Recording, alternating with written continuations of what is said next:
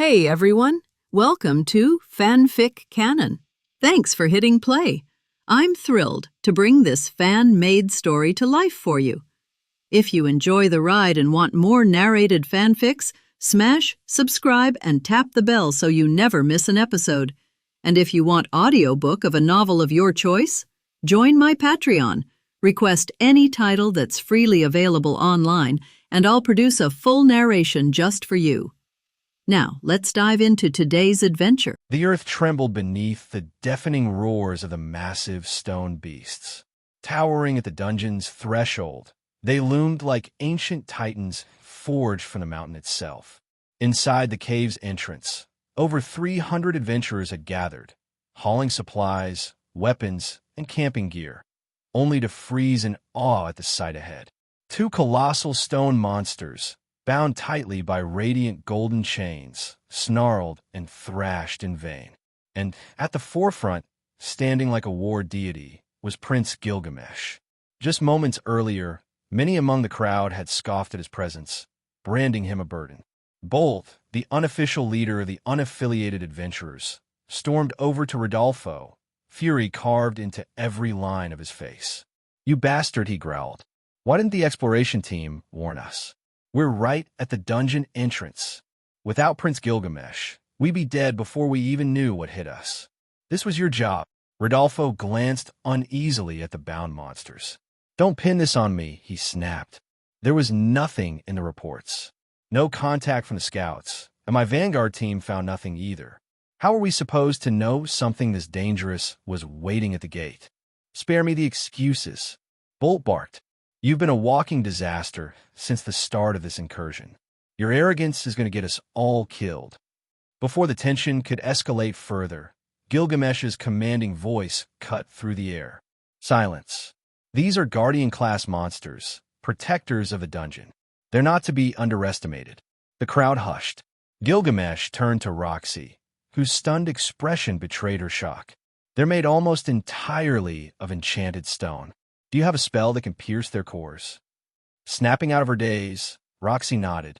She gripped her staff tightly and began chanting. Compressed water sphere.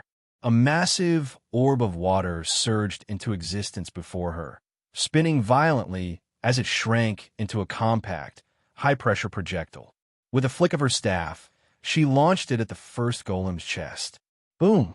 The spell struck its target with thunderous force, shattering the golem's stone head into fragments. For a brief moment, the adventurers exhaled, relief etched on their faces. But the victory was short-lived. Within seconds, the shattered head began to reform, stone reassembling itself as if time rewound. "Monsters like this shouldn't even exist anymore," someone whispered, a chill creeping into their voice. "The first human-demon war nearly wiped out summoners capable of creating them," another murmured. "They're supposed to be extinct. They're like mythical ogres, regenerative, magical, unstoppable unless destroyed at the core," Gilgamesh said calmly. "Their power source lies in the chest or stomach." He turned to Eris. "Aim for the core. Show them what you've learned." Eris clenched her fists, her expression fierce. "Leave it to me. I'll tear it apart." Many stared in disbelief. What could a girl her age possibly do? But they held their tongues as Eris unsheathed her sword, a stunning crimson blade gleaming with energy. A fiery aura began to rise around her. "Stay calm," she whispered to herself. "Breathe. You can do this." Eris drew in a deep breath, and then her voice cut through the air like lightning. Golden lion sword style, lion's jaw. The ground cracked beneath her feet as her body surged forward, engulfed in a blazing golden aura. Her sword arm, guided by perfect form and immense power, cleaved through the stone giant with a single, flawless horizontal strike. Boom! The explosion of force knocked dust and debris into the air. When it cleared, the golem's core was split, and its entire frame crumbled. Its hands fell lifelessly. The glow in its eyes vanished. "I did it!" Eris cried, her laughter echoing across the stunned cavern. She dashed to Roxy's side, beaming with pride. Roxy, still dazed by the spectacle, whispered, "What kind of monstrous sword style is that?" Many adventurers found themselves deeply unsettled. This child, barely older than a novice, had just performed a feat beyond most seasoned warriors. Some were inspired. Others were afraid. Is that power really something we can learn if we join the Uruk Towers? Gilgamesh's presence, once mocked, now stood as a beacon of power and guidance. If he hadn't been here, if Eris hadn't been trained, this would have been a massacre. The golems weren't invincible, but the lack of knowledge and preparation could have decimated the entire force. Gilgamesh glanced toward the crowd. Brutus, your turn. The tall man stepped forward, his face calm. He unsheathed his sword with a smooth, practiced motion. Northern god, sword style. He surged forward in a blur, striking the golem cleanly at its center. The force was devastating, clean, efficient, lethal. The stone guardian collapsed. Just as expected from a sword king, someone muttered in awe. Eris leaned toward Roxy. Strength isn't unreachable. Gilgamesh's training works. He makes us better than even the famed mages of history. Strange that he never mentioned being trained by a magic master like you, though. Maybe he just didn't want to remember until he saw you again. Roxy smiled softly. He always said that. I won't remember you until I need to. That was just like him. He could see the future, but only he could remember the past so clearly. Gilgamesh looked over the gathering of adventurers. We'll wait until everyone's inside and ready. This isn't a challenge for a single man, even me. We move together, and thus, the first guardians had fallen. But deeper inside the dungeon, far greater threats. Gilgamesh pressed his hand gently against the ancient stone door. The surface was rough, weathered by time, yet beneath his fingertips he sensed something far deeper. Echoes of forgotten prayers, suppressed power, and a sacred stillness that clung to the air like mist. This place wasn't just part of the dungeon, it was a temple. Perhaps even one of the holy sites Elaine had once described to him. If gods were ever worshipped, buried, or sealed within this realm, Gilgamesh intended to uncover the truth, especially if the elusive human god had any connection to this sanctum. Have you ever heard of a god called Hidegami? He asked suddenly, voice soft but deliberate, eyes still fixed on the door's ancient carvings. Roxy stood beside him, observing his expression with quiet insight. It was that look again, one he wore only when asking a question he already knew the answer to. She had long suspected Gilgamesh perceived far more than any mortal eye could comprehend. I've studied many divine names, Roxy said carefully, but none that matched that one. Their conversation drew the attention of nearby adventurers. Gilgamesh's aura always commanded interest, but after Roxy's performance in the battle above, she too had become a figure of awe and envy. Did you say? Hidegami, a voice called from the crowd. A young man stepped forward. He looked unremarkable at first glance, battered armor, tired eyes, but something in his presence felt sincere. I've heard that name before. My father once spoke of him. Gilgamesh turned his gaze to the speaker. Go on. The man nodded. I'm Anton. My father was a Blackwater adventurer, spent his life sailing and scavenging forgotten shores. One day, he met a strange man who told him that true riches could be found on an island beyond the edge of the known world. He and 200 others went. Only he came back. The crowd fell silent. He said he saw shadow soldiers. Said we should never defy the will of a dark god. On his deathbed, he told me just one thing. Never trust Hidegami, the deceitful god. A hush swept through the chamber. Few had heard the name before, and even fewer dared to believe that gods, false gods, still walked among them. Gilgamesh narrowed his eyes. If you can mark the island on a map, he said, I'll give you something of equal value. Name it. Anton nodded and requested parchment. After marking the mysterious location, he handed it to Gilgamesh. I don't want gold. I want strength. Enough to avenge my father. Gilgamesh accepted the map and passed it to Eris. If that's your desire, head to any tower of Uruk. Train there. If you have the heart and skill, you can ascend to the rank of sword god. Do that, and I'll make you one of my warriors and arm you with a treasure worthy of vengeance. He turned to address everyone in the cave.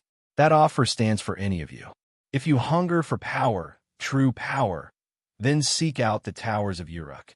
There's a place for each of you. Fists clenched. Faces grew resolute. The strength Eris had shown earlier lingered in their minds like a wildfire. For many, this dungeon had become more than a quest for riches. It was a turning point. "Prepare yourselves," Gilgamesh said quietly, stepping back from the door. "I'm opening it."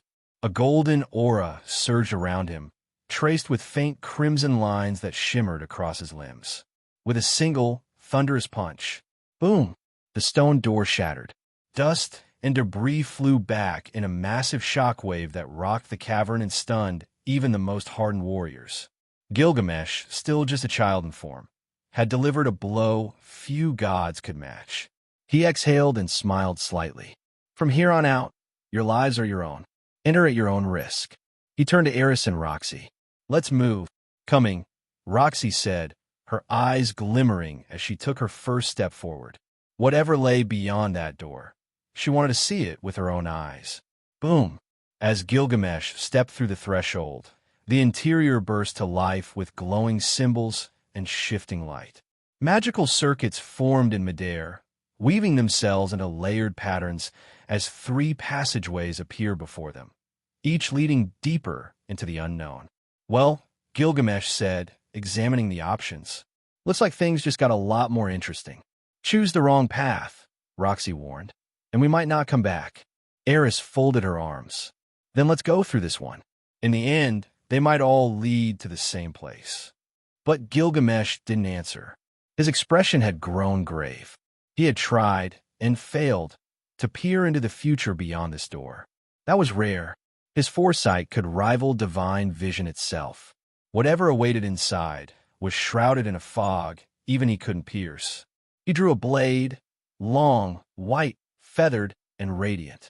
The temperature seemed to drop as his presence shifted into something colder, sharper. "Stay close," he said. "Things inside are not what they seem." He remembered the last war well. Confidence could kill, especially when walking into the unknown with companions who still had more to learn. "Form up," he barked. 3 teams. The rest stay and hold the entrance. Be ready in case something tries to escape. As Gilgamesh took the lead, Eris fell into step, her crimson blade gleaming beside him. Roxy followed, staff at the ready, eyes filled with cautious resolve.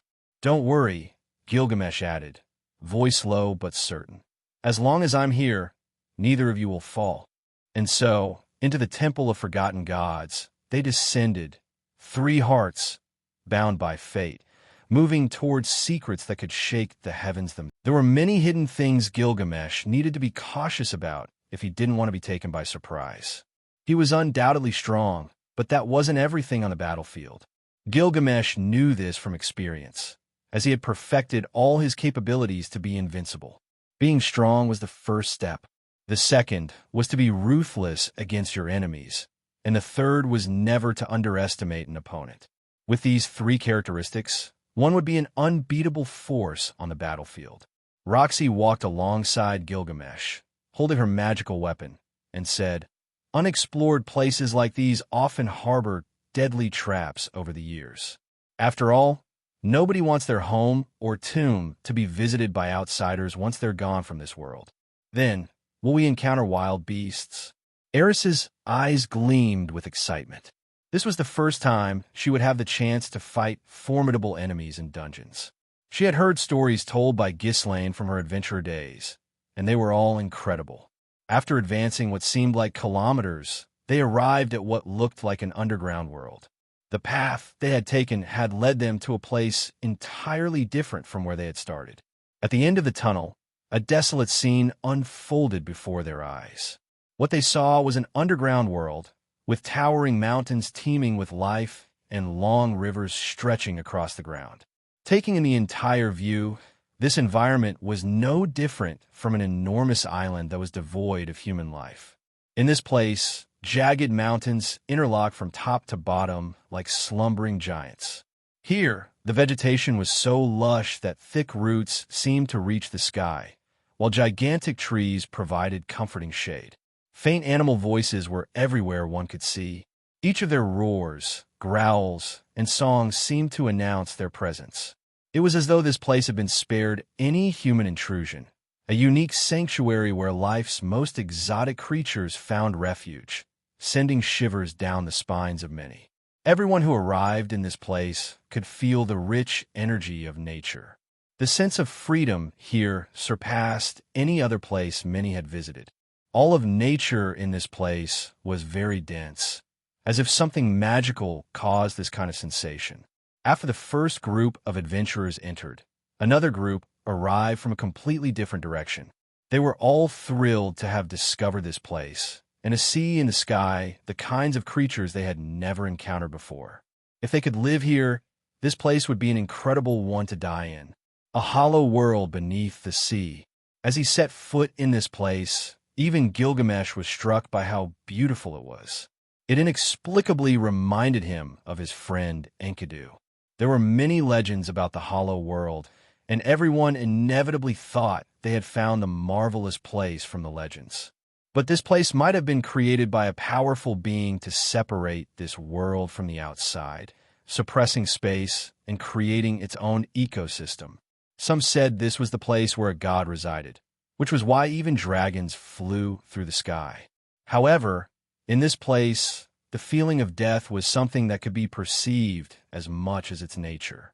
For Gilgamesh, this place could easily be another location where a higher being might live. This was another reason why he chose to enter, and he had no regrets about it. If he could find any traces of a god, and it turned out to have some connection to Hidegami, he would take it upon himself to pulverize this place along with its enemies. Do not venture more than 1,000 meters from this entrance.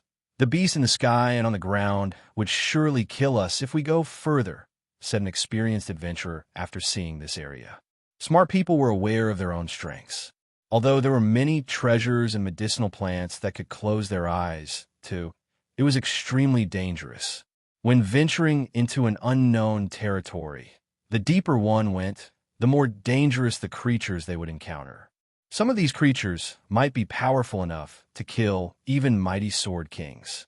In truth, many powerful beings had entered mysterious places, and from their experiences, rules have been established that adventurous souls could not break.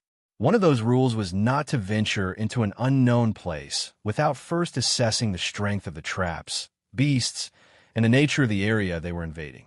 Many had perished, even mighty sword kings, because they had not followed this rule. This is why many recognized their strength and dared not invade places from which they might not emerge later. No one knew how deep this unknown place went, but there were many places one could visit with the required skills. Let's go, Gilgamesh told his two companions. Afterward, he conjured a magic carpet on which he, along with the others, sat and slowly flew around the area. Any creature strong enough that entered this land would feel observed by ferocious beasts hidden in this enormous forest. However, the moment Gilgamesh produced his magic carpet and sat at the front, all those watchful gazes vanished without a trace. One had to know that Gilgamesh had a very perceptible divine aura. No one in this place could oppose his path, let alone challenge him. Seated on the magic carpet, Gilgamesh, accompanied by Eris and Roxy, were the first to venture into the forest. This carpet is truly magnificent. With Gilgamesh's aura exposed, even the dragons avoided them, making their path smooth into the depths of the forest. Many people who saw him felt envious, but there was nothing they could do about it. However, some beasts were more curious than others, so they eventually approached slowly toward where Gilgamesh was heading. If you want to step forward, then come and give me a bite. I will make sure to draw all your blood and prepare a rich blood ritual. Hearing Gilgamesh's words, many beasts bared their teeth, indicating they understood the meaning of the words they had heard. Later, I will prepare a true blood ritual to enhance all the qualities of your bodies. The only problem is that your bodies can mature much faster while your age remains the same. The side effect would also be eternal youth, increased physical strength, and the reconstruction of your internal bones. Gilgamesh shared these words with Eris and Roxy, who had been silent for a long time. For them, there was nothing more to admire about what they were seeing. Sharing their thoughts could cause some kind of disaster that they would rather avoid, but Gilgamesh understood it was due to many other factors. After remembering my past in this world, I knew that in a way, my younger self knew things about my past life. It's complicated to explain, but somehow even before awakening in this world, my younger self knew about my future self, which is quite confusing when I think about it calmly. Gilgamesh said openly about his life without any problem. "Come on, you can ask me any questions you're curious about," Gilgamesh said with a slight smile. Eris was the first to ask, "Why do you seek wives as if it were a problem for you to find someone to marry?" "Well, why would I do something like that?" Gilgamesh seemed to think for a moment, but not for long when he replied, "I no longer want to die alone. I'm sure this is my last life, so I want to at least experience the feeling of starting a family. I don't mind if it's 1, 2, or 3 wives. In the end, the love I'm willing to offer has never been given to anyone else before. My eyes can see the future and the past, even though I haven't used that ability on you. When I woke up in this world, I could see a huge family waiting for me in a few years. The feeling I had was truly wonderful. And although you might think I'm a god, I'm just a simple human looking to lead a normal life." Roxy smiled slightly, expecting that response from Gilgamesh, so she just smiled when she heard that sincere answer. "We still don't have the right to hear that part of your life, but it always feels good to reveal what you feel and what you can feel." Roxy's words made Gilgamesh remember those images he saw when he heard her say that she's his teacher, something truly unique that was most likely caused by his existence. The probability of change is very high, so any action he takes results in a different future that is always changing. "My dear Roxy, don't say those words. In the end, you could become one of my companions. That can happen unless you don't want to. Even though I have the body of a child, my mental age is at least over 50 years, which is why I have respected Eris since I met her and established that marriage due to what I saw in the future. Although things are a bit different, the end result remains the same. Stop getting distracted by things that haven't happened yet, and stop using that ability, or it won't be interesting." Roxy and Eris didn't ask any more questions.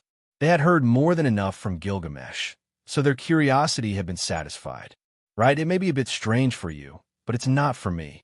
Gilgamesh said these words calmly while surveying the surroundings. Such statements were truly shocking. Eris should have been the most surprised, but her mindset and her preparation made her indifferent to these words. Since the beginning when she established her engagement with Gilgamesh, she considered him as hers, so nothing would change in the future, even if they get married in 5 or 6 years. She understood Gilgamesh's difficulties, having a superior mental age, and her being a child would seem very strange to others. But to Eris, to be honest, she doesn't care about any of this, although she greatly appreciates Gilgamesh for being so considerate and caring ever since they met. This only made her realize that Gilgamesh is incredibly superior to the average men one could find in life. In fact, he alone is synonymous with a true man worthy of values and dignity much greater than only very few can achieve in life. I'll increase the speed. Hopefully, we can find answers about what this place is. Finally, under the calm gazes of Roxy and Eris, Gilgamesh increased the speed, disappearing into the depths of the forest. He had taken out this magical carpet due to its versatility in movement. He didn't want to use his Vimana because it needed serious modifications if he wanted to accommodate 2 extra people with him. There was only one throne, and although he could replace it with something more comfortable, he hadn't found anything to do so. "Where are we heading?" Seeing Gilgamesh with a clear purpose, Roxy was puzzled. If he weren't so young, she would have thought he had been here before. "South," Gilgamesh responded while observing something in the distance as he sat on the magical carpet. "From what I can see, we have entered a dangerous place with possibly beasts over 400 years old. If we keep advancing, they might attack us, so we should be careful." Eris looked around and said in a worried tone, "Those beasts are getting bigger and bigger, and although I have no doubts about our strength, isn't it risky? These are small creatures. There won't be any problem. I've heard that the largest beast recorded in history can swallow an entire island without any problem." Are we going to a very complicated place? Roxy began to get more nervous. These creatures appearing in front of her were getting larger and more dangerous. Wouldn't it be better to use the other flying device that has a magical shield? Eris started making suggestions as the situation became increasingly critical. Gilgamesh, sitting at the front, said confidently, "This thing also has a magical shield, although it's half as strong. Not even a god can break it." Gilgamesh's words reassured Eris and Roxy, but they still had pale faces. You have to know that Gilgamesh is most likely even stronger than a sword god, but the monsters appearing have been extinct for thousands of years. What they were looking at now was history, something that could both delight and frighten many. Gilgamesh's magical carpet traveled at increasing speed towards an unknown location. It's true they had invaded the territory of very powerful magical beasts, and maybe these monsters had already noticed them. However, when they felt Gilgamesh's sinister intent to kill, no one dared to stand in their way. Compared to the sacred beasts Gilgamesh had once eliminated, these small wild beasts were far below that level. After rushing into an even more deserted area, Gilgamesh stood up and said, "It seems there are many more beasts here, and I should be more careful, but it's no problem." Indeed, at that moment, the aura of a very powerful, fierce beast began to saturate the air. Everyone who felt that aura felt their souls splitting in two, and it left them breathless. That's a huge beast. Eris and Roxy were shocked when they saw that gigantic turtle flying through the air, its enormous body radiating an unimaginable amount of magic. How can something like that exist in this world? Get out of my sight, or I'll turn you into less than ashes. At that moment, Gilgamesh pointed his sword at the turtle and said authoritatively. For a brief moment, his celestial aura was released unrestricted, spreading like a golden mantle all around. Each of his red marks appeared on his body, and his monarch's aura oppressed even nature. "I won't cause trouble. I've only come to hunt a corrupted beast, so don't get in my way." No matter who they were, in front of Gilgamesh's monarch's aura, no one could stand in his way. Even those who called themselves gods would feel a terrible, suffocating situation. Eris and Roxy only felt Gilgamesh's aura expanding, and they sensed a sweetness, but nothing more than that. On the other hand, all those who were external beings suffered a terrible sense of death. How is it that you have absolute control over your power to such an extent that you can scare those ancient beasts? Seeing what Gilgamesh could do with just his words, Eris became so excited that the arrogance she had hidden due to nervousness left her body. It should be known that the aura used by Gilgamesh was unique due to his divinity. There was no magic or battle aura like others believed, which was astonishing in a few words.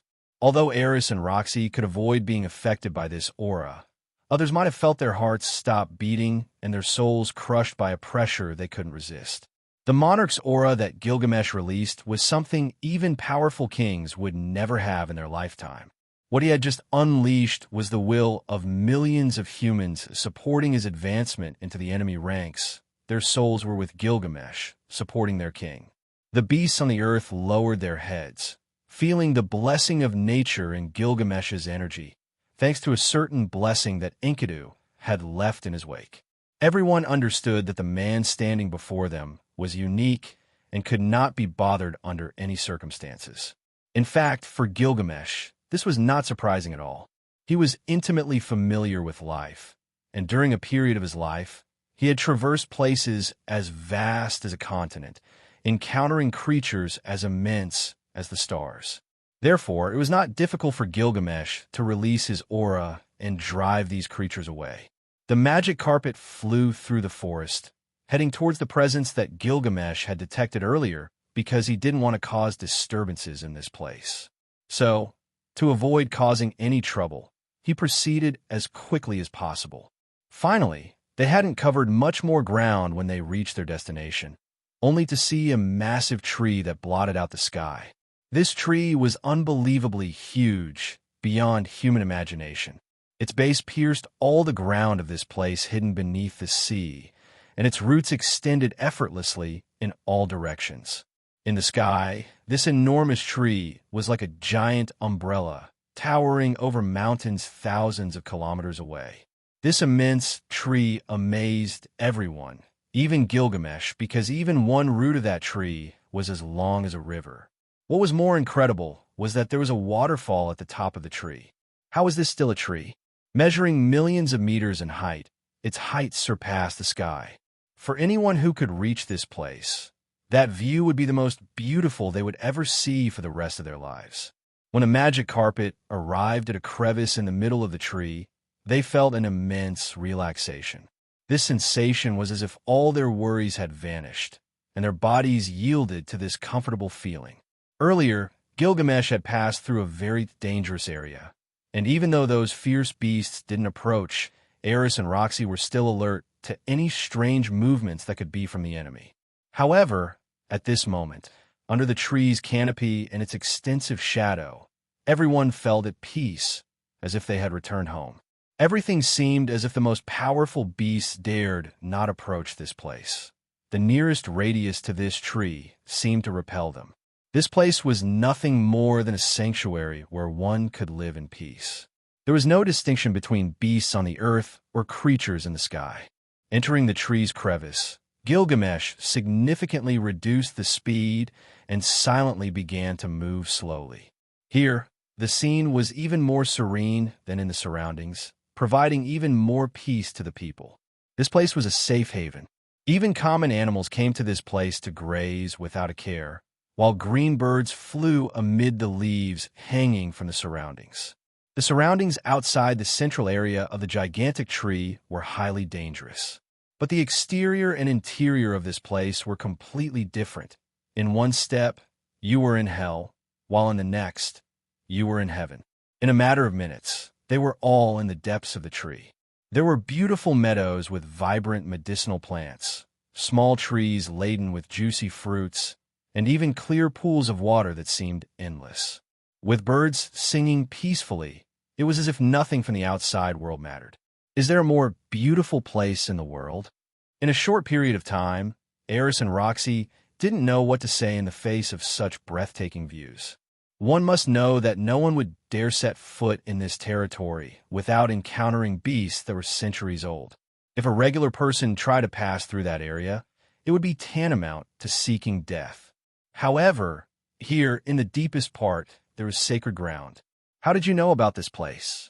Roxy asked Gilgamesh in astonishment and with a perplexed look. Gilgamesh laughed and said, "I calculated a day ahead with the stars." Then, he immediately leaped off the magic carpet. Both girls accompanying Gilgamesh were fascinated. Everyone believed that this place was one even the holiest of creatures would not set foot on. Do you want to undergo the blood ritual as well? You need to know that the effects will be unknown, but they won't be negative. On the contrary, they will enhance your body, make you stronger, and various aspects of your body might develop further, such as magic, your senses, and strength. Gilgamesh asked Roxy at this moment. "I wouldn't mind being stronger, but do you really want to do it?" Roxy inquired. "It's not a problem. I need to develop my physique to the fullest once and for all," Gilgamesh replied as he began unpacking various large and small items, all of them meant for setting up camping tents in this place. There were many things they could do here, so they would obviously spend more than a day in this location. Furthermore, Gilgamesh was planning to claim this domain as his own once he thoroughly investigated the surroundings of this place. "I need you to dig a hole with magic. It should be square and deep enough for someone over 1.5 meters tall to walk through comfortably. After that, harden the bottom and the walls so that no liquid can seep through," Gilgamesh instructed Roxy while preparing the items he would need. Roxy didn't understand the reason, but she followed Gilgamesh's orders to the letter and began altering the grassy earth. After forming a square deep and large enough, she hardened the walls and the bottom, then gave it a bit more shape to make it much easier to enter. Gilgamesh, after assigning Eris the task of setting up the camp tents, started inspecting the surroundings to ensure that there would be no issues during the ritual that would make his body mature. No one knew what Gilgamesh was doing, but seeing his serious expression, no one dared to speak to him. Back and forth, in the sky and around the area, Gilgamesh made sure that everything was in order, and after confirming that there was nothing to worry about, he returned. After this, Gilgamesh began preparing the materials for the blood ritual, in which they would all undergo a profound transformation in their physical abilities and much deeper changes related to magic. The fluids Gilgamesh was preparing were something special that only he knew about, so before he went in search of a special beast to use its blood, he prepared the essence that would enhance their physical abilities and, most importantly, what he desired. I will finally be taller, Gilgamesh murmured as he continued to use magical stones and other materials he found in his gate of Babylon. It seems there are good beasts here that we can use for the blood ritual. The only problem would be the effects it would have on Eris's body. As he thought about this, Gilgamesh concluded that he needed to prepare something separate for Eris and first focus on her growth. Although it was unlikely that she could endure the entire time required to address the medicinal effects, she could at least gain significant benefits to boost her strength and growth more suitable for battle. But upon further consideration, it would be wise to limit her growth since her mental age was still young. There were many things she needed to experience, so Gilgamesh deemed it unsuitable for her to undergo the physical changes he planned to make. Therefore, he decided on several different blood rituals. I'll be back. I'm going to get the main ingredient for the rituals. Gilgamesh disappeared after saying that, leaving Eris and Roxy alone. It's incredible, isn't it? Eris dipped her feet into a puddle of water and said, I never thought Gilgamesh would regain his memories of his past life. It was a bit surprising when I first heard it. Yes, that was quite surprising. I met him when he was younger, and he was a genius at whatever he pursued. For him, barriers didn't exist, and he could be the best at anything he set his mind to. He talked to me about his memories from his past life and expressed concern, thinking that the chances of him finding a wife were slim, so he supposedly chose me as a candidate. Roxy smiled as she recalled the young Gilgamesh. Eris nodded as she listened to Roxy's story. Roxy, who had a delicate appearance, seemed to be quite open with her acquaintances. Was there anything special in his choice of you? Roxy shook her head and said, There wasn't. Perhaps he saw something in me that wasn't easy to find in other people. During that time, I taught him magic, all the magic I knew back then, and when our paths were about to separate, he told me that when his memories fully awakened, he would forget about me. Eris's heart squeezed with sadness upon hearing this poignant story. She couldn't help but imagine the sorrow Roxy must have felt knowing that her student would forget her after their parting. She truly didn't wish that upon anyone, especially not someone dear to Gilgamesh. I suppose you've traveled to many places. Have you ever thought about getting married? Gilgamesh jokingly told me that he would marry the first 3 women worthy of all his love, although it's certainly much better that way since when he becomes a king, he'll need many descendants. Eris was very open about this topic and didn't feel embarrassed discussing it, given her noble background. Roxy tightened her grip on her staff and said, I have an idealized image of a man, but I've never experienced anything romantic before. I guess that's because I've been deeply immersed in magic since I became a sorceress, so something like a relationship is the last thing I've thought about. In the end, everyone focuses on their initial goals before falling in love. I suppose that's the case in most situations. Eris wondered what would have happened if she hadn't become engaged to Gilgamesh and said, But it doesn't matter. I'd like you to be one of those 3 wives, as I've grown very fond of you. I hope our friendship blossoms to the point of being like sisters. Roxy was surprised for a moment. Then she understood what was truly happening in the nobility and that Gilgamesh was interested in becoming a king. After a few seconds of thought, she said, I don't know yet. It's not something that typically happens overnight. Eris smiled and said, That's true. We should have something to eat before Gilgamesh returns. I have some very good chocolates in my bag. I like chocolates. A few hours later, Gilgamesh had returned with large quantities of blood, and his body was obviously covered in it when he returned. Therefore, the first thing he did was wash off the blood with the readily available water. Upon his return, he saw Eris and Roxy engaged in friendly conversation, and he smiled, realizing that they had gotten to know each other much better. All right, Eris, your blood ritual will begin in a few seconds. Gilgamesh poured the blood into a large container and warned, "Remember, don't push yourself too hard during the transformation, and ask for my help when you want to stop."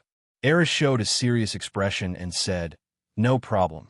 After helping Eris step into the container filled with blood, the effects began to take place, and she, who had appeared calm, soon clenched her teeth in pain. Is it that painful?" Roxy cast a thoughtful look at Gilgamesh, who was closely monitoring any changes. Upon hearing this question, Gilgamesh said, "Blood rituals are an ancient and powerful form of enhancement. It's said that these rituals have the ability to reconstruct the bodies of mages or warriors, removing wounds and scars.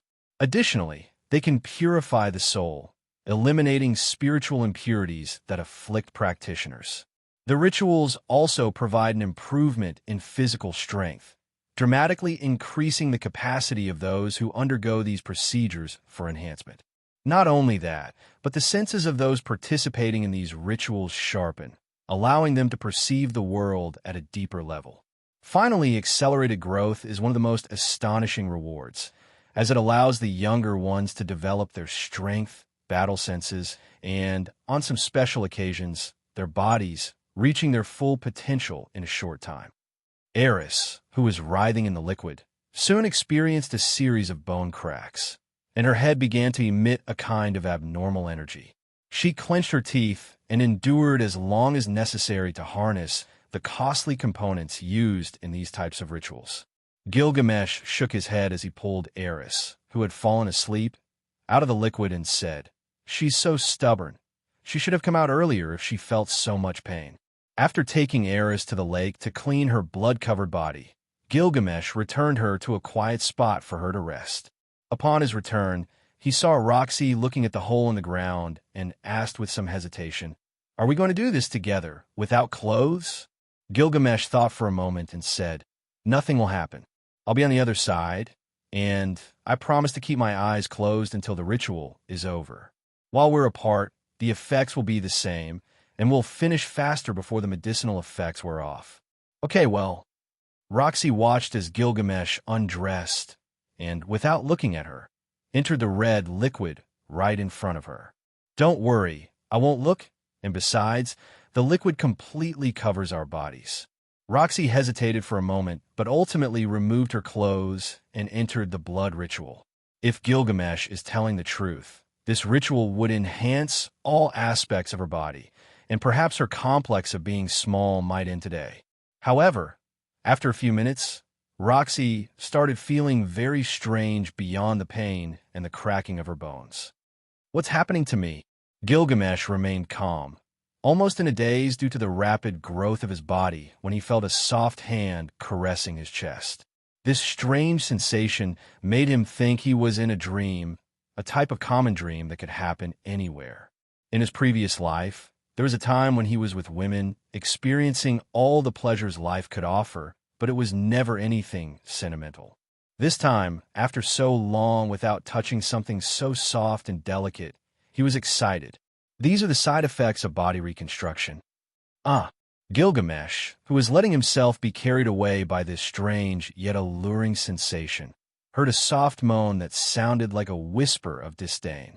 It was so real that it startled him, but after that, it seemed like there was no turning back.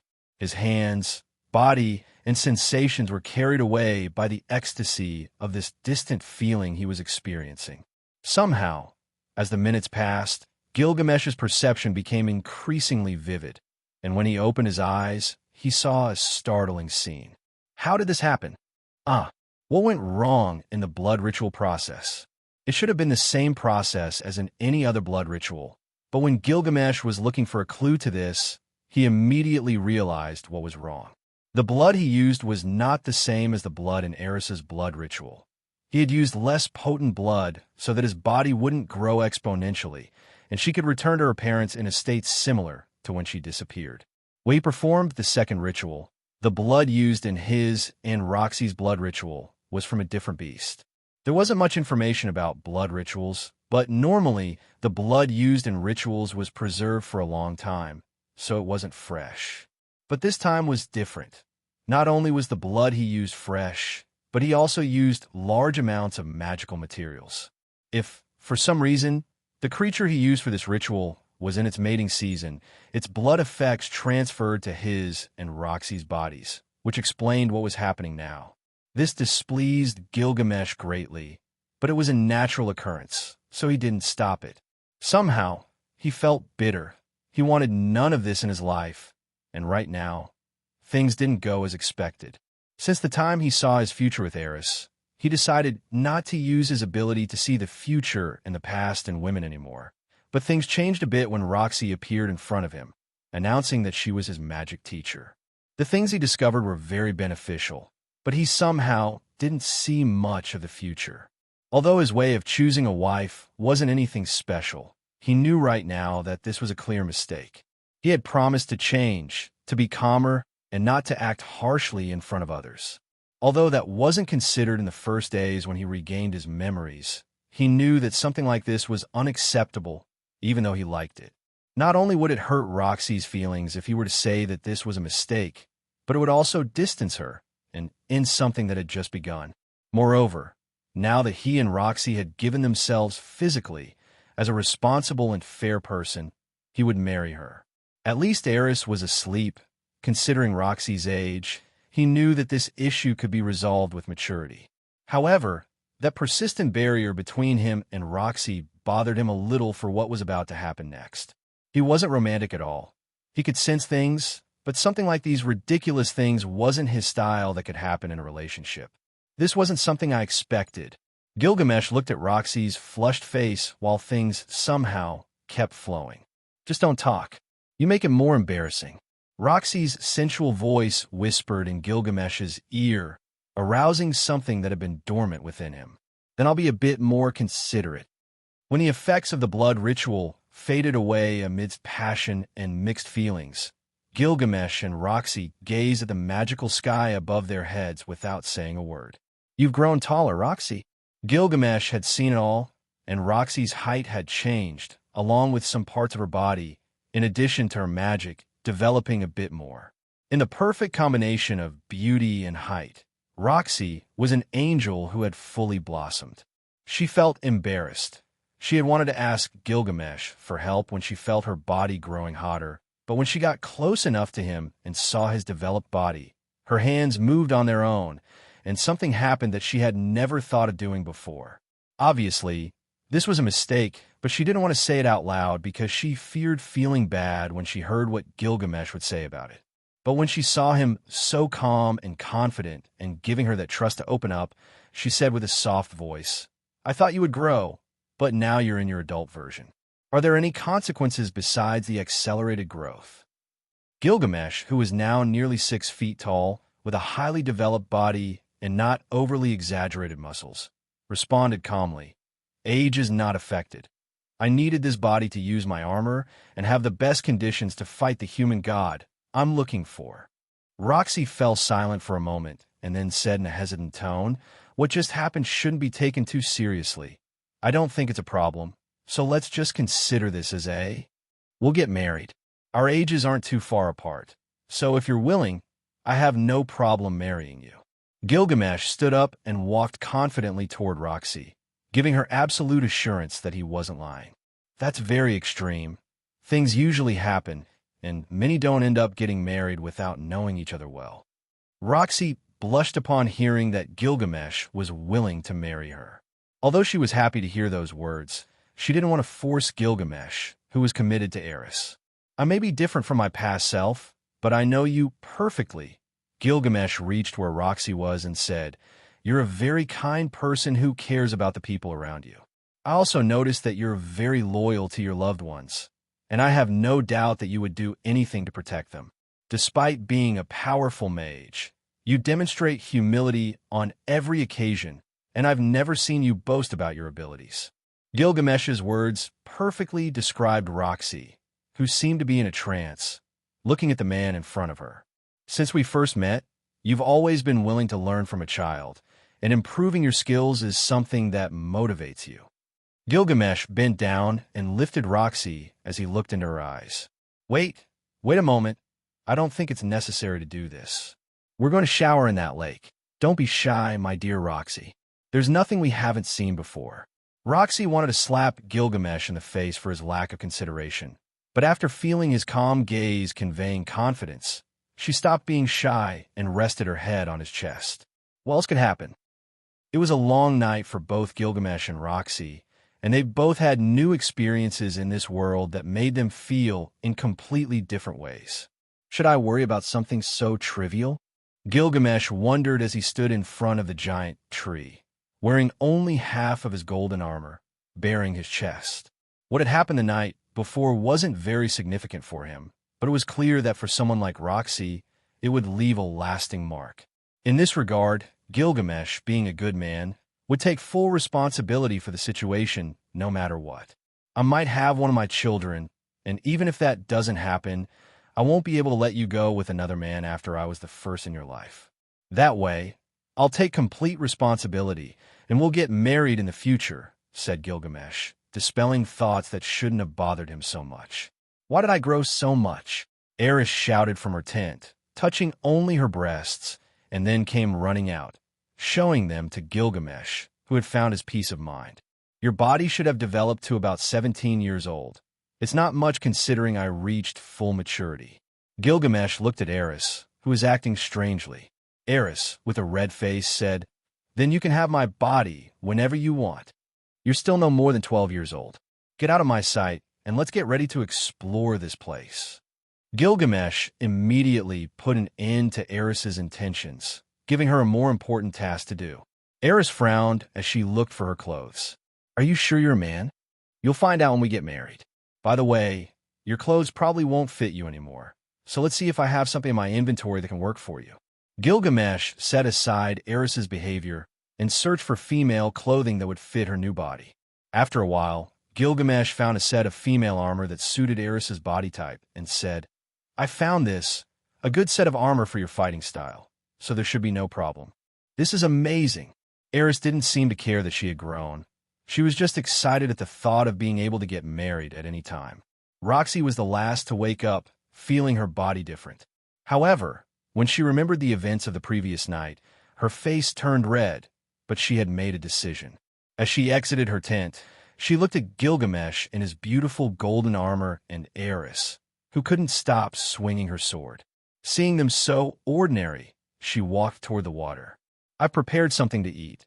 We'll move on once we've finished, Gilgamesh said as he checked that the food at least tasted good. My goodness, Roxy, you've grown too.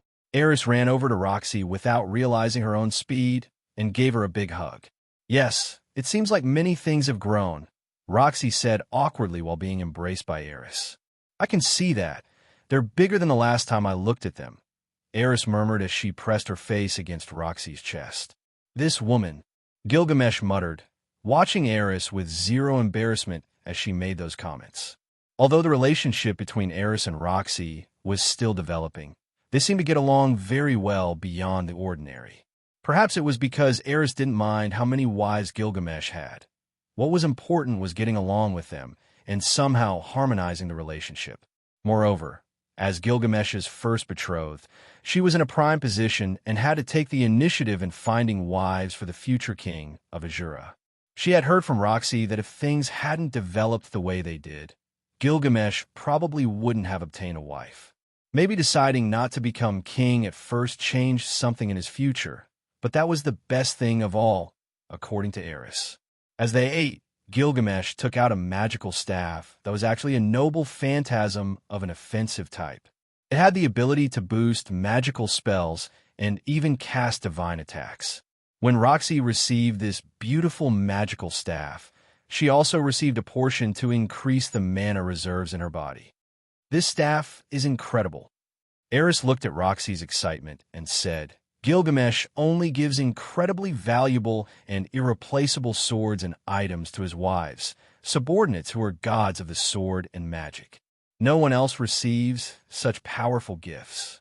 Finally, after receiving so many comments from Eris, who seemed to be looking for something specific, Gilgamesh said, Eris, your skills are probably already above that of Sword Queen. I would even say you've reached the level of Sword Emperor. But you still need experience and better control of your body's abilities. As for you, Roxy, Your magical abilities remain the same, but now you could even aspire to learn divine spells. Magic of the king, emperor, and even God. The potion in your hand will enhance your entire body, and the abilities you'll have will be unmatched in this world. Roxy smiled calmly and said in an honest tone, I can't quite understand what's so special about me for you to say you're willing to marry me. I also don't mind that you have other wives, so since you're willing to do it, I'll accept. So quickly, Eris, who was eating chocolates, gave Gilgamesh a suspicious look, as if her expression asked if something had happened while she was asleep. So that's what happened. Well, what more can you do? Really? Roxy seemed surprised by Eris's reaction and asked, shouldn't you be upset?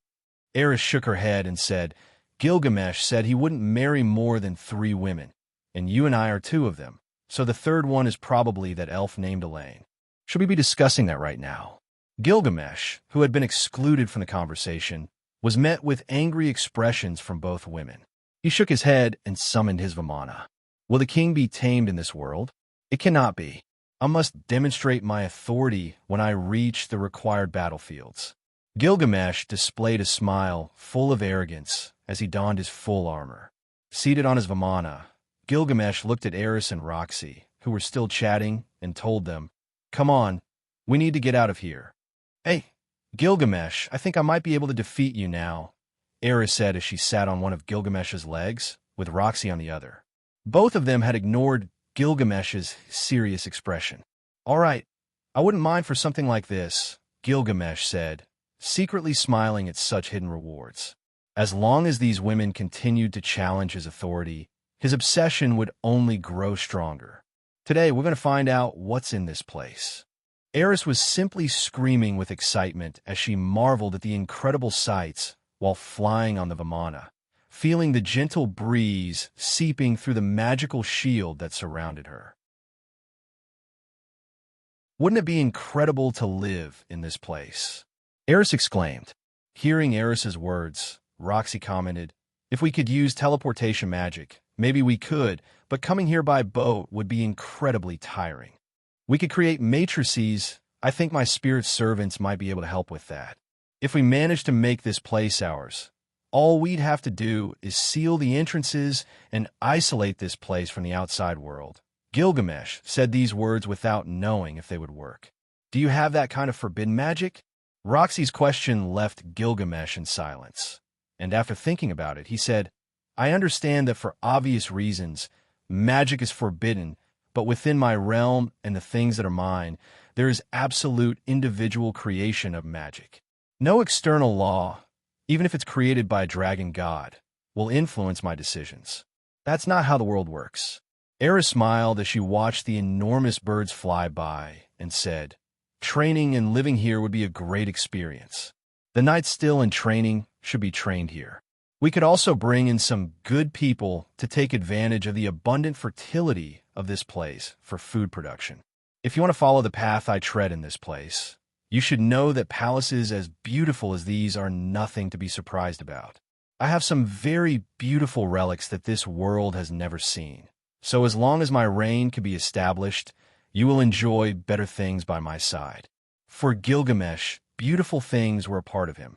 Something as simple as a beautiful place could be suitable for establishing a floating castle in the main headquarters of his knights. But it was only something that could be taken advantage of in that way and was not overly extravagant. In his past life, he had enjoyed unimaginable wealth, lived in palaces made of gold, and adorned with the most extravagant jewels. Luxuries were something he had never stopped enjoying, so he felt he should, in a way, show those experiences to his future wives. Eventually, Gilgamesh moved away from the enormous tree that seemed to pierce the sky. He had his own purpose for leaving that place, so he didn't take long to move away. Before taking this place as his own, he needed to know exactly who had created this place. Gilgamesh had perfected his skills, so he didn't care if other people were by his side. Even the people accompanying him didn't know his true potential, the extent of his strength, and there might not even be a need to show it. Roar. However, just after moving a few kilometers away from the tree, they encountered a massive flying beast. At this moment, A creature resembling a huge eagle was blocking Gilgamesh's path. Its size was similar to that of a dragon, and blue lightning covered its body. It exhaled frigid vapor and extremely low temperature. If someone were to be attacked by this beast, very few would be able to do anything about it. This creature is truly formidable, Gilgamesh murmured with rapt attention, admiring the creature. This beast could be between 300 to 400 years old. The amount of time it must have spent surviving in this place amidst the food chain's crisis is unimaginable. Roxy seemed to be better informed, while Eris just exclaimed in excitement. Gilgamesh looked at the creature and said dominantly, "Just a simple beast that has lived longer than normal. I see it has value in its eyes to dare to come out and face me. Creature, I know I might appear as an invader in your perception, but be smarter and get out of my sight, or I will kill you." Boom. However, the thunder eagle raised its beak in a threatening manner, flapped its wings, and prepared to attack. "It looks like it's going to attack us." Eris didn't feel afraid, even though she had seen how powerful the Vamana's shield was. Roxy, on the other hand, said, "Maybe it wants to gauge its strength against us. They often do that naturally." Boom. After accelerating, the thunder eagle flapped its wings and headed directly toward Gilgamesh at full force. Undoubtedly, the impact could easily shatter the tip of a mountain. From what they had seen, the thunder eagle was a contact-fighting creature, and in its dominion, its speed and power were extreme. Its offense was simple and direct. Once someone was caught in its close attack range, its huge body would be surrounded by blue lightning, and it would attack with terrifying speed from the front. The striking power of this flying beast was incredible, but Gilgamesh was even more terrifying because with just an outstretched hand, an enormous lance that made the earth tremble appeared from a golden ripple. When the tip of the spear was revealed, the entire air was filled with a horrifying, bloodthirsty intent. "Then try this." Boom. Finally, with a simple attack using the massive spear, Gilgamesh accepted the duel with this ferocious creature. Upon impact, the thunder eagle's body was thrown backward when it collided with the spear's tip. Its body had been pierced, showing severe signs of injury, but the beast didn't have time to unleash a horrifying roar before the spear had pierced through its entire body. In the end, the thunder eagle's body fell to the ground while the enormous lance disappeared from everyone's view, returning to Gilgamesh's treasury.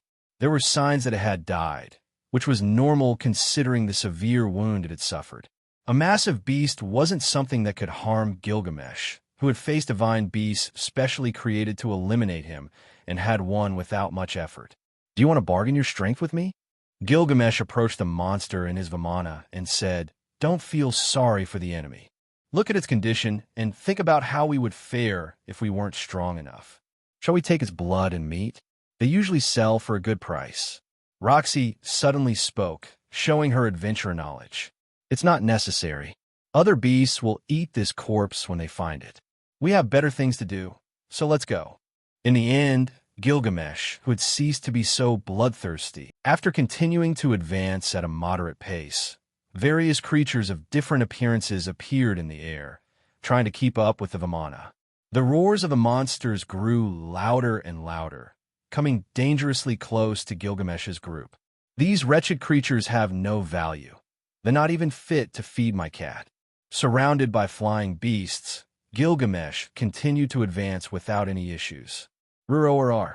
The response to Gilgamesh was absolute ferocity, to which he said, "Roxy, do you want to try your new magic staff and the affinity of your spells? I'm sure these creatures will make good targets. You can give it a try." Roxy didn't hesitate and stood up. Gilgamesh, who was controlling the Vamana, positioned it perfectly for her to have a clear shot and said, "Try shortening the incantations. Your magical sensitivity should now allow you to cast spells without chanting the full incantation if you concentrate." "Water ball," Roxy murmured while pointing her staff at one of the flying creatures. Boom!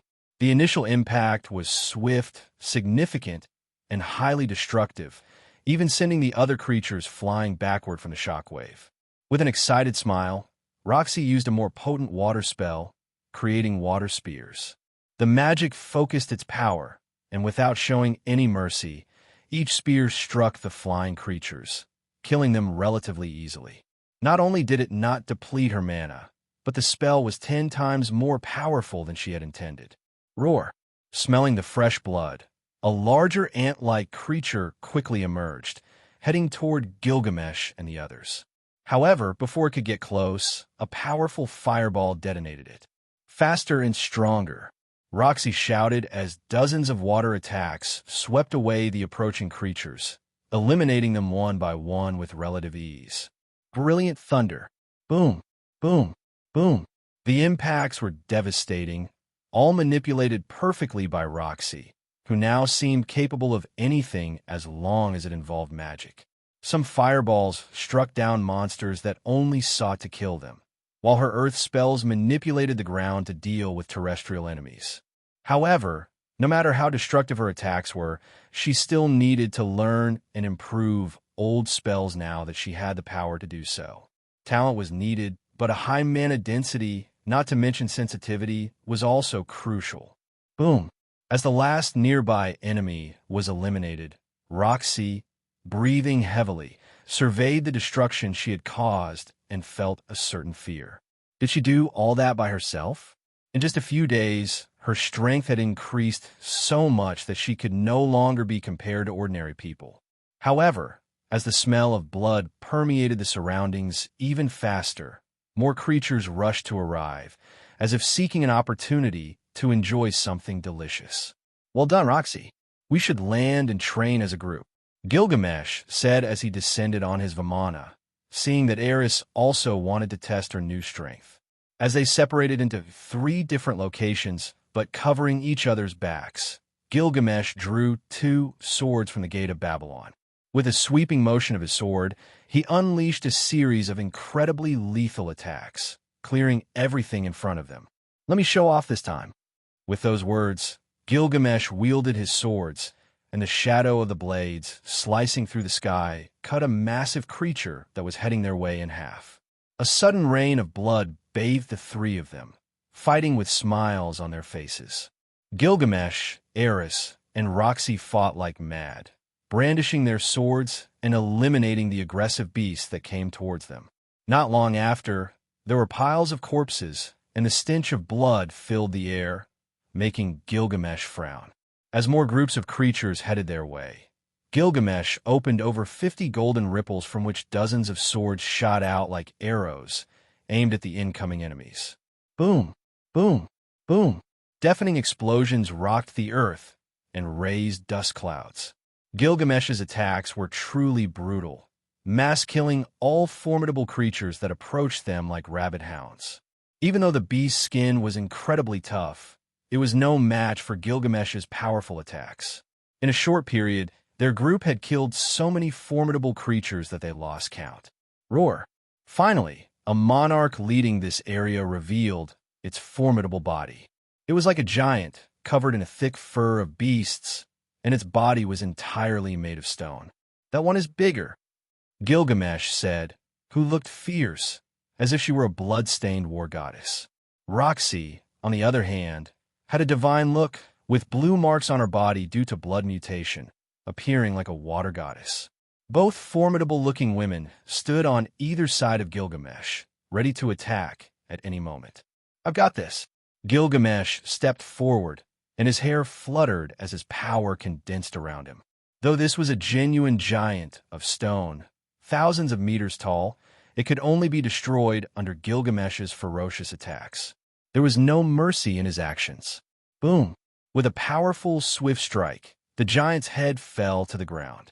Without stopping, Gilgamesh appeared in front of the stone giant, and, using the threads of his swords, began to dismember the giant at an astonishing speed. Surprisingly, red blood flowed from the cracks in the giant, staining Gilgamesh's body, making him wonder what he was actually attacking. In his world, stone giants didn't bleed, but for some reason, this one did. These creatures are corrupted by a demonic beast. They're not usually this aggressive, let alone territorial. It's likely that something is controlling them to attack us, Gilgamesh explained as he sent his wives back to his treasury and observed the fallen stone giant. Eris wiped the blood running down her cheek as she kept a vigilant eye out for any surprise attacks from other beasts. Roxy had a spell ready for emergencies, and throughout the battle, Eris had taken the front line, while Roxy handled ranged attacks, which were more destructive. "Our scent is disgusting," Eris muttered in disgust while wringing out her blood-soaked scarlet hair. "But you don't look bad, all covered in blood," Gilgamesh thought to himself as he walked toward the giant's corpse. This giant had its lance held firmly in its hand, preparing to attack Gilgamesh. Unfortunately, it never got the chance as it was cut into several pieces. It had thought it could easily kill Gilgamesh, but the way it was crushed was rather embarrassing. In the war against the deities, Gilgamesh had witnessed how they summoned giants to prepare to wipe out entire races beneath the earth. However, in this world, he didn't know exactly what their objectives were or who had created them. Summoned spirits and golems created by magic were always the products of someone powerful. But in this world, perhaps only a god could create these majestic entities. Gilgamesh had never faced a true god, but he believed they were the only ones with the capability to create such wondrous beings. It was worth noting that this giant stood thousands of meters tall, weighed millions of tons, and appeared to have strict orders to defend this place. The beasts here seemed to age more quickly than others, so there must be something influencing their exponential growth. Surveying the thousands of corpses of these ferocious beasts on the battlefield, Gilgamesh couldn't help but shake his head with a sense of helplessness. With so many bodies, there was no doubt that valuable meat and resources would go to waste, which could have been used to create those characteristic armors of his Knights Legion. Many new knights needed the blood of this place to ascend in power, and many other resources could be used to decorate and create high-quality products. Though his golden rule was that these things meant nothing, it was still a sin to leave all this behind. Gilgamesh's group had killed many enemy beasts on their way into the northern depths. As they ventured deeper, the beasts grew increasingly powerful. At first, Eris and Roxy could come out unscathed, but as they progressed, they were gradually wounded. "Keep on fighting, and when you can't anymore, I'll protect you myself." Even though he had said he would protect them from all harm, they were fighting side by side with enemy beasts. They had to push their limits to maximize their abilities and gain experience in their newfound power. So this form of guardianship was the best they could receive. Keep coming. Despite still looking out for them, Gilgamesh became increasingly fierce and bloodthirsty as he fought. Unintentionally, his body exuded more and more brutality and a bloodthirst that everyone could sense, including Eris, who had adopted the same behavior, using one deadly skill after another. Boom, boom, boom. Gilgamesh's gaze made the beasts feel as if a supreme being were watching them, and they were naturally eliminated without offering any resistance. "Tempest!" Roxy shouted, casting a powerful spell that shook the earth, split the skies, and opened everything in its path with a fierce water avalanche. From the other side, Eris moved like a ghost, leaving residual silhouettes while killing uncontrollable beasts. She was excited and had entered a state of balance that very few could match. The brutal and ruthless battle was the best thing for both Eris and Roxy. The best kind of training is always infernal. Fighting in such a dangerous place was the best way for them to resonate with Gilgamesh and, in turn, learn more about their powers. As an additional layer of protection, Gilgamesh had unleashed his Enkidu chain, which moved intelligently across the battlefield, protecting Eris and Roxy, while Gilgamesh continued to have fun. Furthermore, fighting in this way was the only way for Gilgamesh to regain the feeling of having fought on that battlefield against the apostles, the will of the gods, and those divine creatures sent to kill him. He had felt slight echoes of that time just now. Everyone would die. Without restraint, Gilgamesh opened hundreds of ripples and ruthlessly attacked his seemingly endless enemies. At this moment, the brutality of the battlefield could make even the most experienced warriors tremble, because no matter how aggressive they were, What was unfolding had no name. On the ground thousands of meters away, Gilgamesh felt a foreboding sense when suddenly the ground sunk and a bluish root shot out at great speed.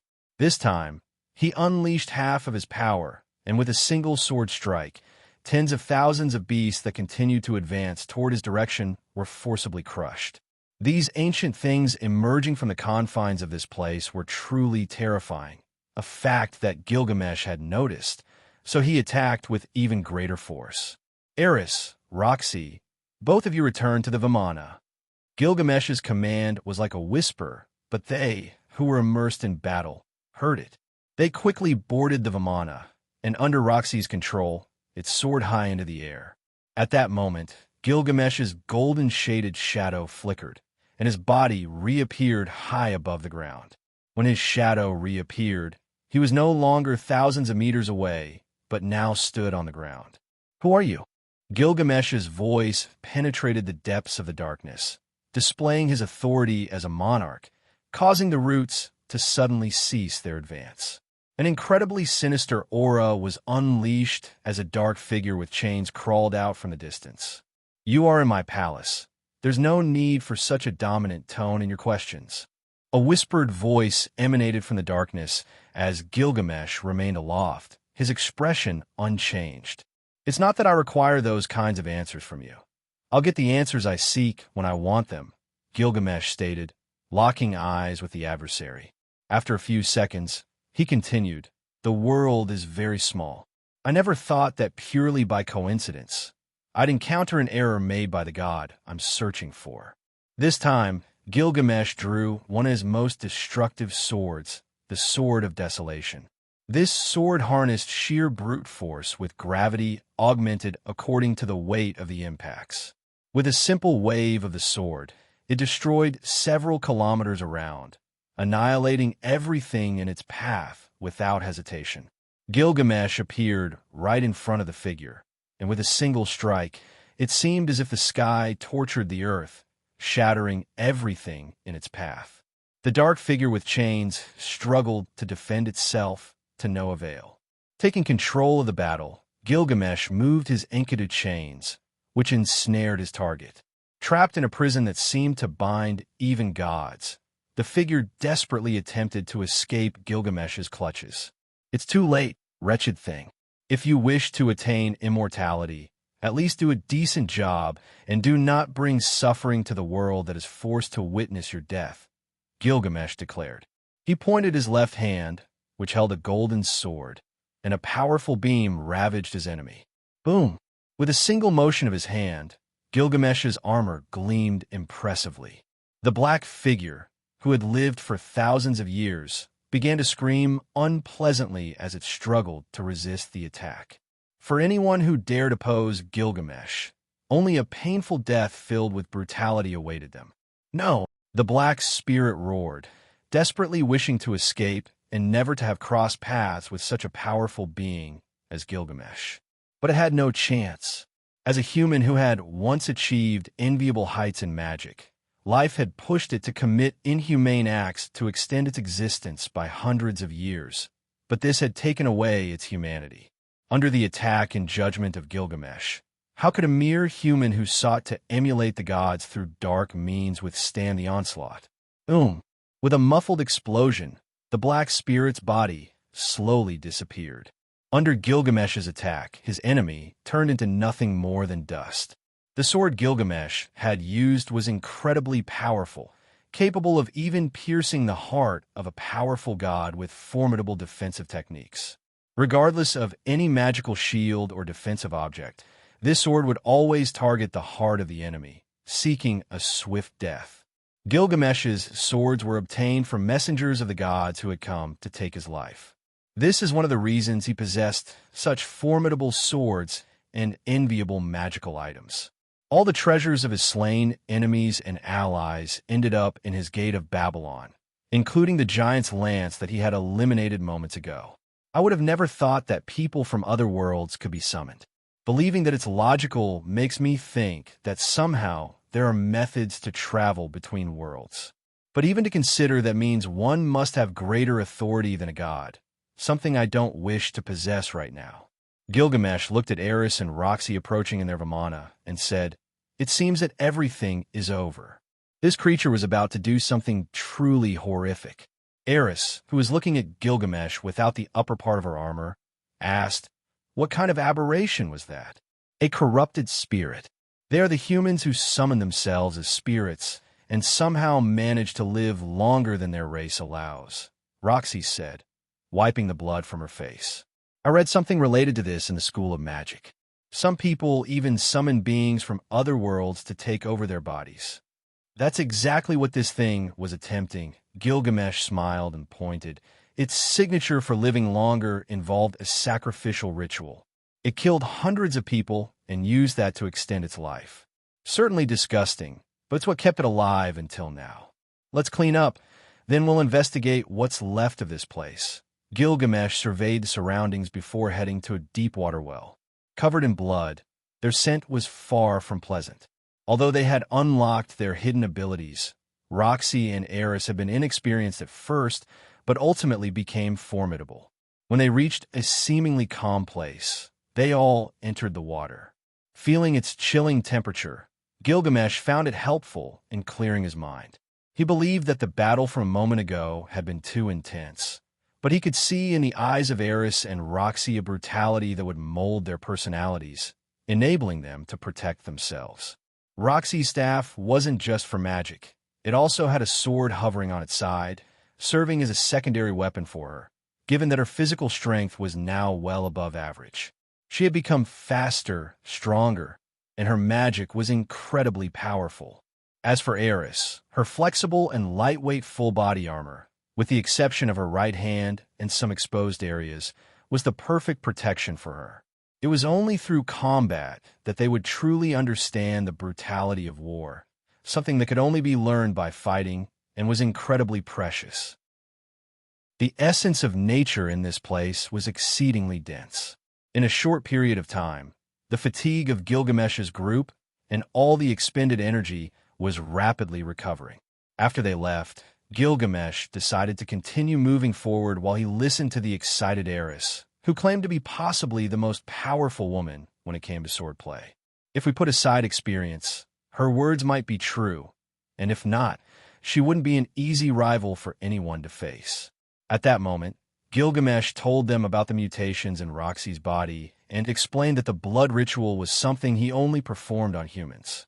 Roxy, belonging to a different race, had a special bloodline, which extended her life and gave her certain characteristics, like the ability to communicate telepathically with others. Now that he mentioned it, she should be capable of recovering her telepathic abilities, so if she tried, it was possible that she could do so. Regarding the bluish lines on her body, they were simply an effect on her body when she used her maximum combat abilities. To reinforce his point, Gilgamesh showed them his reddish lines on his body and told them that those appeared when he used his full strength, indicating he was going all out in a fight. Otherwise, he would be facing an enemy who couldn't withstand half of his power. After sharing this information with the girls, he started giving Eris advice on her performance in large-scale battles, suggesting that she should flow more on the battlefield, trusting her unique combat instincts. Everyone has a unique combat style. Many confuse it with instinct, but it's much greater than that. With a battle instinct, it will tell you when the enemy is about to attack you long before they do, and you will know where to move and how to strike at just the right moment. Gilgamesh said, while looking at Eris, who kept a serious expression. There were many levels of battle instinct, and Gilgamesh had reached all of them due to his special eyes. However, Eris, with her keen gaze, had the potential to achieve incredible levels if she paid more attention to the smallest details and relied more on her instincts. After his conversation with Eris, Gilgamesh turned to Roxy and said, "Roxy, you must find a balance between magic and melee combat. You have great potential if you manage to find a balance between these two techniques. Of course, I'm not asking you to become an expert in swordplay, but rather to use that additional capability to become unpredictable. Eris can help me sharpen my battle senses. I have incredible physical abilities, but I think I lack the basic knowledge of swordsmanship." Roxy nodded, determined to develop this new fighting style that could be unique in the world. She would be special. So she said, "Although I may not achieve much, I will do my best." Eris held her hands and said, "What are you talking about? The strength in your sword movements was far from normal. I'm sure you can surpass the average knights." Boom! At that moment, Gilgamesh's Vimana was attacked by swift flying beasts that got dangerously close. This time, he decided not to engage in close combat and manipulated his Vimana to unleash multiple swords from his golden ripples right in front of them. As the directed attacks reached their enemies, the swords caused devastating damage, bringing down the aggressive beasts. Gilgamesh, who had cleaned the blood off his body, didn't want to stain himself further with these mindless creatures, so he attacked from his seat on the throne next to the two beautiful women. The manipulation of the Vimana was far from ordinary. Its combat performance was something to envy, and Gilgamesh was confident that he could defeat most of his rivals in this world if he chose to do so. It wasn't arrogance. It was just a simple truth. Gilgamesh soared through a mountain after the pursuit intensified, but the sensation of going at such high speeds made Eris and the pale Roxy release a mix of surprised and anxious screams. Boom! Several impacts caused the entire mountain to be destroyed, inflicting great damage in the area and killing numerous aggressive beasts that were trying to escape. This time, Gilgamesh was being followed by a monkey-like beast that looked so joyful that, in jest, he told Eris that if she didn't stop screaming, he would let the monkey give her a kiss. "Gil, you make me sneak a pig to kiss you in your sleep." Eris shouted while reaching out to pinch Gilgamesh's ribs, but the absurd increase in speed made her grip tighten. "Wouldn't it be better if you slowed down a bit?" Clutching her hat, Roxy tightened her grip on Gilgamesh's shirt as she shouted. At this moment, Gilgamesh released his anger on the foolish monkey that was following him, and he shot multiple swords at it, causing the creature to explode into 1,000 pieces.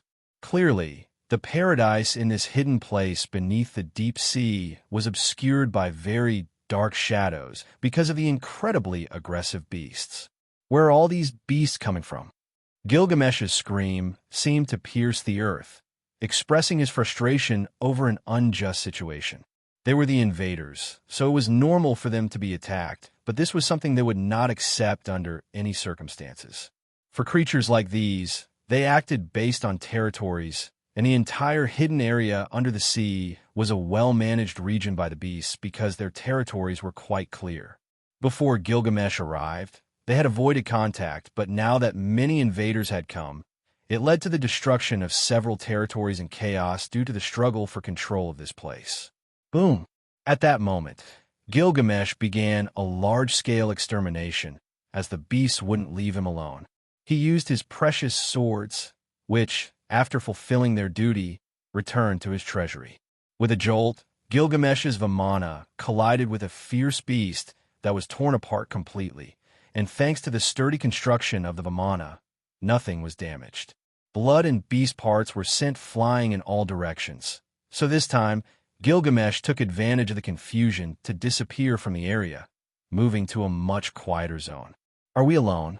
Gilgamesh asked, while looking at the clear tears in his shirt. Eris got up from the throne as if nothing had happened and said, "It seems we are." Thousands of years after the collapse of the known worlds, some of the strongest survivors divided the human world into large continents formed after the devastation that left other races without worlds to live in. Others created hidden places to avoid any connection with other creatures. Of course, these places wouldn't be made public and would always remain hidden because many of the unshown races feared what others might do if they started to live in proximity. One of the hidden zones was deep within a blue forest, covered in enormous, nearly indestructible trees that protected the population of moon elves, whose hair was silver and whose beauty was extraordinary.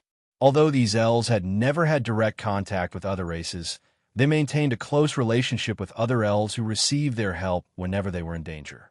These moon elves shared the secret of the hidden zones with a demonic clan, the celestial race living in the clouds, and finally, the sacred prophets who resided in towers traversing the sky.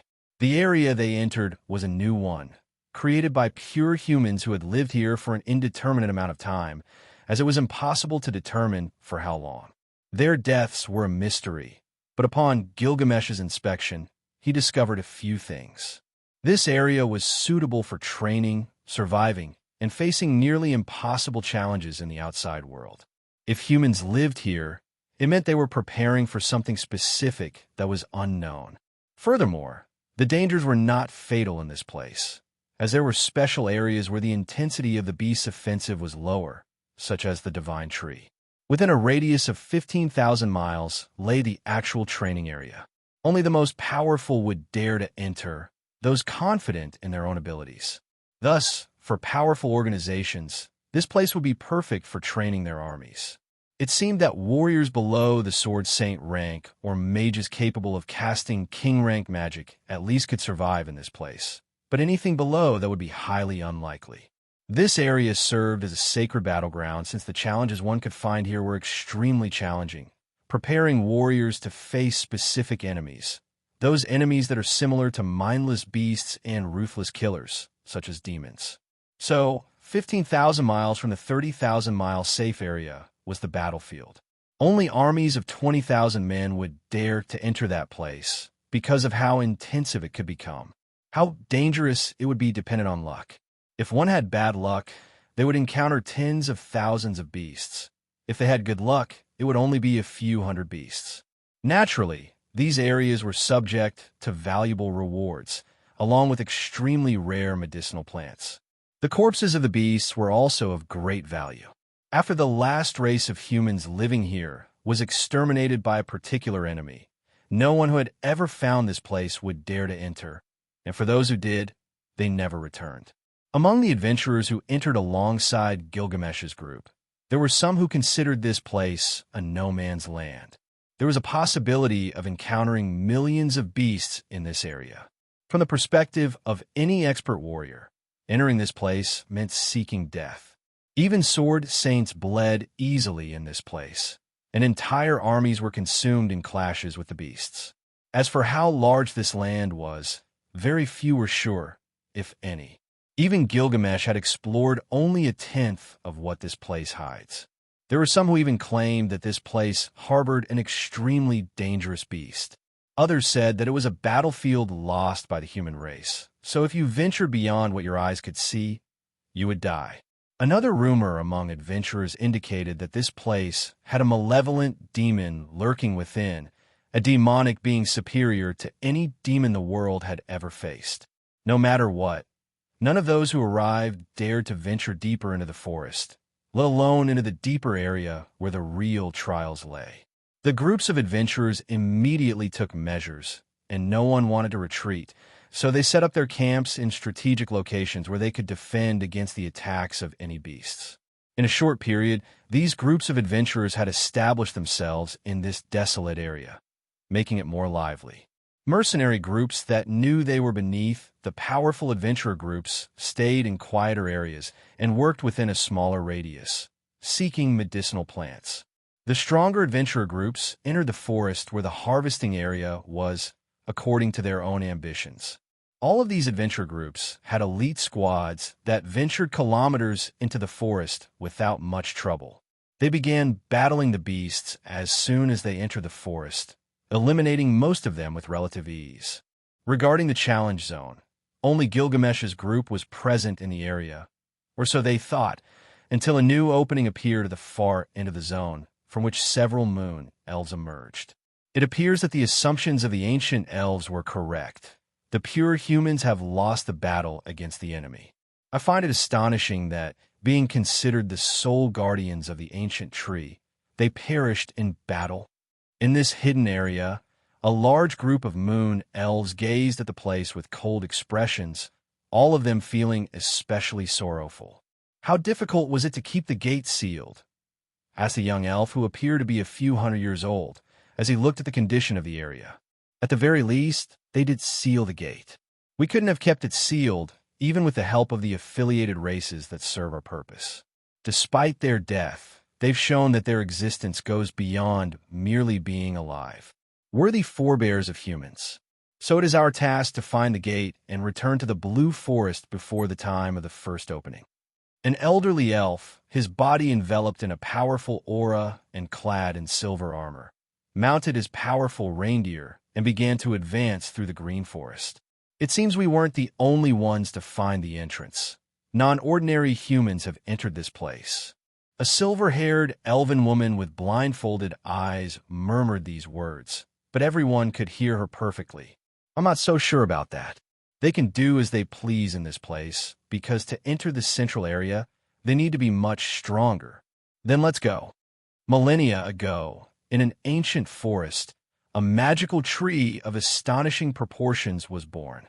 This tree was unlike any other, for it possessed the power to connect worlds and dimensions. The Moon Elves, a mysterious and wise race, discovered the existence of this tree and prophesied that only two humans, one man and one woman, would be able to control the gateway to the worlds housed within this tree. The Moon Elves, Varian and Selene, constantly watched over the tree and patiently awaited the chosen humans to appear.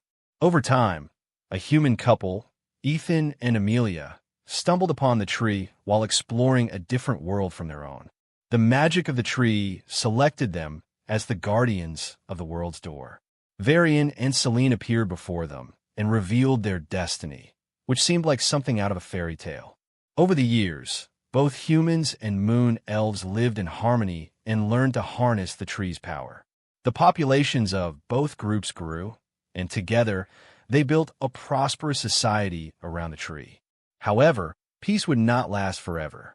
One day, a cataclysm shook the world of the moon elves. Dragons, divine creatures, and demonic beings ravaged their land, causing devastation that nearly wiped out the moon elves.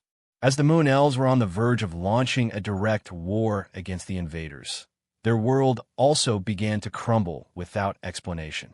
At that moment, the entire moon elf race utilized the most potent of ancient magics and sent the ancient tree to the human world from which the first human descendants originated. On that day, millions of moon elves, thousands of humans, and divine creatures perished under the collapse of their beloved and precious world. To survive, Varian and Selene chose to hide alongside the surviving humans, keeping the existence of the world's door secret. By the time the races from all the connected worlds arrived in the human world, Varian and Selene created two separate spaces. One perished where the ancient tree had fallen, offering all the remaining magic in their bodies to create a space even the new and old gods could not enter.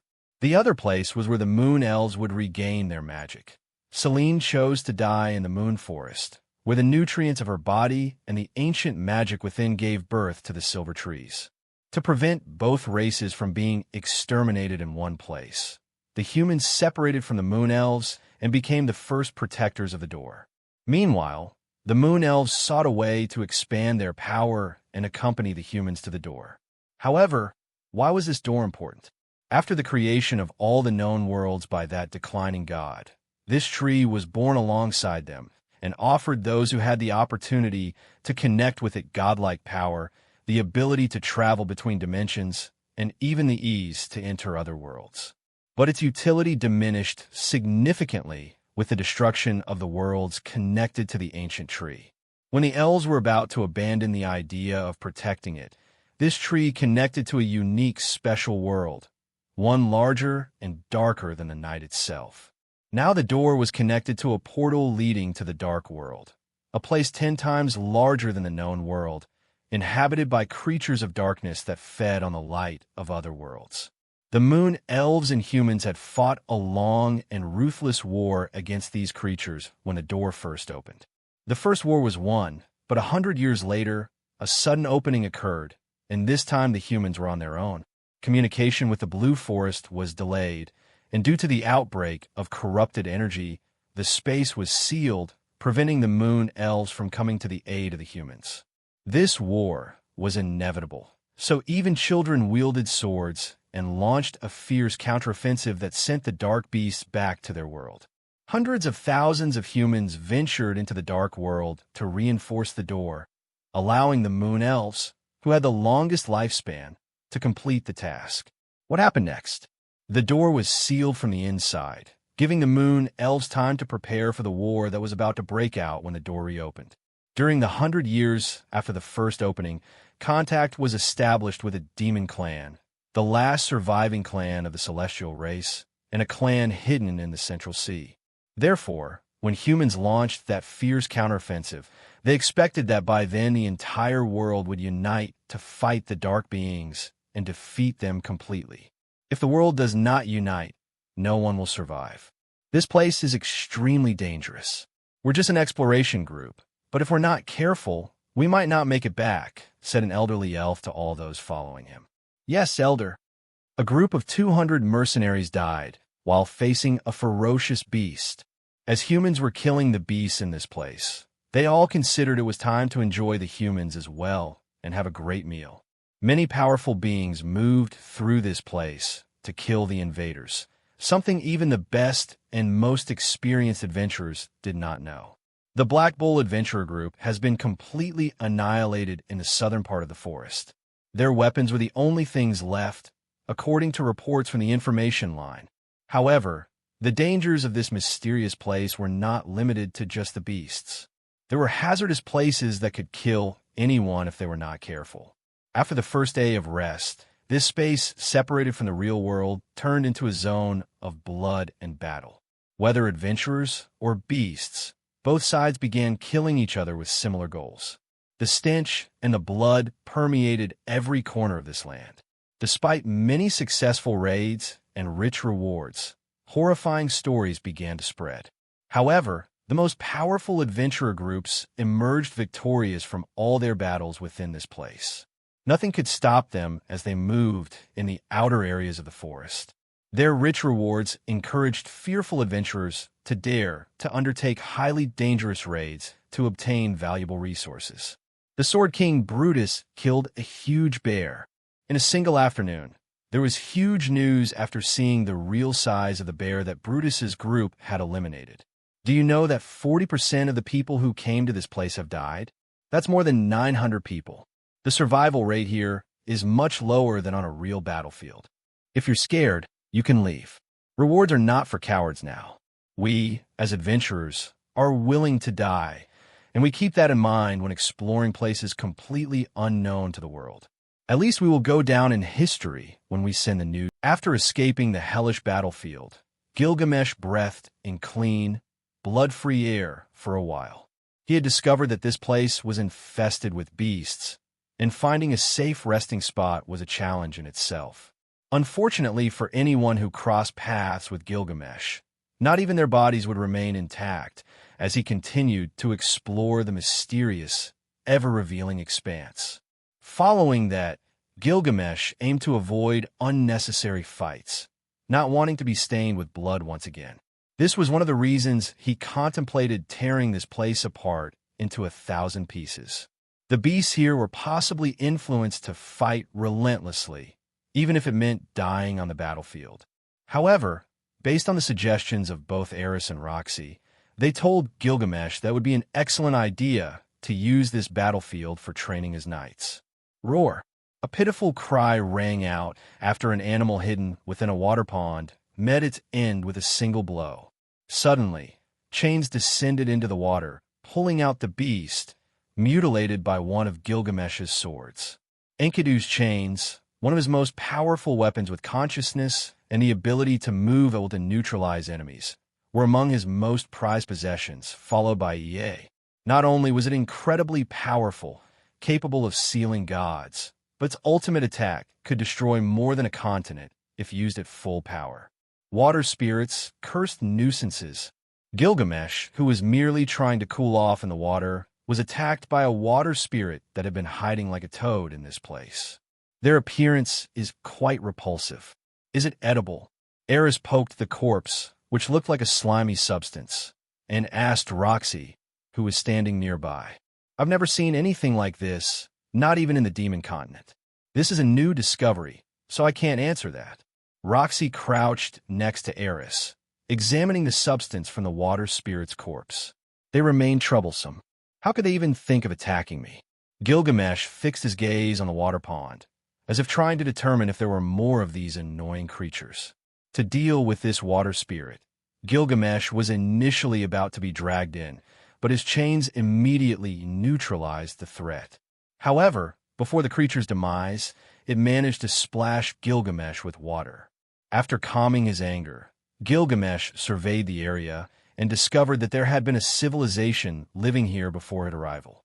What was unsettling was that there was no one left alive, no signs of life, and all that remained of this place was desolation. A very curious beast approached. Gilgamesh muttered as he realized that a stronger presence was now approaching in his direction.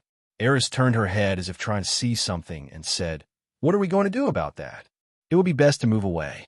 We might not have the capabilities to engage in a battle of this magnitude right now. Not until we improve together, Eris." Roxy's words were more prudent, and Eris simply nodded, returning to the Vimana that was beside them. "Step back a bit. I will investigate this commotion," Gilgamesh said when he saw Eris and Roxy leaving the area. He vanished from his position as a powerful attack approached. As Gilgamesh moved westward, Eris and Roxy followed him, avoiding any unnecessary risks. The beast that continued to observe Gilgamesh was deeply intrigued, something Gilgamesh welcomed. Many would have tried to flee this perilous situation, but someone like Gilgamesh was not accustomed to that, no matter how hard he tried. There are things in his life that simply cannot be changed, and that's how it will remain. The approaching beast was of a terrifying age. It had initially followed Gilgamesh's group and watched from a distance as those three tiny individuals dared to enter this desolate battlefield. Whether they were merely weak humans was not a consideration, as it sensed a terrifying aura coming from Gilgamesh. When it attempted to launch an attack, it suddenly saw two of the tiny figures following the one that had given it a terrifying feeling move away. This didn't matter, as Gilgamesh remained in the same spot. But after a few seconds, he began to move in a peculiar manner. After a while, seeing that Gilgamesh had no intention of attacking, the beast took the initiative to do so instead. Boom! The ancient beasts in this place were akin to dragons, with their powerful bodies and gigantic sizes capable of crushing any creature living on the outside. A single strike from these creatures could kill a sword king without any issue, not to mention a sword god who might not survive such a battle. However, Gilgamesh vanished as the blow impacted, completely obliterating a mountain that shattered into pieces. Nobody, not even the beast that had attacked him, knew how he had escaped so abruptly, but he evaded that attack with great ease. From the sky, a fierce bloody light appeared, and a lance pierced down directly through space, causing a powerful shockwave that made the earth tremble and the sky shake in just a few seconds. This lance, capable of rupturing space, let alone this immensely powerful beast, could even kill an ancient dragon under its mighty assault, not to mention the gods of the time who would shudder at this attack. The beast that had attacked Gilgamesh roared. This powerful lance pierced the top of its head. Under the assault of the bloody lance, as mighty as it was, death was the only outcome. However, at the moment it was about to die, it saw Gilgamesh suspended in the air, looking at it with a disdainful expression, waiting for an outcome that, in its eyes, would never change. "Are you trying to attack me here? You should know that this is my territory. I now declare this area a special sanctuary, cared for and protected by me." Gilgamesh scoffed arrogantly and said, "In a battle I participate in, you, as a beast, will be nothing more than a damn creature responsible for carrying supplies. You are utterly useless in combat, so you should have lived like a sheep herded by my shepherds." When Gilgamesh mentioned these shepherds, he referred to those sword gods and mages capable of casting god-level magic who were under his command, something that no one would expect, not even the human god himself. It should be known that sword gods were hard to come by, with no more than possibly 5 in this world. However, when Gilgamesh began building his army, the number soared into the hundreds, not counting the mages whose production had skyrocketed after the mage towers and the fortress in the sky were established. This classification of supposedly the most powerful individuals in the world was outdated in Gilgamesh's eyes, so he simply considered them as small stones he should step on to assert his authority in this world and lead as the king of heroes, emperor of humanity that he is, and guide humans on the right path they had long lost. After brutally killing this beast, there was nothing left behind for Gilgamesh. Even its body had been completely erased from existence without realizing how it had died at the hands of a human. In this place, there are human ruins. It seems to be a much more interesting place than I'm imagining. Gilgamesh murmured after appearing in the Vimana and sitting on the throne. Our paths have led us to a highly peculiar place, Roxy. Do you know anything about this? Gilgamesh's question brought Roxy out of her thoughts. She directed her gaze at the structures buried in the tree roots and moss. These were clearly human-made structures, but she couldn't provide a vague answer. These are remnants of a civilization, and, judging by the architecture, they should be human. Only they had worked with this style of architecture, and due to the time that has passed since it was left completely alone, something very wrong must have happened for it to be left in a state of decay. Eris observed Gilgamesh's expression, which seemed more serious than usual, even though he tried to hide it. She patted his back with a reassuring look, letting him know that she was there for him. She couldn't fully understand why he was so concerned, but she did know that she would be his strongest support. Gilgamesh's gaze extended beyond the destroyed castles and fields buried among the bushes. Further ahead, there was a flat terrain where swords were still visible thrust into the ground, pieces of high-quality armor, and in front of those clear traces of battle were enormous whale-like bodies, other creatures with tentacled structures, all in a state of decomposition. Stay alert. We've arrived in a very dangerous place.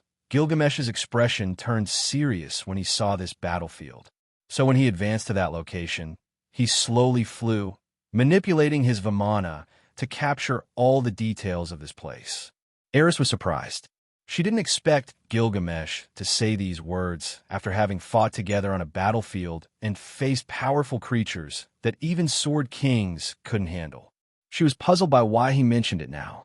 But if someone like him says it, it means that the direction they were heading was much more dangerous than she thought.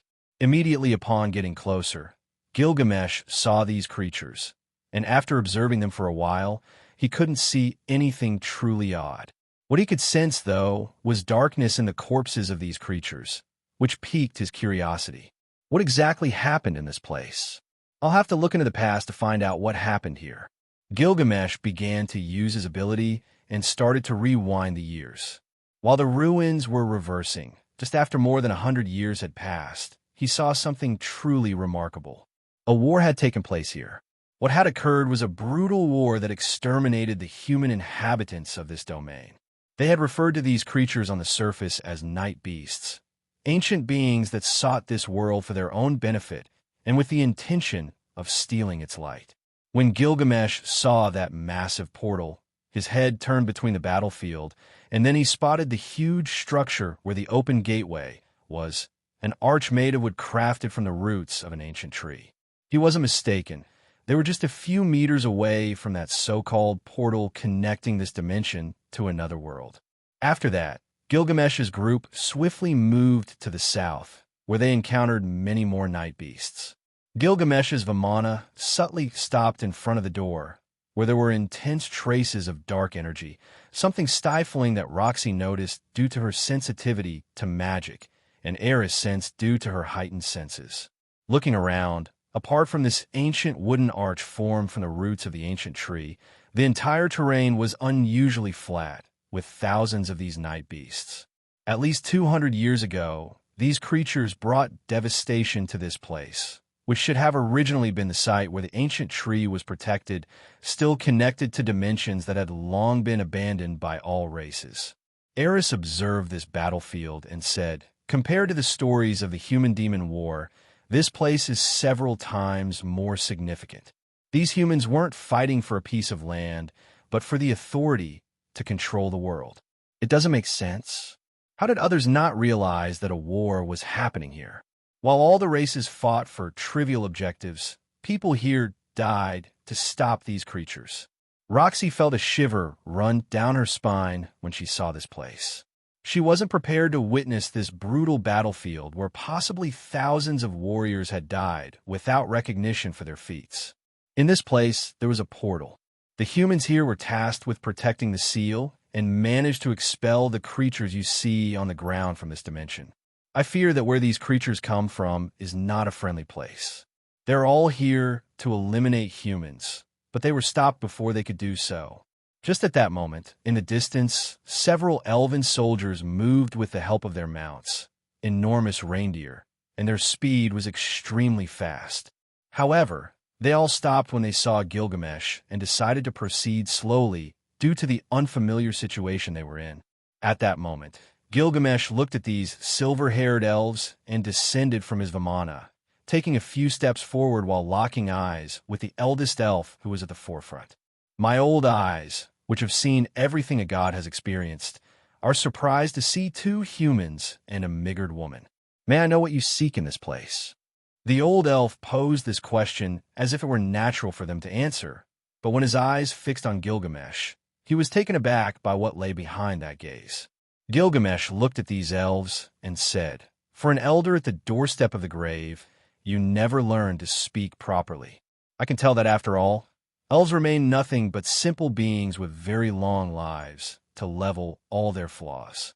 Insolent! How dare you speak to the old Certain in such a manner? I'll cut your mouth." However, at that moment, the elf who had been addressing Gilgamesh in a highly oppressive tone was sent flying at a terrifying speed, impaled by a sword that had emerged from a golden ripple. "Sarayon!"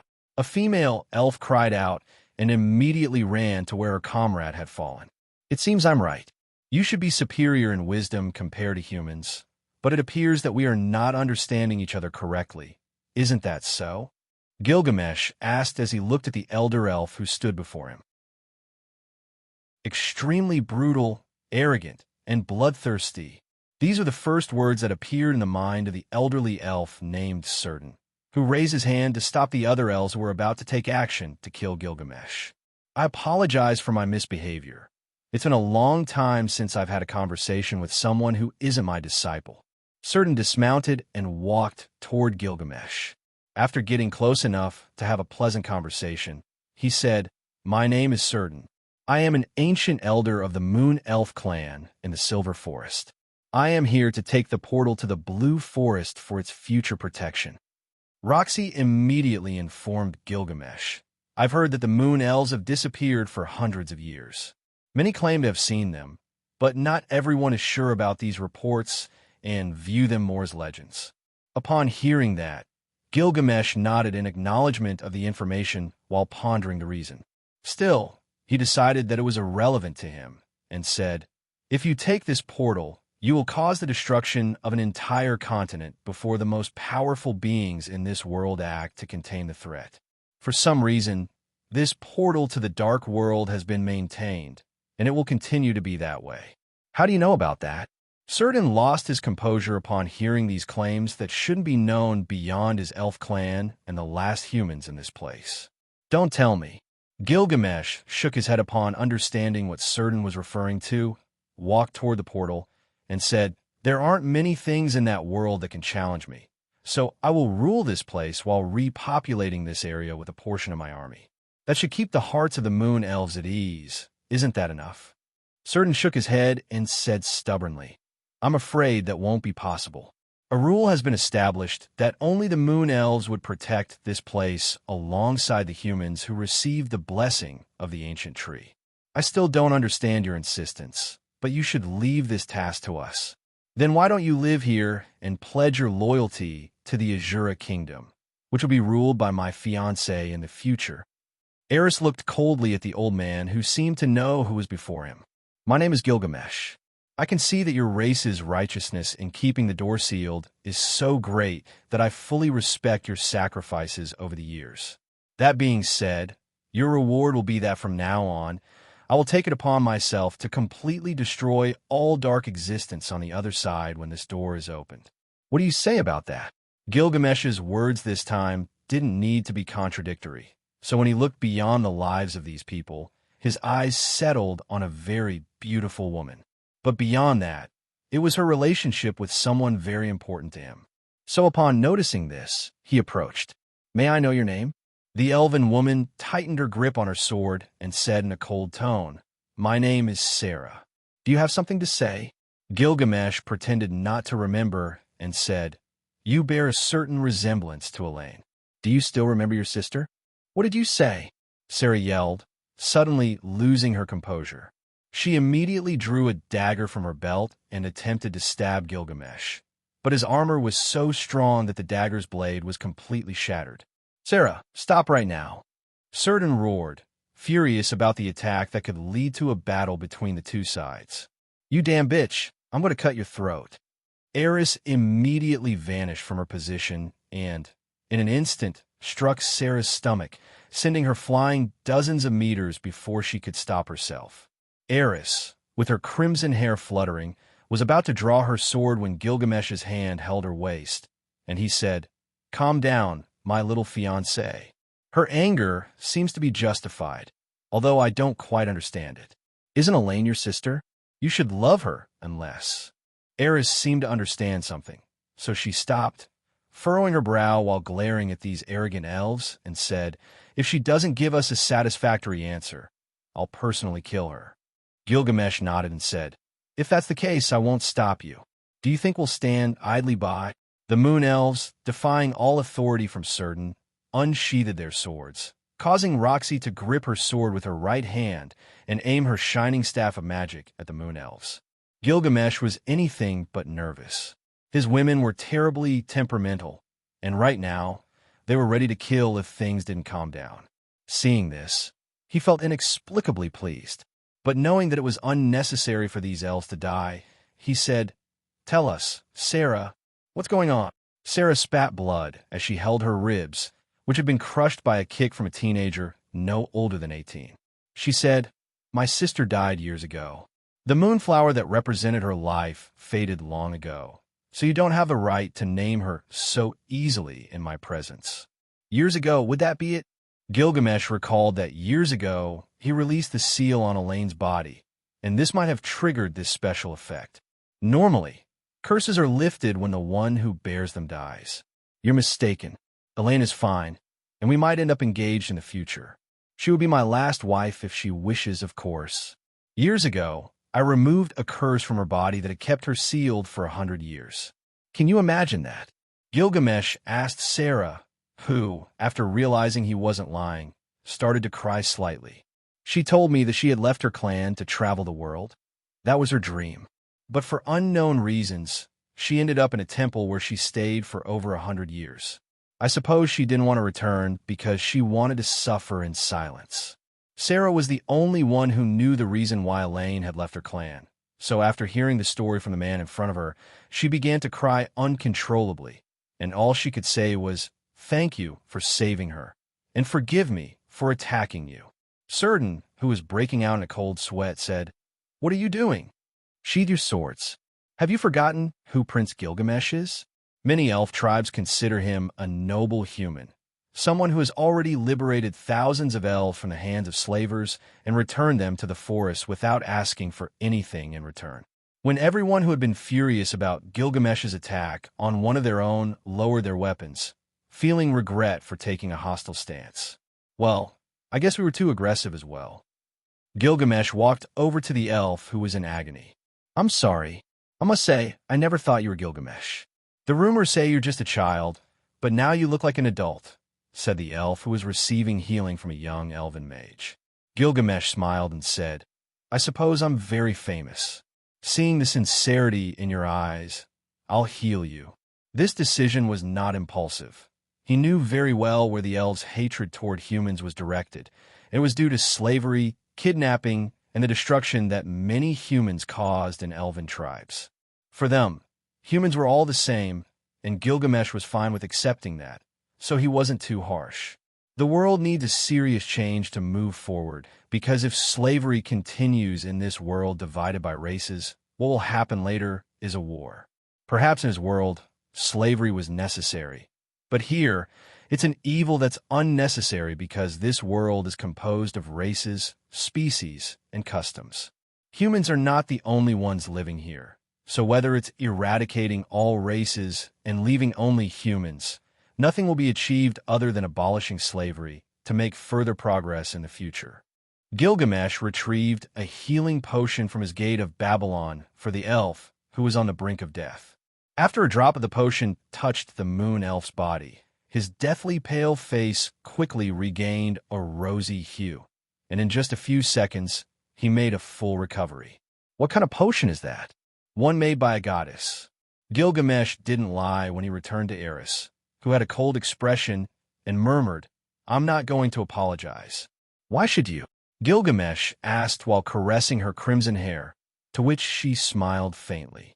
Certain took a step forward, his face full of embarrassment, and said, "I must apologize for the shameful act we committed. We have been overly sensitive about the gate issue, but that doesn't justify our lack of respect, so I beg your forgiveness." "You can forget about that. Since you are from the same clan as Elaine, we can put the past behind us. So tell me, once you take the portal, what ensures that another one won't be born from the ancient tree?" Gilgamesh pointed to the gigantic tree and said, "You know very well that the ancient tree has the ability to travel between worlds and dimensions, so its power was somehow taken from the dark world to create the portal, which is constantly being opened by creatures of darkness." Certain showed a worried expression, and after thinking about what Gilgamesh said, he replied, "We don't have much time. Perhaps the portal will open again in a few years, and we, the Moon Elves, need to protect it. This is our sin for bringing the ancient tree to this world. Maybe this is why we have to bear this sacrifice continuously." Now that he mentions it, it makes more sense. There is no doubt that if the Moon Elves and those humans chosen by the ancient tree brought that same tree to the human world when their world was destroyed, they should take responsibility for this anomaly that shouldn't actually be happening. If you look at it from that perspective, the Moon Elves are guilty of this crime. However, small matters like these do not concern Gilgamesh, because maybe, if he investigates the ancient tree, he can enter a completely different dimension and discover new places. This is an object he truly doesn't have in his treasury. So if you ask him, he wants to take the tree for himself and explore its abilities. Of course, he shouldn't reveal his intentions because that might not be beneficial if he wants to have Elaine's tribe as people under his command. "I can easily destroy the creatures of darkness. You shouldn't worry. Besides, I won't allow you to take this portal and harm the world out of your selfishness. There are humans I must take care of. They may be currently on the wrong path, but I will change that course." When Gilgamesh said this, it awakened a series of deep thoughts within Serdian. He had lived for over 500 years and was one of the first beings born in this world. Consequently, he had inevitably learned about slavery, wars, and divisions. Everyone fought for complete dominance of this piece of land, without considering that all races, except for humans, were merely guests in this place. In other words, this world did not belong to them, but humans had never acknowledged this in their lives. Upon discovering that hundreds of elves were being returned to the forests and tribes, he also learned that they were being protected by the Tower of Uruk, an organization that had risen to prominence on most continents, and its strength couldn't be challenged. The Tower of Uruk never engaged in conflicts with the slavers, as many expected. Instead, they bought all the slaves sold in the market. Afterward, they conducted investigations and returned those who wanted to go back home. Serdian had great respect for Prince Gilgamesh of the Uruk kingdom. Perhaps, if he were to become a king, slavery might be completely abolished in the Uruk kingdom. But it was only one kingdom, and nothing would change beyond the borders of the Uruk kingdom. Gilgamesh, you are far from the central continent, so your authority is weak in this place. You know very well that I respect what you do for other races, but even if you make a change in your lands, it won't change anything beyond that. Serdian was honest with his words and wanted to tell Gilgamesh that any power he had in the Asura kingdom didn't influence the decisions of other realms. Gilgamesh understood this almost instantly, so he smiled. "What if I, as king, conquer the entire central continent? Tell me, would you see a change? A realm led by the elves, directly under my command, capable of producing the highest quality crops, hand-woven clothes, and timber. Perhaps you conquer the entire central continent, but for that, I need over 500,000 soldiers, and all of them must be incredibly powerful. I won't cause a massacre, nor will I abuse my power to oppress people from other realms. My goal is unity. I want to unite everyone into a single race, and our objective should be evolution, not killing each other. Serdian felt a chill running through his old bones. His gaze could tell him that Gilgamesh wasn't lying, and he warned beings like the dragon god or the armored dragon would never allow it. A war like that would plunge all the continents into unprecedented chaos. They're just dragons who have lost their world. What authority do they have to tell a human what to do with the future of the races? Serdian, you know that even after living so many years, those gods are ignorant. You're concerned about slavery within your own species, and you've never done anything. Everyone worries about wars, and nobody does anything. Why should you stop me when I'm actually doing something? Gilgamesh's gaze grew colder as he spoke. Serdian was left speechless, and he didn't know how the conversation had taken this turn, but it was simply stunning. Gilgamesh turned his gaze to Roxy and asked, "Dear Roxy, do you think I would lose if I were to fight the dragon god or the ape who calls himself the god of fighting?" "You wouldn't lose. You would win using only half of your power, and that's already a lot. Lord Serdian, maybe you don't understand, but there were ancient beasts in this place so powerful that even you, as a sword emperor, couldn't defeat them. If we're talking now, it's because we took care of pacifying these beasts." Roxy spoke firmly. Her gaze shifted towards the other elves, and she continued, "I dare say that even Eris and I are more than enough to defeat your entire elf retinue. Not to offend, but you're not our rivals." Eris looked at Sarah and said, "I can stand by those statements." Gilgamesh smiled, his expression pensive as he said, "What if the moon elves swore loyalty to me? In exchange for that, I will allow you to live in this place. From what I understand, you have lived many years in the darkness, so there will be no place more secluded than this. Additionally, if you want, I have a spirit that can teleport your entire territory to an area within this vast land. For what do you need us? Regardless of what you plan for the future, what do you expect from us?" Sarah intervened in the conversation this time. "I'm going to change this world.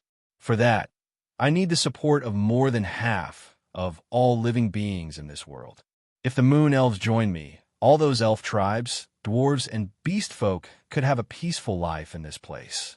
Those who want to fight can do so, but this change can only be brought about with my sword," Gilgamesh replied. He smiled and asked, "Do you believe your clan will accept my proposal? If they are here, they can protect the ancient tree, which is something they're deeply committed to, isn't it?" "That is very difficult to answer with just my words. I would need to discuss it with the elders and make the wisest decision through a vote." Serdian couldn't respond to Gilgamesh based solely on his preferences, but everyone behind them was convinced to accept this kind of agreement without a second thought. Having a unique place where they would all be protected was something they had always dreamed of. Many of the elves had to endure the injustices of slavery and the kidnapping of their brothers and sisters. If they could live in a place like this, they were more than satisfied with that decision in their lives. There wasn't much difference for them living in a closed place compared to the Blue Forest, mainly because they were forbidden to leave after the disaster involving Elaine and her group. For that simple reason, no one else had ventured out in the last 100 years, something they all accepted without being able to do more. But unexpectedly, everyone could trust Gilgamesh, who shared that sentiment unanimously. They all knew very well that the man in front of them was born to rule, and as he considered all the living races in this world, there was no reason not to support his cause and fight for a new world devoid of strife. They have their reasons, and I will respect them. But don't forget that this place will be under my supervision from now on, as I believe that the ancient tree may provide me with an easier way to find a certain being." Gilgamesh spoke these words as he looked at the closed wooden portal and reflected on what he had learned earlier. "Thank you for understanding my words. I hope to give you an answer on behalf of the Moon Elves," Serdian said in a courteous tone. "I only hope that the Moon Elves do not ally with the human god. Otherwise, I will be obliged to exterminate them completely, even ending the lives of their smallest descendants. Gilgamesh's words left Serdian speechless, so he quickly said, "We do not serve any god and will never do so. The ancient tree is our only guide in the world, and our duty is in nature. Although I recommend you do not speak so casually about the gods, many powerful beings in this world do not tolerate each other, but they will not overlook someone naming them so easily. Even if they are powerful gods." Gilgamesh smiled and said, "If they are intelligent, they can live in peace for millions of years. If they are not intelligent and dare to stop my path, then this world will not need the existence of gods." Roxy silently stared at Gilgamesh. She didn't know if he was joking or not. One should know what a god means in this world. Beings as ancient as the ancestors who had lived for thousands of years. People who dare to arrogantly claim they can exterminate such gods were unheard of in this world. Huh, my Gil is invincible. What do those gods have that could stand against Gilgamesh? They are not eternal beings. They have been defeated and many others have died, reincarnated, and died again like humans. Roxy nodded and said, "In the human-demon war, the god of fighting died in battle against a powerful enemy. In the end, all the gods have lost at least once in their lives. Nowadays, no one knows where the god of fighting, the demon empress, and the dragon god are. I doubt they want to interfere in the human world today. Although with Gilgamesh's abilities, I believe no one can match him." Listening to Roxy's words, Gilgamesh became interested in this god of fighting, because if they were in this world, he wanted to know if they were truly a being comparable to that of a god. Well, it would be normal for my future wives to support me in this. But it wouldn't be any fun if I didn't even get a scratch. Gilgamesh said this, though he was very satisfied with his fiancée's stance. As a man, there was nothing better than having the absolute trust of the people you had chosen to have close in your life. It was truly a new feeling, something unique that could only be experienced by being someone formidable. Serdian forced a smile and said, "I must send this message back as soon as possible, and you will hear our response when we have decided. But I have one last question before I depart. How do you plan to maintain the security of the gate in this place? I will bring 1,000 troops for now, 3 of my summoned spirits, and around 2,000 recruits to train in this place. There should be no security issues, as at the slightest opening, I will be in this place and will destroy any threat completely." Gilgamesh was direct with his words. He wanted this place to train his subordinates. There were thousands of people who wanted to follow him to become stronger, so there was no reason to turn them away when he could gradually increase his army. Moreover, all those under his protection would have the opportunity to migrate to this place as soon as possible. Serdian, having heard all he needed to know, looked at Gilgamesh and nodded. "You will have our response as soon as possible.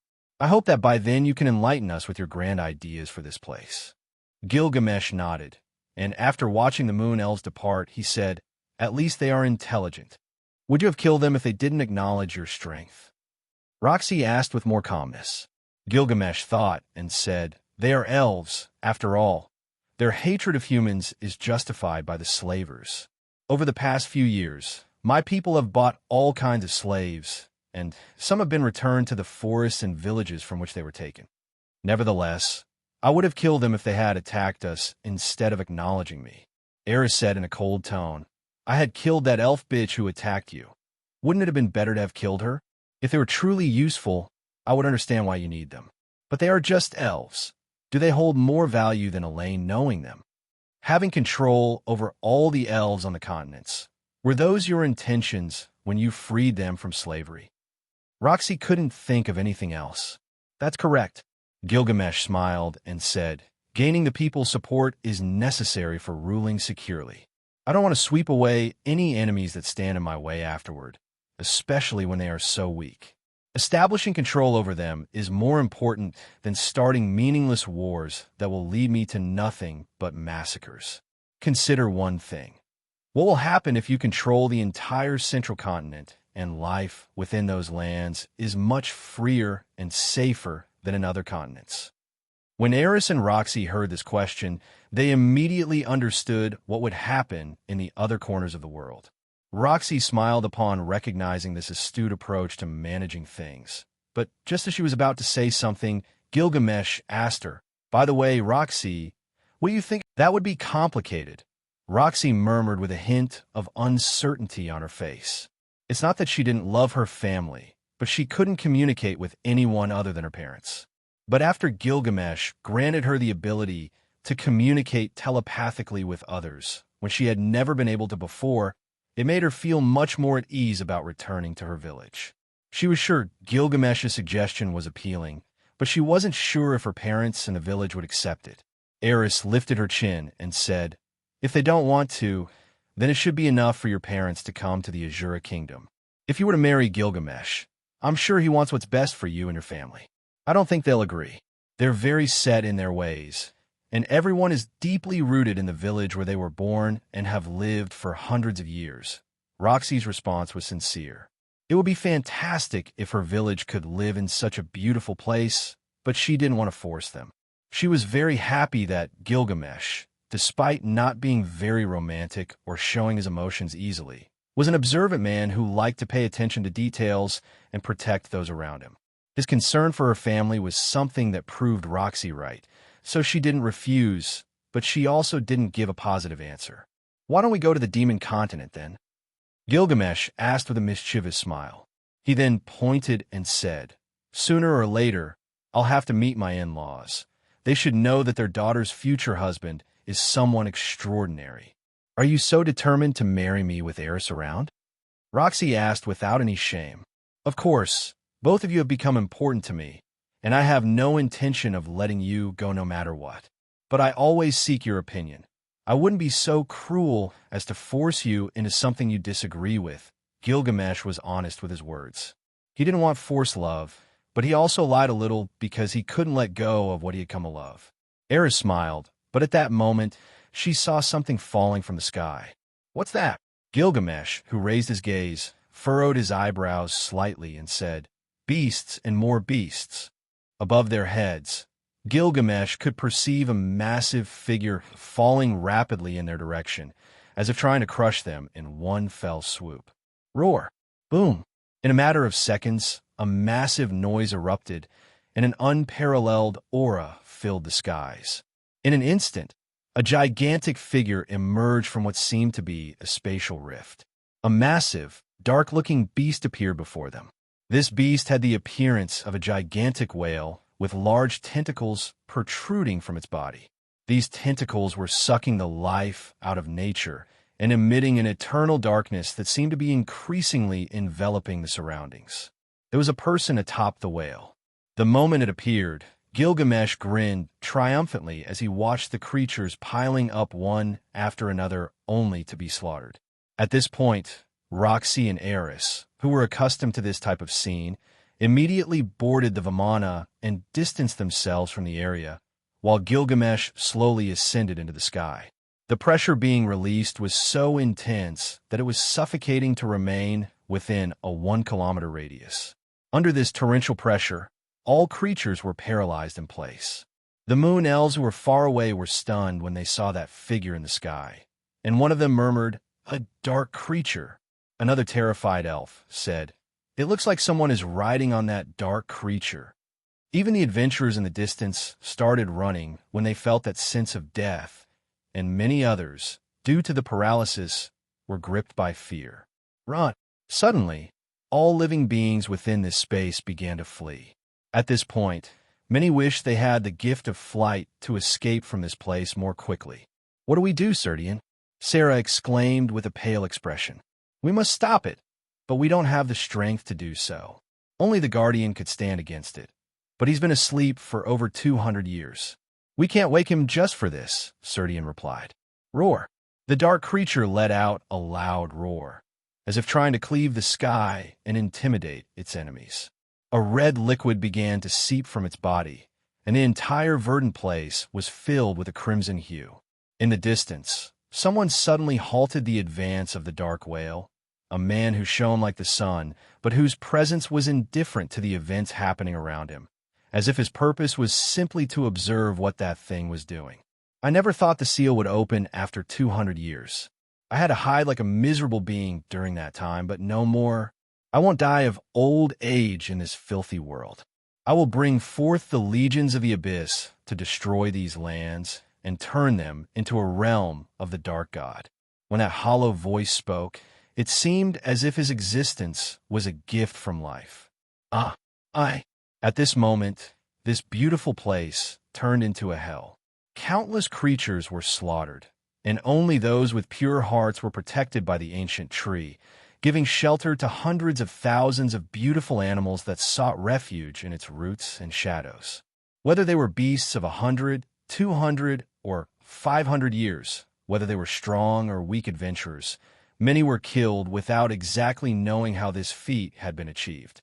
"Dance of the god of the blue forest," cried an ancient voice that shone with the power of nature and began to completely suppress the darkness being unleashed in the vicinity.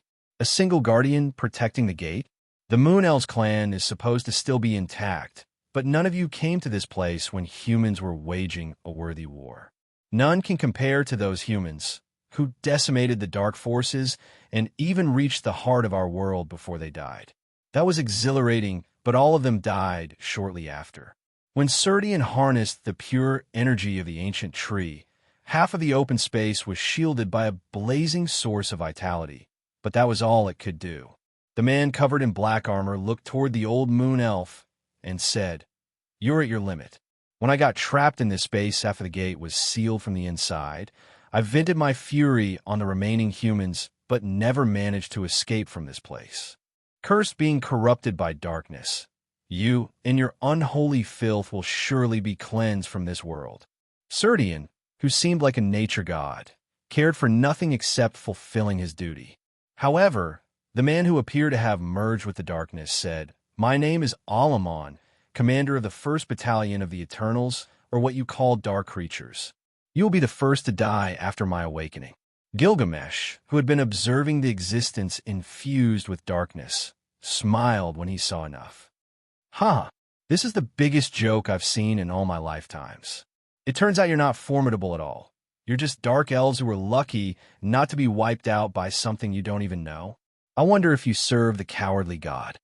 When Gilgamesh's voice emerged, hundreds of thick chains emerged in golden ripples, and they all separated Serdian from the dark attraction that was covering his body.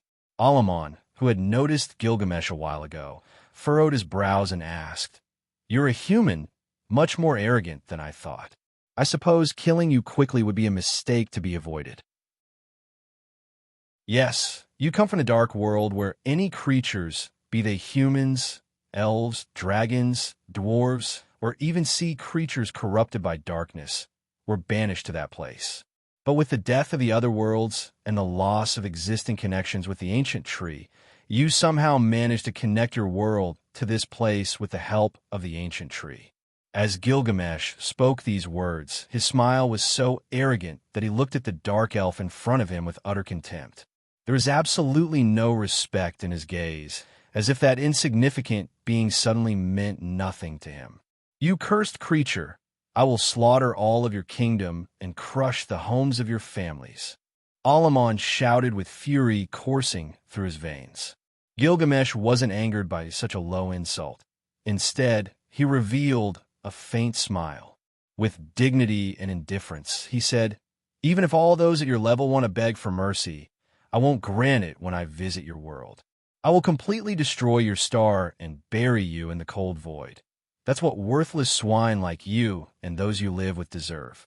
The Moon Elves knew Gilgamesh was powerful beyond their comprehension, but not to the extent of single-handedly rivaling all the darkness hiding behind that portal. Against that immense power, even the thousands of elven warriors didn't have the confidence to survive. While the others couldn't move, Gilgamesh was calmly flying toward the enemy in the sky who seemed unwilling to move from his position for some reason. "You have a bold tone for someone who could easily die at the hands of our god, but I will kill you and take your head back as a trophy." Alamon held a scythe-like weapon and prepared to attack Gilgamesh, but something unexpected happened. "Then I'll let you open the portal. I'm curious to see if you are as powerful as you claim to be. If you can open the portal, I'll wait in this place, and you'll see with your own eyes as I crush all of your kind," Gilgamesh said as he pointed to the portal. "Gilgamesh, we must stop him from opening the portal."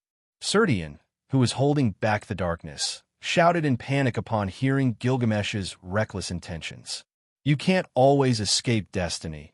It's better that we deal with these issues now that we have the opportunity." Gilgamesh summoned his golden armor and asked Alamon, "Do you want to try to open the portal?"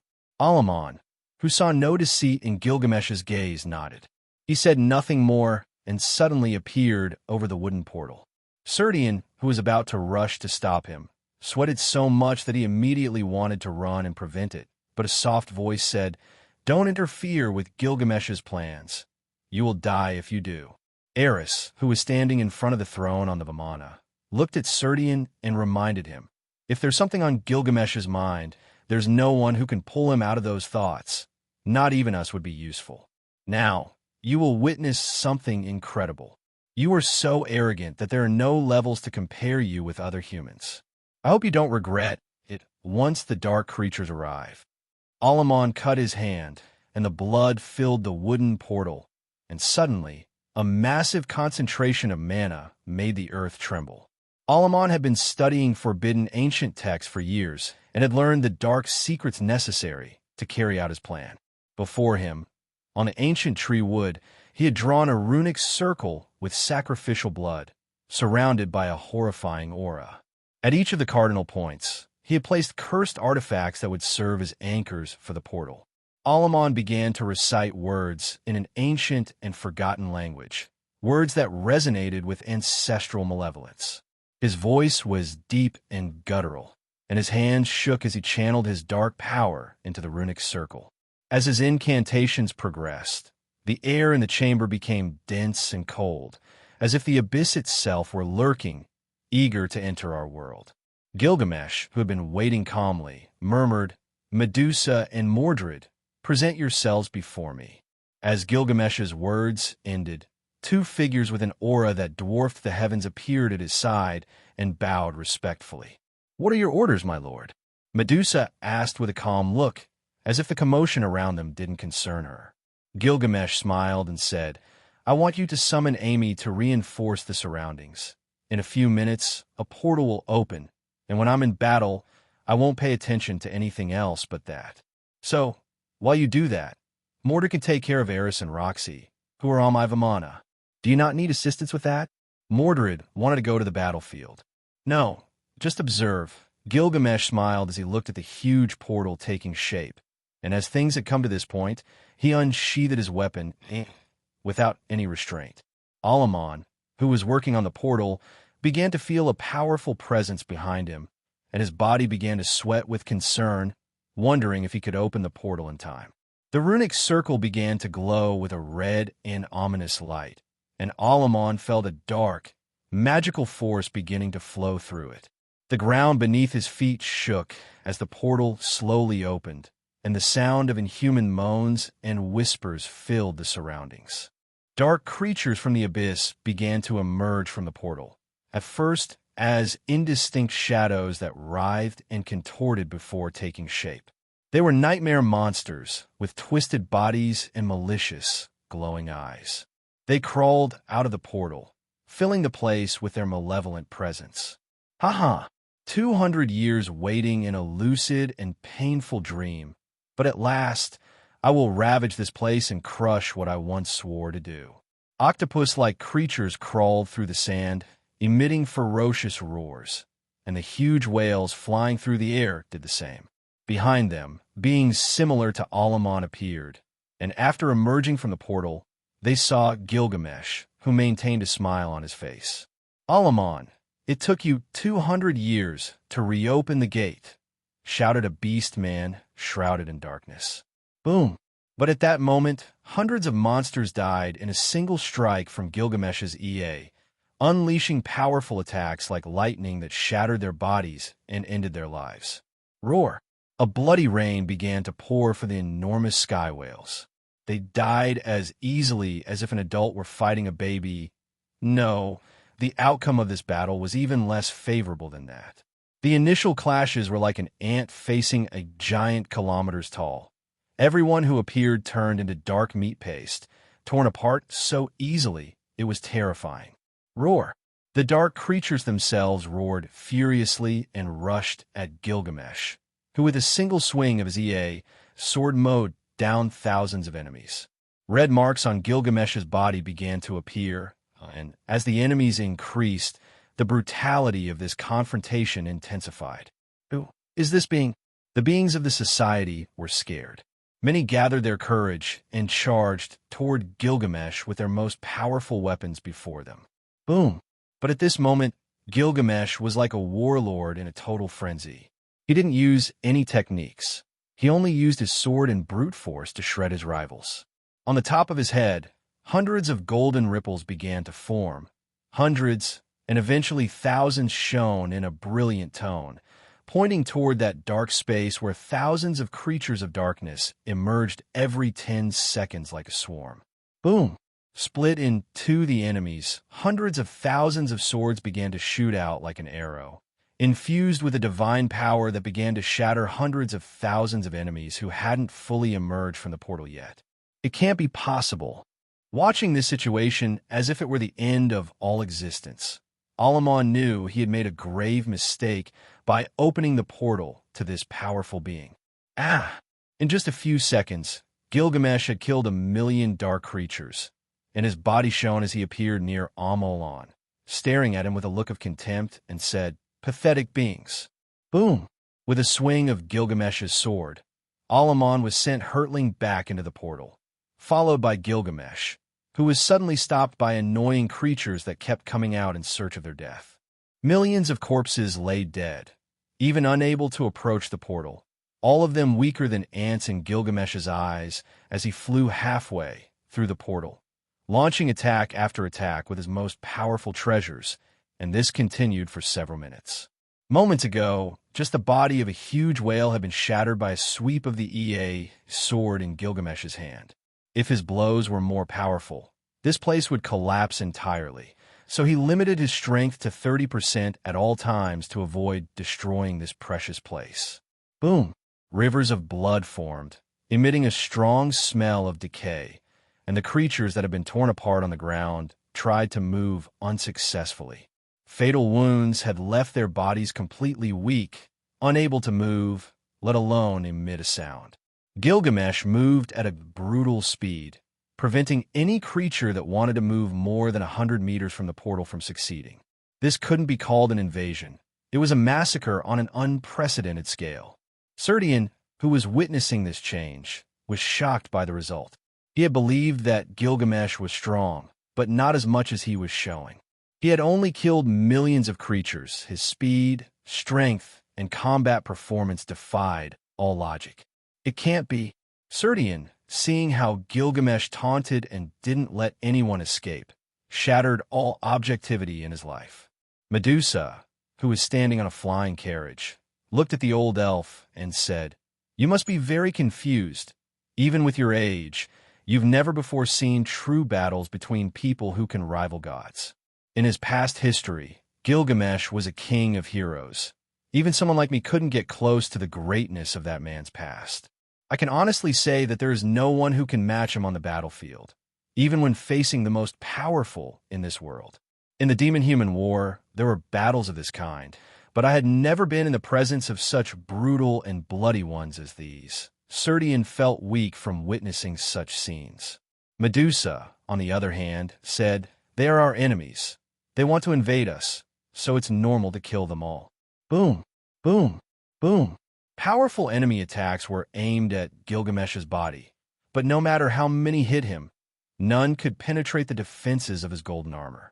Nothing could break or even scratch his armor, so the idea of harming him slowly faded within the enemy ranks. The weight of Gilgamesh's powerful attacks left huge craters opening in the ground, causing the dark creatures themselves to fall into the disaster and die buried under the debris and earth. This sudden change in the battle surprised all those rushing to this end of the place. No matter how strong Gilgamesh was, He had shown nothing more than his physical abilities and those thousands of swords shooting towards the enemy every second. "You damned heretic!" At this point, Gilgamesh stared at the other end of the portal, which was supposed to lead to another world. His eyes were truly terrifying, much more so than the creatures from the abyss, and he walked step by step towards the portal where dark creatures kept pouring out. Every step Gilgamesh took caused the ground to sink, creating large craters that shook the earth for kilometers around. Right now, under the powerful pressure released by Gilgamesh, none of his supposed enemies could stand in his way for more than 10 seconds, because the next moment they were torn apart by the attacks of his mighty sword. Kill him. Feeling that the same situation was about to repeat itself once more, an army on the other side of the portal had prepared in advance, and many powerful forces were heading towards the exit where millions of dark creatures' corpses lay motionless. But when those creatures charged at Gilgamesh, there wasn't a single one that didn't stop in fear at the sight of Gilgamesh's mad gaze while he tore his enemies apart. There was no way to describe it with words. The feeling of being completely trapped in a small box with a ferocious beast could somewhat describe what was happening in the surroundings.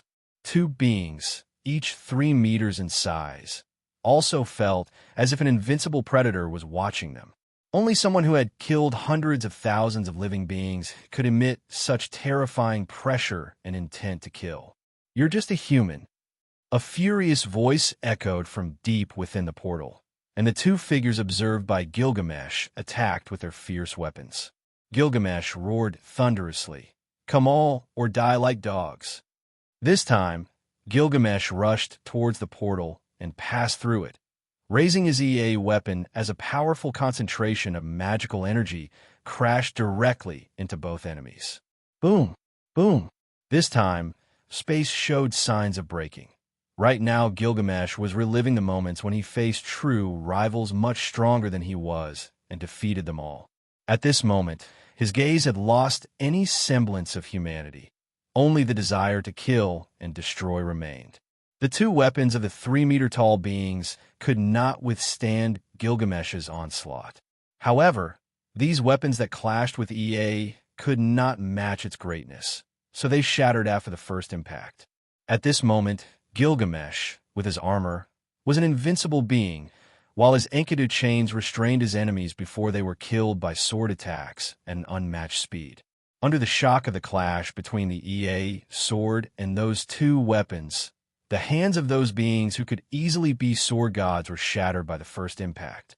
This caused the 3-meter-tall beings to frown, but feel nothing but a flash as a reddish attack split them in half.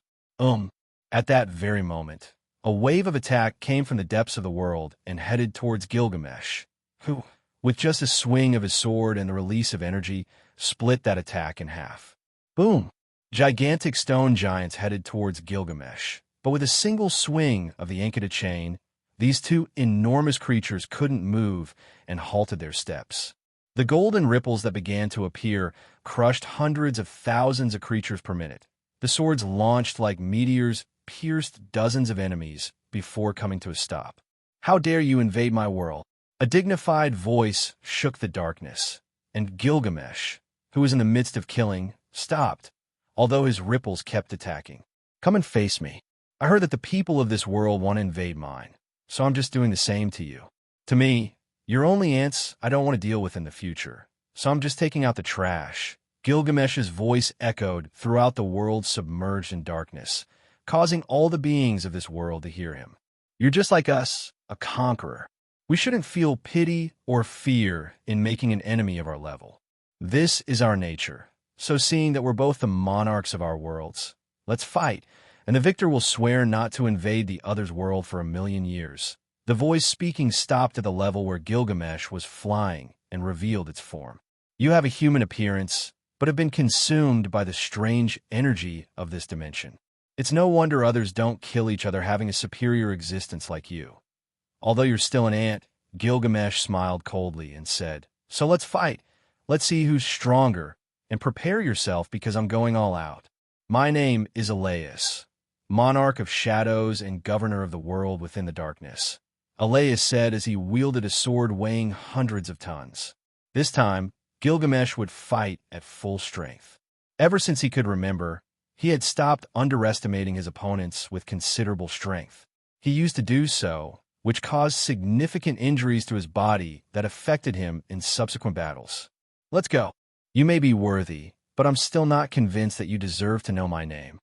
When Gilgamesh spoke those words, a powerful impact was directed towards him, and with a flick of his sword, he deflected the attack.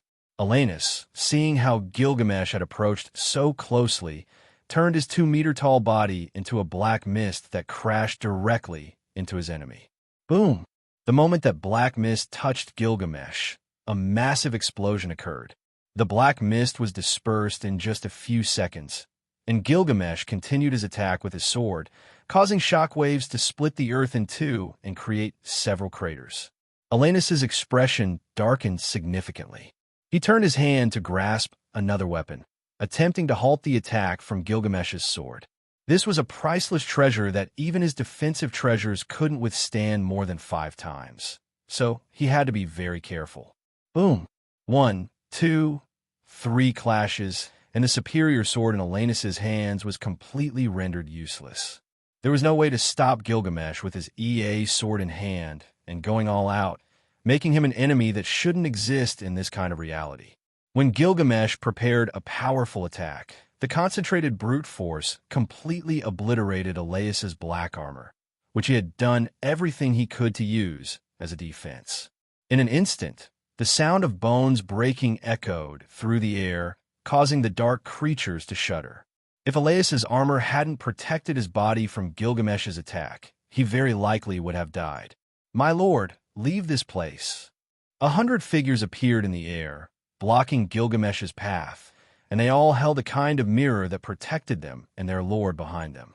Waves of energy began to turn into shields, blocking any attacks that might be directed their way.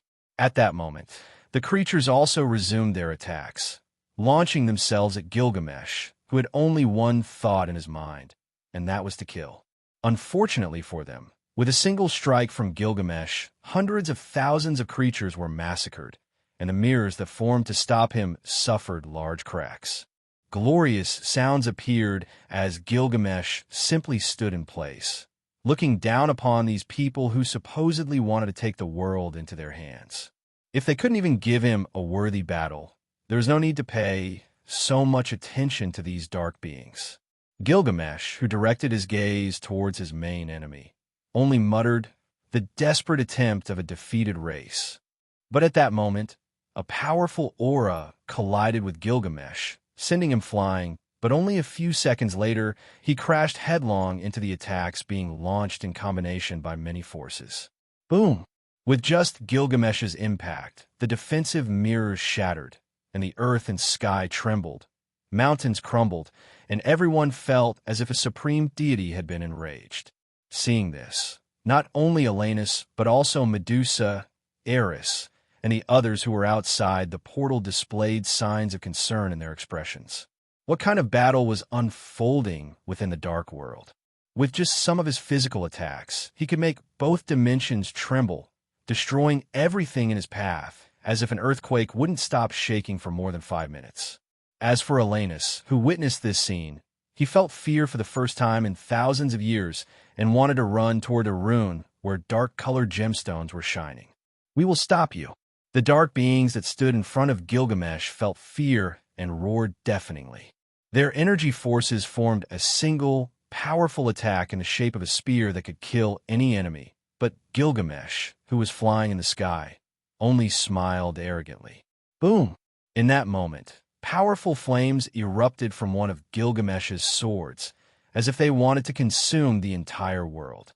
Seeing his main enemy trying to escape, how could Gilgamesh let him go as if nothing had happened? Now, pointing his EA, Gilgamesh gritted his teeth and said, "Die, all of you, Enuma Elish." Boom! After that shout, Gilgamesh unleashed his full power against all those who were his enemies. The sky, the earth, and the air seemed to freeze in the face of the powerful vibration in the surroundings. Under the banner of Gilgamesh's most potent technique, this attack reflected all the pent-up fury of the battle that was escalating. His heightened senses, his battle frenzy, and his killing intent were released without restraint.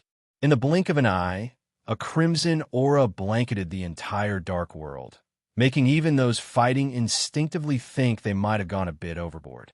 An attack from a god. As soon as all the dark creatures saw the impending attack, every conscious being lost the will to keep fighting. All living beings had lost their fighting spirit, and the world itself and the dimension were too close to Gilgamesh's attack, feeling only a sense of impending death. Boom! In an instant, when Gilgamesh's Enuma Elish attack was released from EA under Gilgamesh's control, a terrifying power passed through all the enemies, disintegrating them without exception. Gilgamesh's mighty attack erased billions of dark creatures that had been plaguing for thousands, tens of thousands of years in the darkness, from existence. Even in the first few seconds of Gilgamesh's attack, the very dimension began to collapse, and the dark world showed signs of falling apart, with the damage slowly spreading. Boom! A few seconds more, Alanus watched as his body was disintegrated, as the dark world, the prison of all living beings that had perished in the destruction of the worlds, was pierced by the aura of that monster who had come seeking its destruction. Though this attack lasted only about 30 seconds, it was more than enough to pierce the planet and collapse the portal connecting the dark dimension with the world from which Gilgamesh came. Suddenly, every living being inside and outside the dimensional gate felt as if their souls were trembling and their spirits were being shattered. Their bodies grew cold, as if they had been touched by death itself. Crack! Having cracked the planet, Gilgamesh was sure it would eventually collapse, so there was no need to continue expending energy in this place. All of this had happened so quickly, so suddenly, that no one could even attempt to escape. It was as if they had been erased from existence in an instant, as if a mighty hammer had crushed them relentlessly. In the blink of an eye, the powerful explosion that was consuming the world spread on a massive scale, sweeping away absolutely everything. At that moment, Gilgamesh shone with a golden light in the air, his gaze remarkably calm as he observed this incredible sight, feeling for just a few seconds like his past self, the one who exterminated his enemies ruthlessly and without saying a word. It was necessary. Those were the only words that came out of Gilgamesh's mouth as he killed so many dark creatures that he didn't care at all where they came from. But using his ability to see the future, he wanted to at least understand what drove this place and what it was exactly. In just a second, information enough to overwhelm hundreds of thousands of people flooded Gilgamesh's mind. And after learning what he wanted to know, he flew toward the closing portal. Boom! Just as Gilgamesh was about to leave this place, a creature resembling a cat flew towards him, and he immediately caught it in his hands. Looking at the tiny creature he held, he was surprised by what it was. However, for obvious reasons, he exited this place before anything else could happen. After all, he had won this battle. Before passing through the gate, Gilgamesh looked at the dark dimension and said, "Even if they aren't worthy enemies, daring to invade a peaceful world not only disrupts my plans, but also my future life. Even if they were merely seeking to survive on instinct, they must die, and that's the only thing they need to know."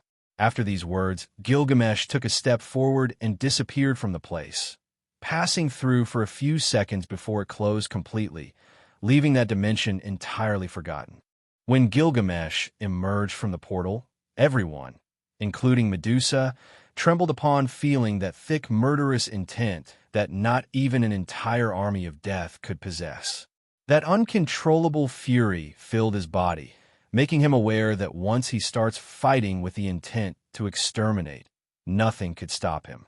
The moment the portal closed, Serdian, who had witnessed everything, bowed and said, "Lord Gilgamesh, I can say with absolute certainty that no one in the Blue Forest will oppose moving to this dimension. If you are willing to accept us, the Moon Elf clan swears loyalty to you." Gilgamesh cast a glance at the old elf and asked, "Can you speak for all the elves?" "I'm a great delegate. I will bring back all this information, and I am more than certain that everyone will be more than willing to swear loyalty. There is no doubt as you have freed us from a burden that very likely would have ended our existence." At this moment, Gilgamesh seemed like an evil god, exuding an uncontrollable aura, causing everyone to stagger uncontrollably. No one dared to look him in the eyes. However, at that moment, only two people out of all present met his gaze, and they were Eris and Roxy, who looked at him with smiles full of happiness for seeing him safe and sound. The other elves in the distance who had been brought here by Medusa were all afraid to meet Gilgamesh's gaze. No one could believe that a human could possess such unimaginable power, as he had just demonstrated a few seconds ago, acting as if he were possessed by an evil spirit, turning into a ruthless and brutal man. Finally, everyone understood that when Gilgamesh was being arrogant, it wasn't because he was foolish and ignorant, but because he was a powerful being, and he always knew he was a fierce giant who could not be restrained by anyone in this world. The elves shivered as they saw millions of dark creatures filling the battlefield like mountains, blood forming into thick lakes, and even more corpses of beings who had once been humans, elves, beastmen, and dragons. Many elves felt relieved to have ended on good terms with this man. Otherwise, they would have been massacred as well. "We should go." Finally, Gilgamesh only said these words. Medusa, who was nearby, dared not say anything more, and she summoned a massive carriage. While the Vimana entered the gate of Babylon, all those closest to him left the area, leaving the elves still frozen and uncertain of how long it would take for them to move. Did everyone see that? That man is much more powerful than a god, a ruthless and brutal being who exterminated millions of dark creatures. After Gilgamesh left, an elf jumped with excitement for having witnessed such power. The other elves felt their legs go weak, and many sat on the ground, looking at the millions of dark creatures lying in a river of blood. Remembering Gilgamesh's expression during his massive battle, they couldn't help but tremble. That human was unrivaled and incredibly powerful, surpassing even his arrogance. His aura earlier was unstoppable. Not even the dragon god could have halted him. Why is that man so terrifying? Is he a human, or has he actually lived for hundreds of years? A knowledgeable elf replied, "He's Prince Gilgamesh, so he shouldn't be more than 13 years old, but his body is that of an adult human. So why does he have that body?" Serdian, who had been silent throughout this time, looked at the others and said, "His small body doesn't do justice to his true combat abilities, so he must have found a way to make his body grow. Although I'm sure he's someone who has incarnated in Prince Gilgamesh's body, his abilities and that murderous intent are only from someone who has been on the battlefield numerous times." A moon elf shook his head and said, "So do you think he has any other intentions besides improving the human world? His goals shouldn't be that simple. Knowing he's someone who incarnated from another world, am I wrong? Maybe he was a man who loved humans. We can't understand it, and we never truly will." Sarah stepped forward and said, "We need to get going. We must report what we've seen to the High Council and make preparations to give Gilgamesh a satisfactory response to our decision. If he's going to change the world, we should follow him and be part of that new future." Serdian concluded these words as he told everyone to depart. At that moment, Gilgamesh returned to the ancient tree and entered a puddle to clean the blood off himself. Roxy helped him by tossing small warm water balls, and the dried blood on his armor began to fall off. Eris was unusually quiet, as she had nothing to say. After some thought, she asked, "How strong was that final enemy?" Gilgamesh pondered for a moment and replied, "If I had to guess, I'd say he was at about 45% of my strength. If he had had treasures that matched my weapon, the fight might have lasted a bit longer. It was undoubtedly something very important. Eris and I could never have helped you," Roxy said, still visibly shaken by the battle she had witnessed, which only gods could have triggered. "Even though it was beyond your current limits, you won't take long to be able to match such powerful opponents," Gilgamesh reassured them, trying to be his usual self despite suffering some of the after effects of the previous battle. "Do you want to hear a funny story?" Gilgamesh asked as he removed his upper body armor. "Oh," this piqued Eris's interest, who felt a little down about her own lack of strength in the face of powers she could never hope to match. So, what will happen if Gilgamesh ever needs help? There is always a place for darkness that is separated for obvious reasons from the light. During the creation of the known worlds long before their destruction, there was a dark and desolate place where those who went against the desires of the gods were punished. Have you ever wondered if a god is good or bad?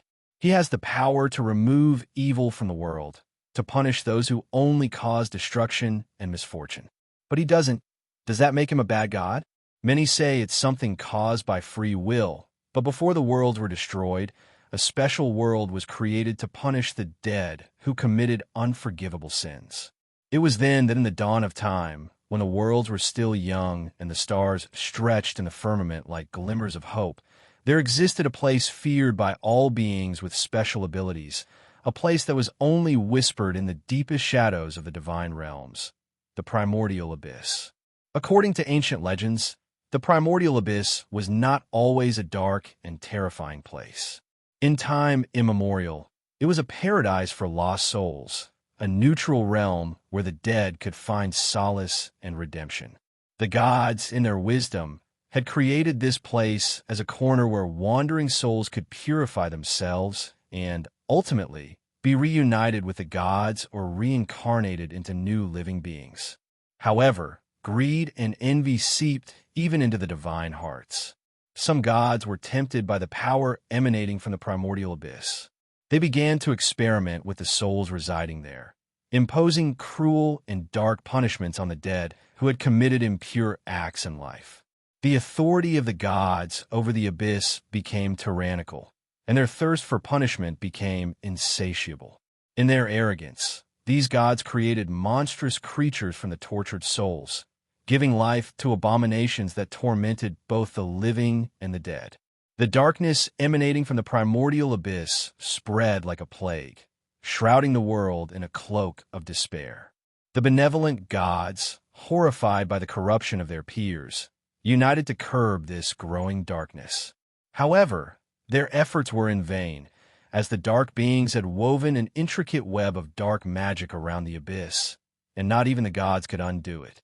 Finally, the benevolent gods decided to make a supreme sacrifice to save the world. They sealed the dark abyss in a dimension completely separate from the known worlds. In that uncontrollable situation, that dimension separated from the others became a thing of the past. Years turned into centuries, and the primordial abyss became an eternal prison and a place of unbreakable torment. The dark gods, deprived of their power, finally faded away, and their legacy of evil dissipated into history. Thus, the primordial abyss remained as a reminder of the fragility of the gods and the corrupting power of ego. But everything changed when the gods died.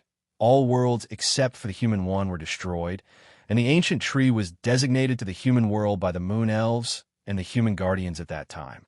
Somehow, the ancient tree became connected to the dark abyss, forming the special portal that was nearly destroyed by Gilgamesh. When Gilgamesh looked into the past of those races corrupted by society, he felt pity, but he couldn't allow those beings to ascend to life. It would be a real headache if they were granted freedom. For this very reason, he decided to destroy that place entirely and prevent further problems. What are you thinking about so much? Roxy walked over to where Gilgamesh was and sat down beside him in the middle of the night. Her tranquil and serene gaze was something unique that only she could have when next to Gilgamesh. Do you think I deserve a second chance? This unusual question from Gilgamesh left Roxy pensive. She didn't expect something like that, but she thought about it carefully. Before she could give an answer, Gilgamesh said, "I'm tired of bathing in blood, taking lives, and following this path until the end of my life. I know I have to do something before I retire from the world, but I'm still tired of it." Gilgamesh had spent his entire previous life at war against the gods, died on his feet and in a sea of blood. His life before that ended in a puddle of blood, so it made him wonder, what will happen in this life? Roxy looked at the beautiful, colorful sky in the middle of the night, feeling calmer than usual today, and said, "We all need a second chance, not from others but from ourselves. I've been thinking a lot, and after getting out of here, I want to visit my parents."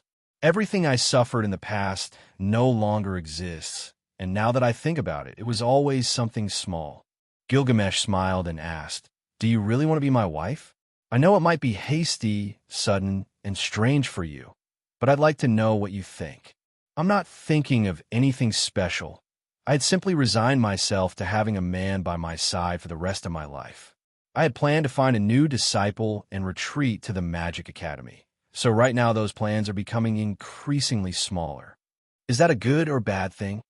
Gilgamesh lay back against the enormous root of the ancient tree and closed his eyes. "Can you see the future?" This sudden question made Gilgamesh feel a bit curious, but he nodded nonetheless and said, "The past and the future. That was the reason I could remember you when I fully regained the memories of my previous life in this one." "Then tell me." Roxy, taking a bold move, straddled Gilgamesh's body and asked him, "What will happen to us? Do you want an answer to something I've never looked at?" The silence made the surroundings feel even more serene. So Gilgamesh took Roxy by the waist and turned her over against the ground. When he was now above Roxy, he asked her again, "Don't you want to find out for yourself?" "That's not what I asked." Feeling the heat of their bodies increasing, Roxy, with glassy eyes, felt strange and held Gilgamesh's cheek while caressing that wicked face. "This time will be different from the last time, so I suppose you've made a decision." Gilgamesh was now gazing at Roxy with a burning intensity that melted her heart. Under the gaze of Gilgamesh, Roxy felt her skin tingle. Gilgamesh took a step closer to Roxy, his hand reaching out to tenderly caress her cheek. His fingers traced her skin like a delicate caress, and she sighed at his touch. The attraction that could arise at any moment had now taken hold, and both were willing to consume each other. Gilgamesh's lips sought Roxy's with unbridled passion, and when they finally met, a torrent of emotions swept over them. The kiss was a rush of electric sensations, a dance of tongues and souls entwined in a passionate embrace. Roxy let out a soft moan, her body trembling under Gilgamesh's touch. Their hands slid over each other's bodies, exploring every inch of skin as if they were discovering a hidden treasure. Clothing fell to the ground in a silent whisper, revealing the naked beauty of both. That night, they both surrendered to each other, something very different from what had happened the last time. A new sensation for both. The next day, Roxy opened her eyes, and her tired body tormented her with all those memories from the night before. Her dazed face, still sleepy, immediately turned red, and she murmured, "I must have been crazy. How could I have done all those things?" When she stepped out of the tent, many more figures than there should have been were unloading huge crates from flying ships. And just as she was about to walk to find out what was going on, a voice reached her ears. "My lady Roxy, my name is Medusa, and I'm here to take you to Lord Gilgamesh." "Where is he?" Roxy didn't quite understand what was happening, but based on their conversation yesterday, these must be the people who would clean up this place and rebuild it. Medusa smiled and said, "He is planning everything so that the structures in this place do not conflict with nature. The interior around the ancient tree will be modern and beautiful so that many can train here peacefully. He even requested something special for Gilgamesh just a few moments ago. What will be done here?" Roxy was very excited and recalled the conversations she had with Gilgamesh. She had sensed that he wanted to create a kind of mansion separated from the others to live in from time to time, similar to the castle that was under construction in Fitoa, albeit a bit less luxurious. As they approached the main camp, Roxy couldn't help but think that this is a good place to live. She also thought about Gilgamesh's proposal for her village to move to this place. It's not a bad option, but there's still a possibility that everyone might refuse to move. "I want this area to be close to the training grounds, and I want several mage towers at these designated points," Gilgamesh said as he looked at the newly formed map. "So what do we do with the wild beasts?" Simon, who stood in front of Gilgamesh, now looked more like a proper subordinate of the prince. Gilgamesh, about to respond, looked at Roxy and signaled for her to come closer. She, who was at the entrance, walked over and saw a massive map created from the divided areas of this place. The wild beasts don't enter the green zones for some reason, but I want you to use the soldiers to train while eliminating the enemy.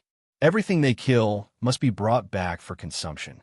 We'll need tons of meat to feed the new recruits.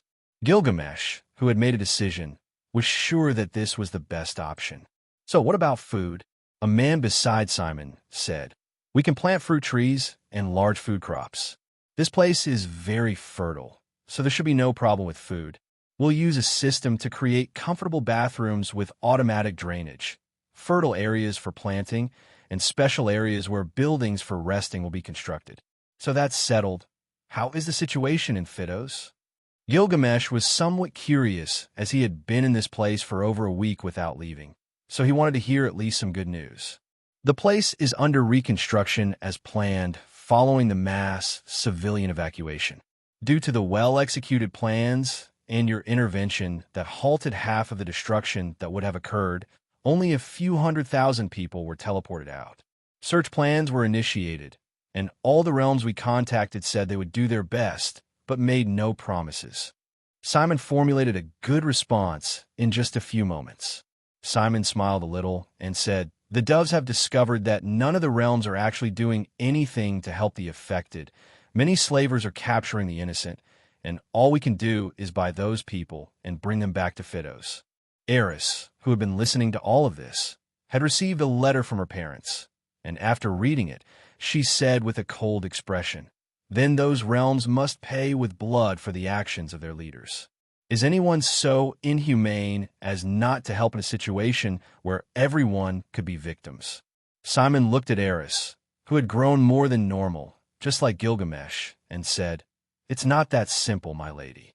Before that, my lord must become a king and marry his wives.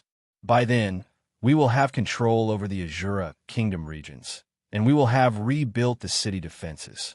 We can go directly to the realms and cut off the heads of their rulers. Regular soldiers don't have to bleed in vain. We are not their enemies, but their inept rulers."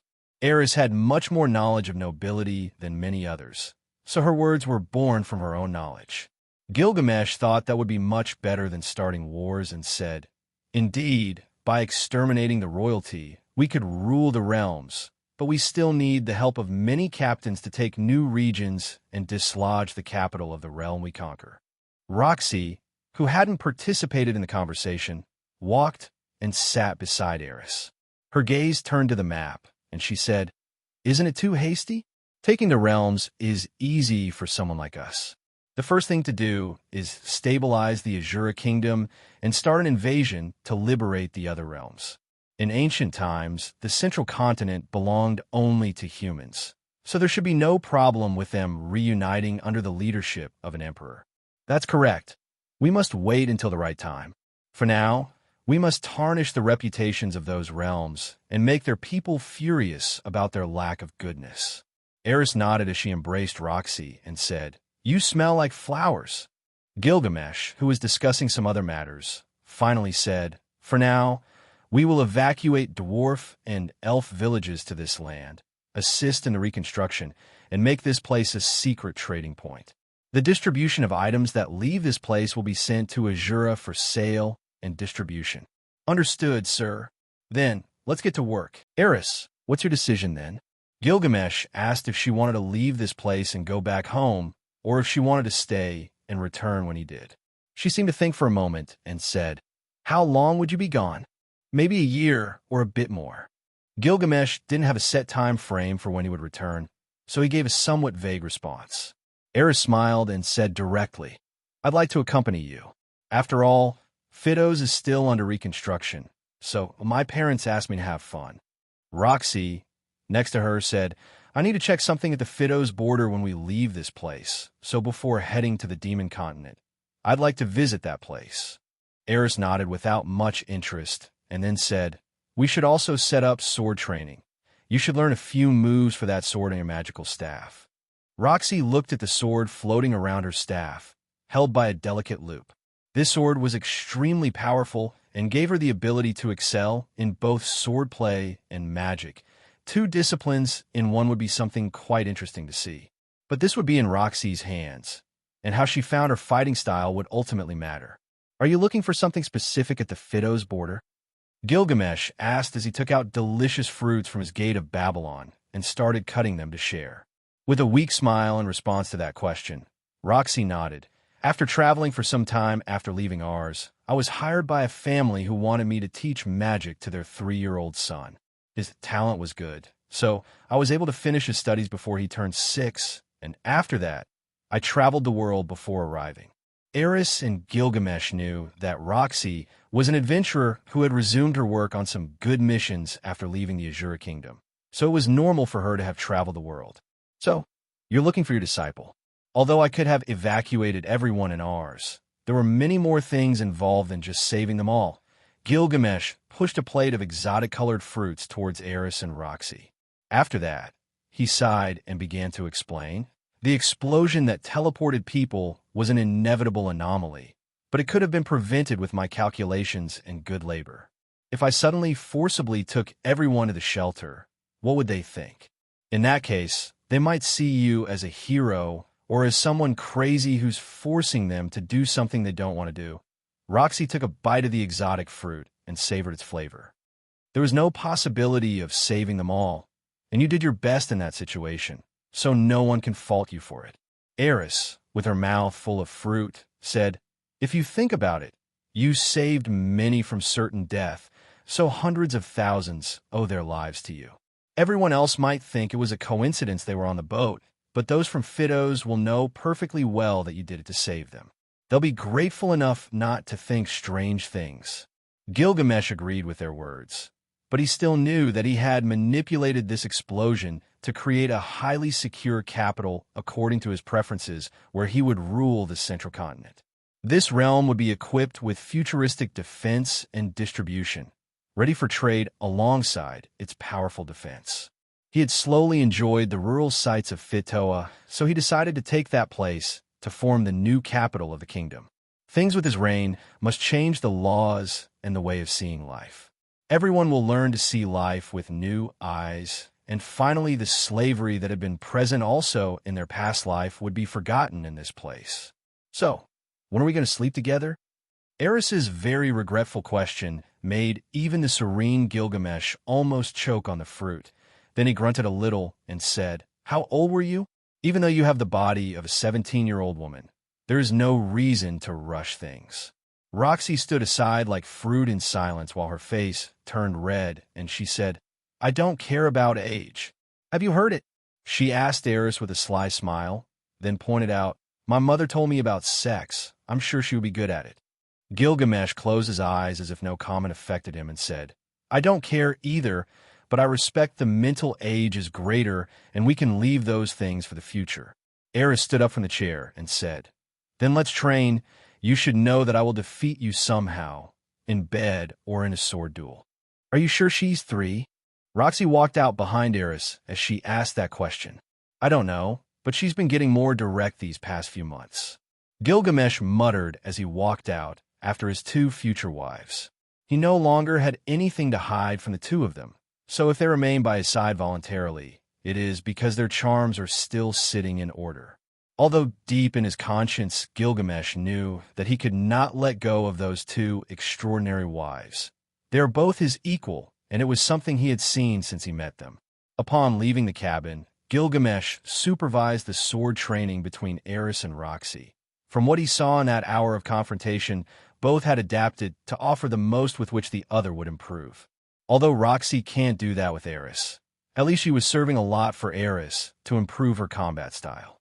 When Roxy underwent a blood ritual, her strength was far superior to that of any adult man, and she was sure that if everything went as well as now, Roxy could become a queen of the sword, while Eris would stabilize the power. Her, like a sword emperor. As for magic, Roxy could now use the same level of god magic due to her large mana reserves and all the qualities of her that enhanced her strength in combat. Unexpectedly, Roxy did have a talent for the sword, and Eris herself mentioned this. When they finished their training, Roxy felt happy that her progress was significant in each session. She herself had said that she had never been interested in swordsmanship due to her petite frame, even though her teacher at the time had told her she was suitable for magic. But now, seeing her results, she was sure she wasn't so bad. Eris told her that she had learned magic, but her results weren't as good as using spells in combat. Although she had never been enthusiastic about magic, she shared that it was fun to see things come out of a wand and hurl them at the enemy. For that reason, Gilgamesh said she could learn a bit of magic, although he considered learning it unnecessary since he could perform a spell just by watching it, like his adversaries. Magic within his body was immensely vast, and he somehow became interested in healing magic, one of the most complicated forms of magic. Haha. What I mean is that if someone were to learn the secrets of healing magic, they could even regenerate their body and become much younger. After all, the soul doesn't age, only the body does. We should keep that in mind. Gilgamesh, sitting on a massive branch of an ancient tree, gazed at the beautiful landscape and shared this with his beloved fiancées. While discussing a simple topic, Eris lay in Roxy's lap and said, "So, could a human become immortal?" The secrets of healing magic have never been mastered by humans. At least, it's one of the most complex forms of magic that takes a long time to learn. Roxy shook her head and said, "There might be that possibility, but we be talking about speculations." Roxy was the one who could speak the most about magic, as she had even attended the Magic Academy and was an Emperor-ranked mage. Only someone like her could utter those words without Gilgamesh contradicting them with solid knowledge. After all, magic is more than just words. It's something he doesn't like to comprehend. Not to mention, it's a very complex doctrine to learn on your own without a highly powerful teacher to guide you. Therefore, if Roxy can now use class god magic, it would only be by her own merits and the fact that she's putting in enough effort to achieve it. Not everyone has the desire to continue advancing in power, and that's something that is frequently mentioned in slave training. So for those people, all you have to do is tighten the leash a bit. So what do you think about immortality? Eris posed a rather special question for Gilgamesh, who had once sought immortality all over the world. Roxy was the first to respond. "For me, it will be nothing more than living more years. Since I belong to a demon race that lives as long as the elves, I can't accurately understand the complexity of that question." Eris smiled and said, "Perhaps it would be boring if you didn't live with those you love. Being immortal and alone wouldn't be desirable at all. I guess that's how I see it. What do you think? Do you want to live more years?" Gilgamesh asked in a much more serious tone. "I have in my possession a fruit that grants immortality to those who consume it, but it's not as easy as that. It requires a rigorous elixir that only I know how to prepare. Do you want us to drink that at our wedding and potentially live for thousands of years more?" Eris jumped in surprise and asked, "Is that possible? I still don't know if it will work, but even if we don't become immortal, we could still live thousands of extra years in this world. I was never particularly drawn to living for so long, but as you say, if we're together, maybe it's worth a shot." Gilgamesh pondered for a moment and added, "Besides, our descendants would have the ability to live longer. I have no problem with that. If I'm older, we could explore all the corners of the world with much more peace of mind and without any problems." Eris became excited at the idea and nodded. Roxy appeared happy and said, "As long as we live and die at similar ages, that would be the best. No one likes to die alone. Then I'll prepare the elixir." Gilgamesh, who was also seeking a different kind of life, thought this would be an interesting way to search for the human god. A few months later, construction in the place now called the Hidden Paradise was progressing at an impressive speed. This was due to the dwarves handling the construction, while others assisted with the materials. The mages facilitated the work with magic, and in just a few months, there was a beautiful place suitable for 20,000 people. Although construction continued, it was much slower because it required greater delicacy and involved different structures, including restaurants, entertainment areas, and parks integrated with nature. The people who had been trapped here were eventually saved by Gilgamesh's people, and the vast majority ended up joining the Tower of Uruk. They all wanted to become stronger, and the only way to do that was by serving Prince Gilgamesh. There were all kinds of people in the Hidden Paradise, living in harmony with clear goals. However, even though they lived well, Gilgamesh didn't want to compromise the safety of everyone, and place night guards to keep the streets secure. Evil is something inherent and unique to living beings. Everyone has their problems, but very few realize that most of them can be resolved through communication. It's difficult to understand this when you're aggressive, intoxicated, or simply misinterpreted things. That's why there are situations where those affected resolve their issues on the battlefield, engaging in fair combat, fist to fist. Most end up becoming enemies, while others come to understand their differences. If the problem persists, mandatory work assignments are imposed where they have to work together to clean streets, build houses, or farm. If the issue still can't be resolved, both parties causing disruptions are placed in a dangerous situation where only together can they survive. The most amusing approach is to throw both sides onto a wide platform where the only way to ascend is by supporting each other. Studies have shown that by the end of the day, they end up becoming friends or simply stop bothering each other. But in some cases, even to maintain peace in the surroundings, these people are separated by zones where they won't have to see each other frequently. This approach has worked perfectly in ours and many other towns protected by Gilgamesh's people. Isn't this trial beautiful? Gilgamesh asked while looking at the slowly forming civilization in the hidden paradise. The problem lies with some demons. They don't have many capabilities for living alongside humans. Although I know there are no plans to encroach on the demon continent, it's still strange to see them coexist with humans. Simon isn't someone who rejects demonic races. In fact, he has a lot of respect for Gilgamesh's new wife, Roxy. However, what he means is that it's a very challenging combination. It might be acceptable for people of the beast race, but demons have extremely intimidating bodies that can potentially cause problems in the way humans, elves, beastmen, and dwarves live. It's not about rejecting that race, but he still finds it difficult to understand the outcome of a united civilization. I understand that as well. It won't be a problem since I won't touch the demon continent. This is currently an exception, but it won't continue in the future. With that said, Gilgamesh decided to go for a walk. Come for the specialty of the demon continent. Our barbecue has an intense flavor you won't be able to resist. A massive demon with a bull's body was preparing barbecue for his restaurant after abandoning his mercenary desires. What are you looking at? If you don't like it, I won't charge you a thing, the bull-bodied demon shouted again. The economy in this place is solely managed with silver and gold coins. There's no such thing as copper, so only those two types of coins are in circulation. A new coin made of black metal will be introduced later, but it's still in production, and the logistics team is carefully handling the delicate process of introducing this final coin.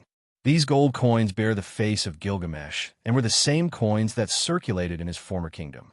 Since this place is now part of his realm, there is no problem using these coins to establish an economy here. In the following weeks, many people became interested in creating their own businesses, and with Gilgamesh's assistance, they could establish themselves to make a living. Several shops were created where people could spend their money. The most remarkable shops were the ones belonging to Uruk, known for their unforgettable colosseums and delicious food. As he walked the expanding city streets in simple clothing, Gilgamesh also opened a colosseum where warriors could fight for significant rewards in the future. And the best part was that it would be a special place where many could earn money.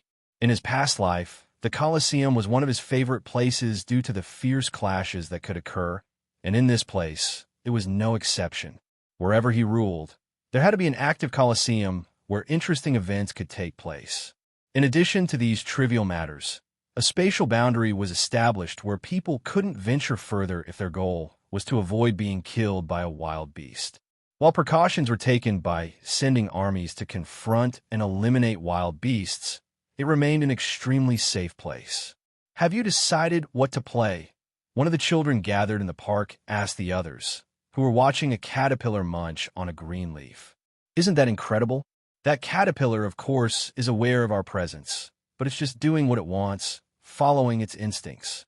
A young elf, looking concerned, said, "Don't you think it's scared?" "Of course not. If it were frightened by our presence, that caterpillar would have stopped eating." A young beast child smiled and said, "My dad told me that every animal has an instinct, even humans, so the caterpillar's instinct when facing a threat is to keep eating. I laugh when I'm scared. Haha, that's the funniest thing I've heard in a long time. What's so funny?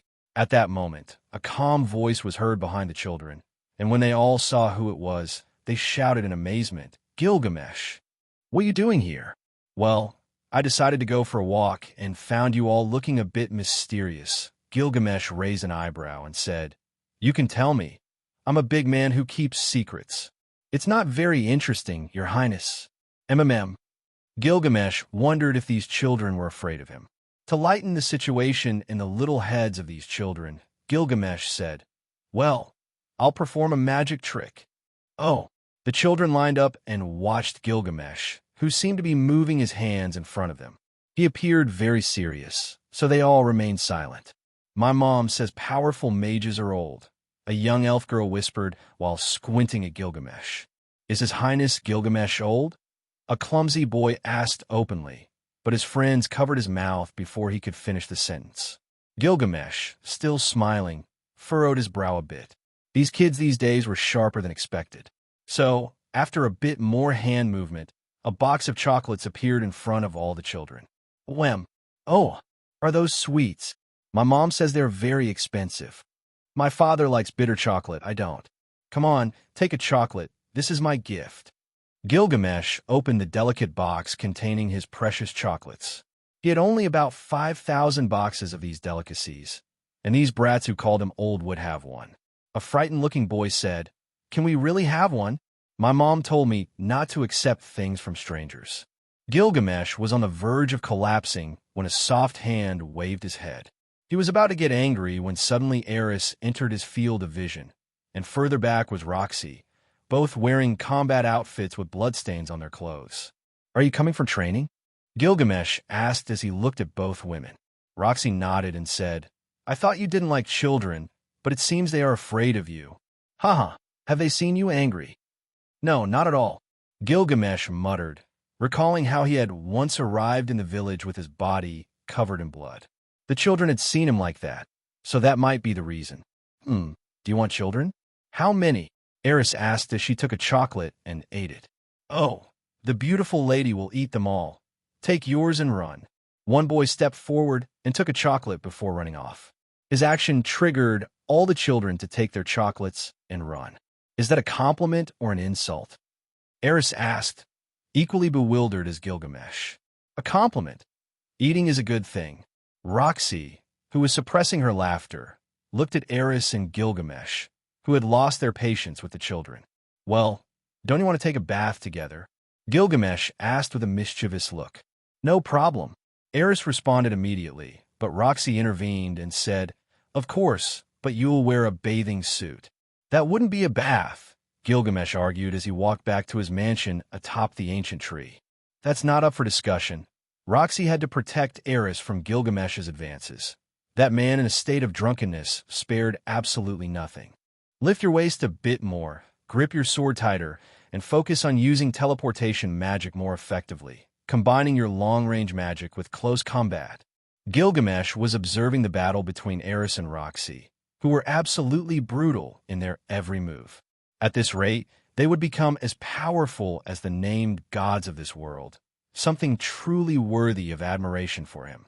After all, not many are willing to become so strong just because. But deep down, Gilgamesh knows that this is due to his presence. Knowing how strong he is, they should feel pressured to be of some help in a dangerous situation. And as they are aware of the god he wants to defeat, they know perfectly well that they only need strength to achieve everything in this world. Gilgamesh was very aware of this, and the only way to solve it is to train his women. They must be unreachable and incredibly powerful goddesses so that no evil in this world can harm them. Children, friends, and acquaintances all feel the pressure of having someone extraordinary by their side, but knowing the source of the problem is the first step to addressing it. Eris, improve the speed of your feet and flow with your battle instinct. You've been getting better by training with powerful opponents, so have more confidence in yourself. Boom!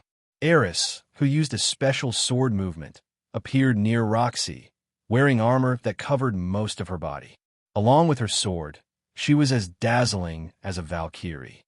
As she moved her sword, the ground sank hundreds of meters around, creating a massive crater that expanded along with a shockwave. However, Roxy, who had been learning teleportation magic, used her spell to disappear and reappear a kilometer away. She was dressed in a blue outfit with a lack of armor, her characteristic mage hat, and an upper garment that covered from her sleeves to her shoulders. These armors they wore were extremely special, as they once belonged to extremely powerful women who died at the hands of Gilgamesh in the last war against the gods. Emerging water. Boom, boom, boom. Having established a significantly advantageous distance, Roxy didn't hesitate and used spells to damage the ground in front of her, making it difficult for Eris to advance. After that, raising her staff, magic flowed, and she attacked with fiery waves. Burning fury. Boom. Eris, who was advancing at an unimaginable speed, even for an emperor of the sword, had some difficulties moving forward due to the damaged ground. Sensing the distant heat, she frowned, and her sword erupted in powerful flames. Using her noble phantasm, Eris counterattacked with the powerful flames bursting from her sword, and a massive wave of fire immediately engulfed the surroundings, causing the already damaged area to ignite. However, at that very moment, ice attacks came like powerful spears. Eris, who wanted a sword fight, was overwhelmed by the sheer number of spells Roxy was whispering in seconds. In normal circumstances, she would have already lost, but she managed to hold her ground thanks to her sword and armor. This is cheating. You said you wouldn't abuse magic, Eris thought with growing anger. Then, after establishing a distant distance on the damaged ground, she charged forward, and her speed increased as a golden aura surrounded her body. Boom! As she soared through the sky, she felt traces of electric currents heading toward her body, so she used a defensive move in the style of the Golden Lion. At that moment, a golden aura enveloped her body, and a powerful pressure even caused the clouds in the sky to part. Too much to control. Roxy changed her strategy and began to concentrate a powerful attack, forming large water whales that danced around her. Boom! After launching, Roxy used an electric spell, and the whales heading towards Eris suffered an electric boost, turning into a brutal attack in an instant. It's not enough. Attacking from a considerable height, Eris swung her sword towards Roxy, and a long-range attack wave was about to impact her body when she disappeared. In that moment, Eris, who was still in the air, searched for the target. I've got you. Upon finding Roxy, Eris flashed with a powerful battle aura and impacted the ground. The surroundings were destroyed, and at that moment, Gilgamesh, who had not moved since the battle began, took a moment to stop it. This is enough for today. Interrupted by Gilgamesh, both of them, who were sweating, fell silent. Roxy's white hair began to return to its natural state along with her blue lines, while Eris's battle aura disappeared from the surroundings. Eris, exhausted by the pressure Roxy had exerted during the battle, asked, "Did we go too far with the strength we were using?"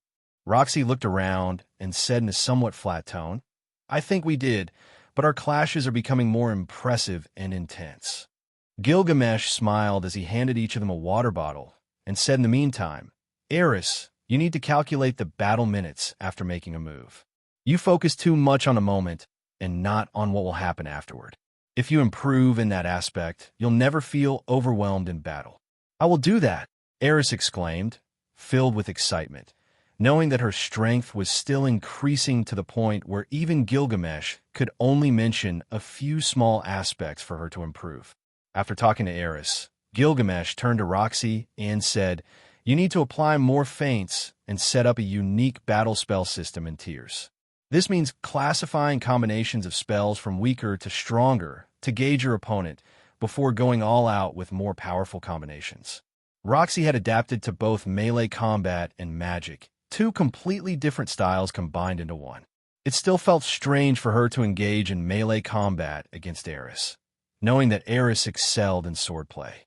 However, when she combined that style with magic, the result was very satisfying. "Get ready.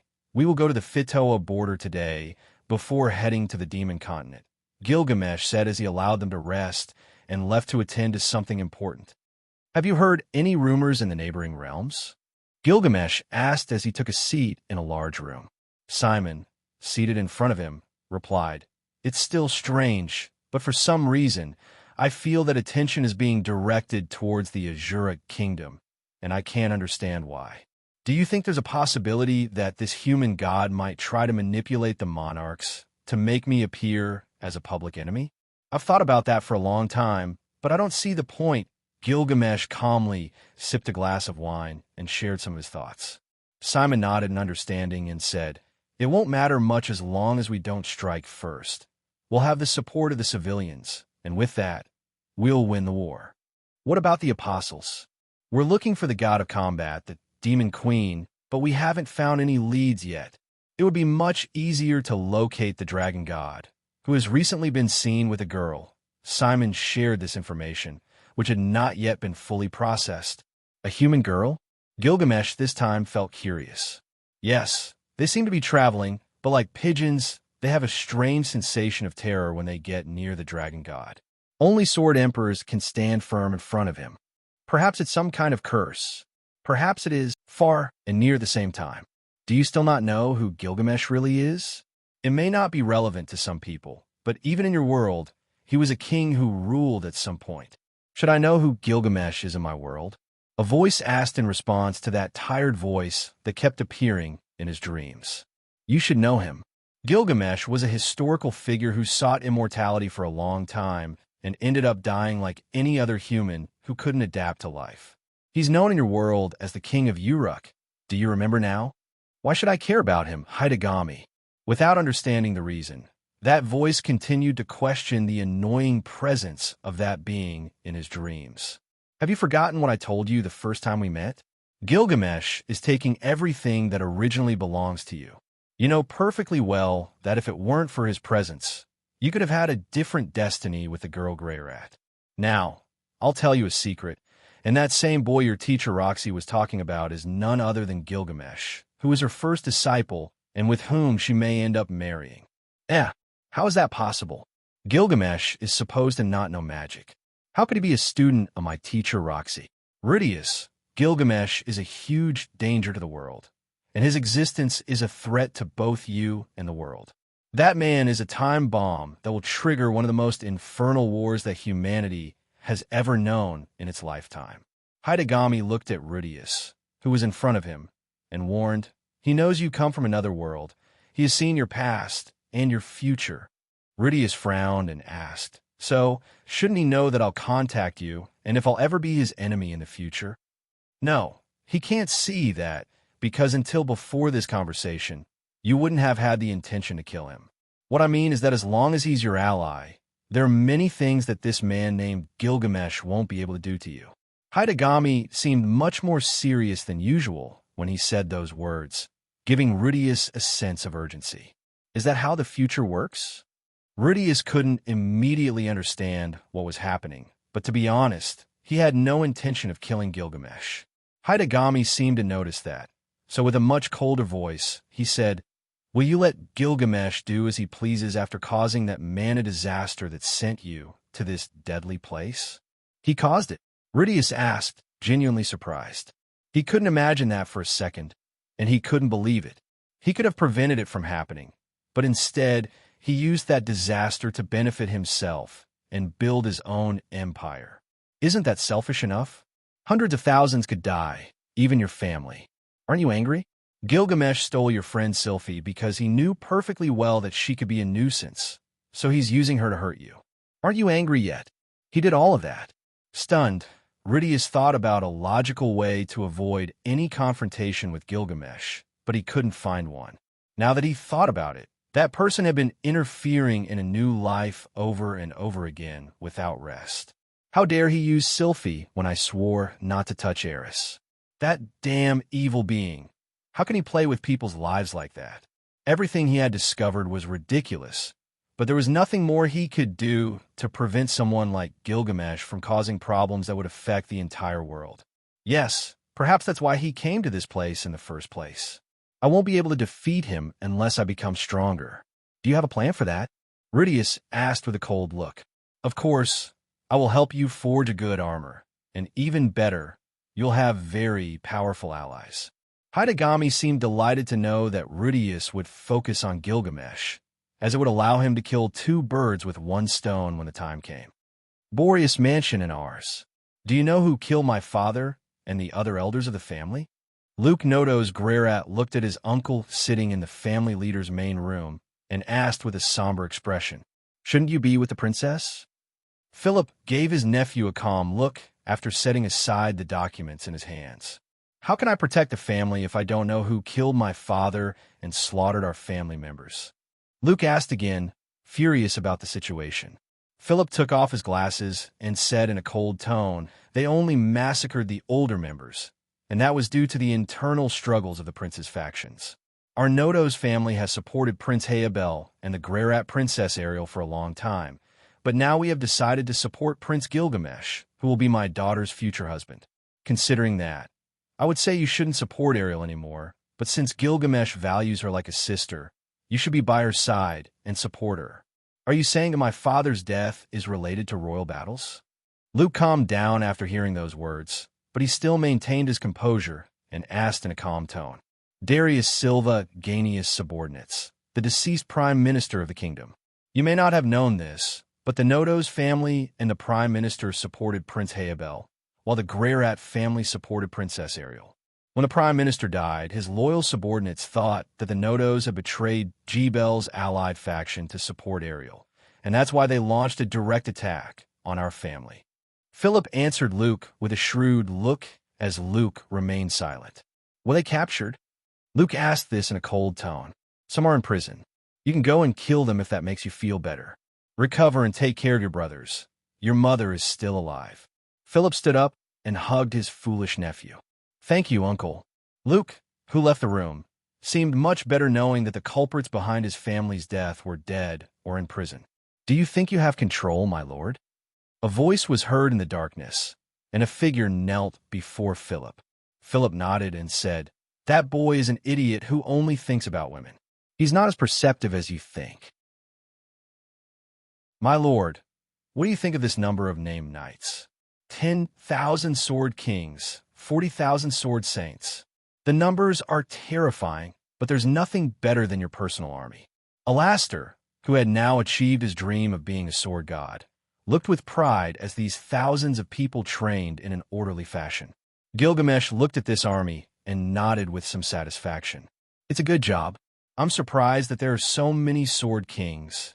As for the sword saints, they are mere errors who couldn't go further due to their limited desires. That's not surprising.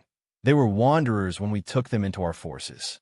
Most of them were sick when the slavers sold them, so what we've achieved in such a short time is admirable. If I may say so, Alastor was proud of this army. What about the others? Gilgamesh, who wanted to know about the state of his people, asked about the other legions of soldiers, and especially wanted to know about the mages. Not only the Purple Horse family was training their warriors, the other families that had sworn loyalty to him should be training their troops as well. Alastor thought for a moment and said, What we have in front of us is a quarter of our army. As you ordered, we divided the soldiers into 4 special points where the 4 families that have sworn loyalty to you will be the swords executing the traitors of the Asura kingdom. If we do the calculations, we have 140,000 sword saints, 40,000 sword kings, all divided into very special zones. If we count the sword emperors, we have only 5,000 of them, and sword gods, there are no more than 1,000. According to your instructions, we have made it clear that the main objective is to obtain this army, so each of us is ready to unify the central continent. After saying that, Alastor adjusted his glasses and pointed out, As for the mages, we have 120,000 apprentices who are in their initial practices within mage towers distributed in different parts of the kingdom. In addition to that, mages capable of casting holy rank magic number 40,000. For king rank magic, we only have 20,000, and for emperor rank, there are only 8,000 mages. As for god rank magic, we only have 1,000 mages and a little more. In reserve, we have around 1 million slaves who were taken from noble families, bought, and safe from sects that worship non-existent gods. An army of 500,000 powerful elite soldiers. Can anyone stop them? Gilgamesh took a sip of his favorite wine and said, "We must stop at 700,000 elite soldiers. We won't spend more resources to strengthen others. You have to consider that they are 700,000 sharp swords." Alastor understood what Gilgamesh meant and said, "It's a pity that hundreds have died due to treason. Your method for maintaining order in the army is highly effective, and they all remain calm. They all await your orders to act. Do you think they label me as the Bloody Monarch? I will kill kings, princes, entire royal families, and conquer the central kingdoms." Gilgamesh could take all the continents if he wanted, but for now, he focused on gaining control of the central continent and fortifying it as much as possible. "Your war, my lord, I can see it very well. If you were a ruler and I were to ask for help to save my young grandson, I am sure that you would extend a hand to save his life." Alastor's voice broke a bit at the end of these words, but his face exuded coldness, and he said, "If you become a monarch, the changes will be more than enough to teach us to live differently. You remind me a bit of my best friend. He lived and died, encouraging my decisions, no matter how absurd they seemed at the time. I can only say that many have considered me better since I started living in a different way, so I'm sure it will be worth it." When Gilgamesh said these words, he felt a bit relieved and went to ponder many things that he still needed to consider seriously. Alastor remained silent, watching as the troops trained and the towering buildings rose higher and higher, turning this desolate place into an incredibly beautiful city. From the center of the immense sea, a dreamlike landscape unfolds for anyone flying from a considerable height, where magic and wonder converge in a symphony of colors and sounds. Crystal clear waters stretch as far as the eye can see, reflecting the intense blue of the sky, merging with the horizon. The radiant and generous sun paints golden glimmers on the water's surface, creating a path of lights that seems to lead to infinity. In this magical place, the most astonishing sea creatures emerge from the depths, displaying their majestic bodies and dazzling colors. Gigantic whales gracefully dance on the surface, defying gravity with impressive leaps. Their resonant songs fill the air, creating a symphony that seems to emanate from the waves themselves. High above, a golden spot traveled at great speed over the immense sea, while 3 figures sat in a long lounge chair with enough space for all of them. As they explored this aquatic paradise, they found themselves surrounded by magical beings and wondrous creatures that defy the imagination.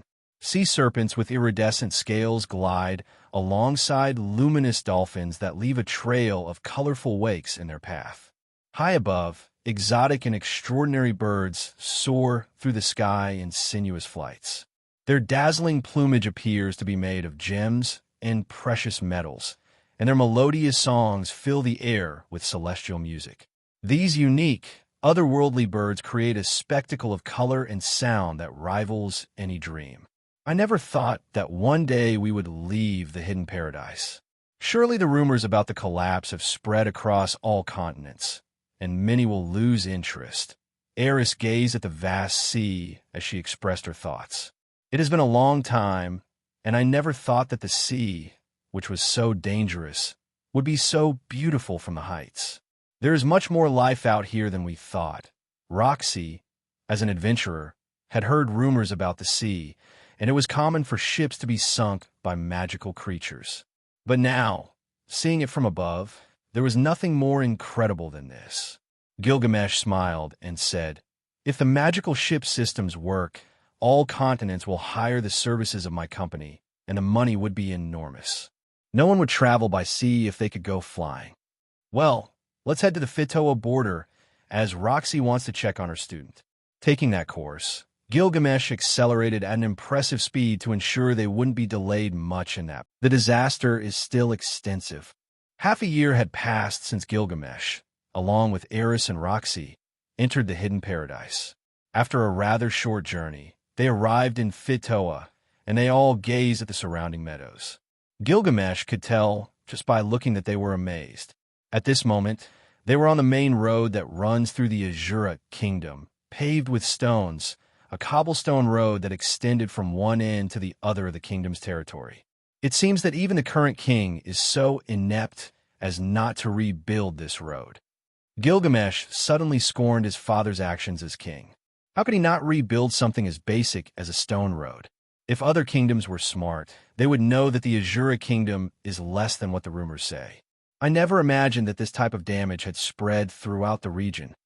Eris, who wore her long hair, was pleasantly surprised by what she was seeing. Roxy knew that there used to be something in this place. She had heard from Gilgamesh that there was a mana explosion that he successfully tried to prevent, saving 85% of the population in the region. However, half of it was completely destroyed by that disaster. Are you worried about your disciple? Gilgamesh asked as he looked at the silent Roxy. He now knew that Rudius was her student, and it was incredibly curious how their paths with that Mogrel intersected with his. They have all disappeared, Roxy murmured in a slow tone while listening to various rumors in the vicinity. Did you also lose a family member? An elderly voice from a carriage stopped behind Gilgamesh's group. I lost a good disciple. So, a student being a mage yourself, your student should also be one. If that's the case, you should have accepted long ago that they could lose their life at any moment, don't you think? He was only 10 years old. That is certainly far too premature. The driver got out of the carriage and walked toward them. He looked at the destroyed area and said, "But you should not be sad. Prince Gilgamesh is doing his utmost to bring back all those affected, even if they are on the demon continent. He was the only one who acted as quickly as possible in this disaster, and thousands of people have been saved by his people. He is incredible, isn't he?" Roxy looked at Gilgamesh, who was sitting under a distant tree, smiling slightly. Of course, he has spent an unimaginable fortune and has contacted many kingdoms. It is a shame that not all kingdoms show empathy in this disaster and do not help in response to Prince Gilgamesh's requests, but many are grateful for all his efforts, the carriage driver said as he looked at the golden-haired man in the distance. His eyes could not deceive him. That man was of great importance. He has to tell you that there's a camp where the most recent survivors have been gathering, rescued by Gilgamesh's Templar Knights. Although keep in mind that it's unlikely for a 10-year-old child to have survived the event, but at least there's a chance that there might be a record of whether he's alive or missing in that place. Do you really want to go and look for that Mogrel? Gilgamesh asked as he gave a calm look to Roxy, who seemed genuinely worried about Rudius. You called him a Mogrel? Eris's ears twitched as she remembered what Gilgamesh had told her about that word, so she immediately asked, "Did he do something to bother you?" Gilgamesh shook his head and said, "Not yet." Roxy raised her head and said, "We can go to the Millis continent and start our journey from there. Rudius and his family must be fine, especially considering how intelligent he is. They must be living happily in the refugee camp." Once again, Roxy's nobility led her to make certain decisions that even Gilgamesh accepted. After all, if you think about it, the future had not yet happened. "Very well, let's go," Gilgamesh said as his Vimana descended from the sky and landed at a height where they could board. When Gilgamesh sat in the central throne of his Vimana, the elderly carriage driver looked at him for a moment and murmured, "You are Prince Gilgamesh. Take care, old man, and thank you for your help. Treat yourself to a good dinner." After saying those words, Gilgamesh tossed a bag of gold coins to the old man before disappearing from his sight. The refugee camp was made up of several wooden houses, so rather than calling it a camp where survivors were accommodated, it more closely resembled the idea of a village. Although the atmosphere in the place was quite depressing, when they arrived, Gilgamesh, who wore his golden armor underneath, and the nearby knights immediately said, "Welcome, my lord. Rest, soldiers. What is the situation in the camp?" Gilgamesh asked as he continued to walk. "My lord, after taking records of the refugees and their personal data, they're sent to the underground city in Fitoa to be placed on the list for city reconstruction. Your assistance is welcome, and as you ordered, they will all be rewarded with a house in good condition and a substantial amount of money to start rebuilding their lives." "How far along is the reconstruction of Fitoa?" Eris asked casually as she walked beside Gilgamesh. wearing that full body armor, making her unmatched in beauty. Only 35% in 6 months. Although we have all the land marked, we are focusing on building houses and, according to reports, the architecture used is much more modern, so it will take as long as necessary. The knight was extremely proud to have learned all this without anyone asking. What is your rank? Gilgamesh asked casually. King of the Sword in the Golden Lion style, Salazar. The knight respectfully bowed to his lord. If you work a little harder, you can become a sword emperor.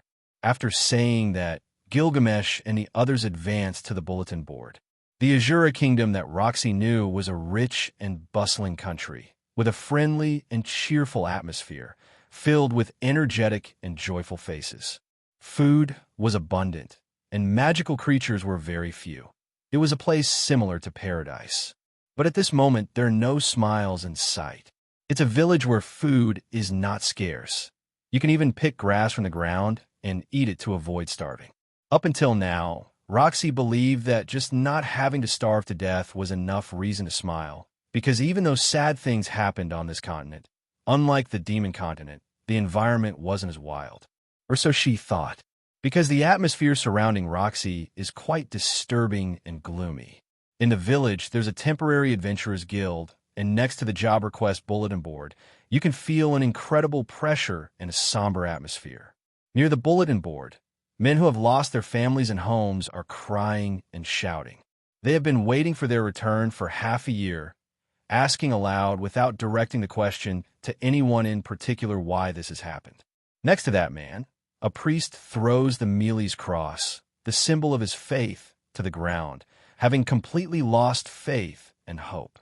Further away, a merchant takes a knife to his neck, intending to cut it, although those around him manage to stop him because that man has lost something more important than his life. Even with food, this place can still be compared to hell.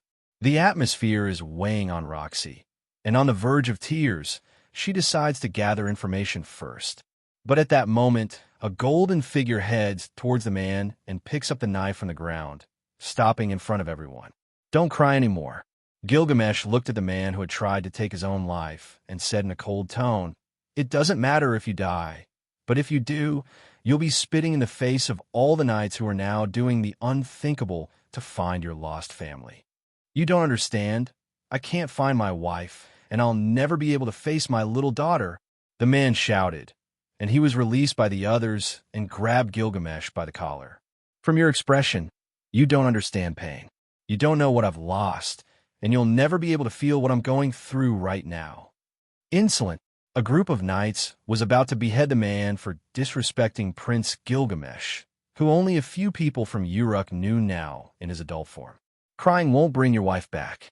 Your pain is useless because it won't bring anyone back from the dead," Gilgamesh said, genuinely expressionless in the face of the man's outburst in front of him. Everyone was surprised by the words spoken by Gilgamesh, even Eris, who was about to strike the ungrateful man, but stopped when she saw Gilgamesh's expressionless gaze. Everyone has the right to cry because they are human. That is the most special way to project our pain and suffering. You should not feel sad for feeling pain. It's okay to miss those you have lost. But I won't allow you to take your own life when there are still thousands of people waiting to be rescued. My name is Gilgamesh. I personally requested cooperation from neighboring kingdoms, but they all refused, claiming that our citizens in the Asura kingdom were impossible to save. I am furious.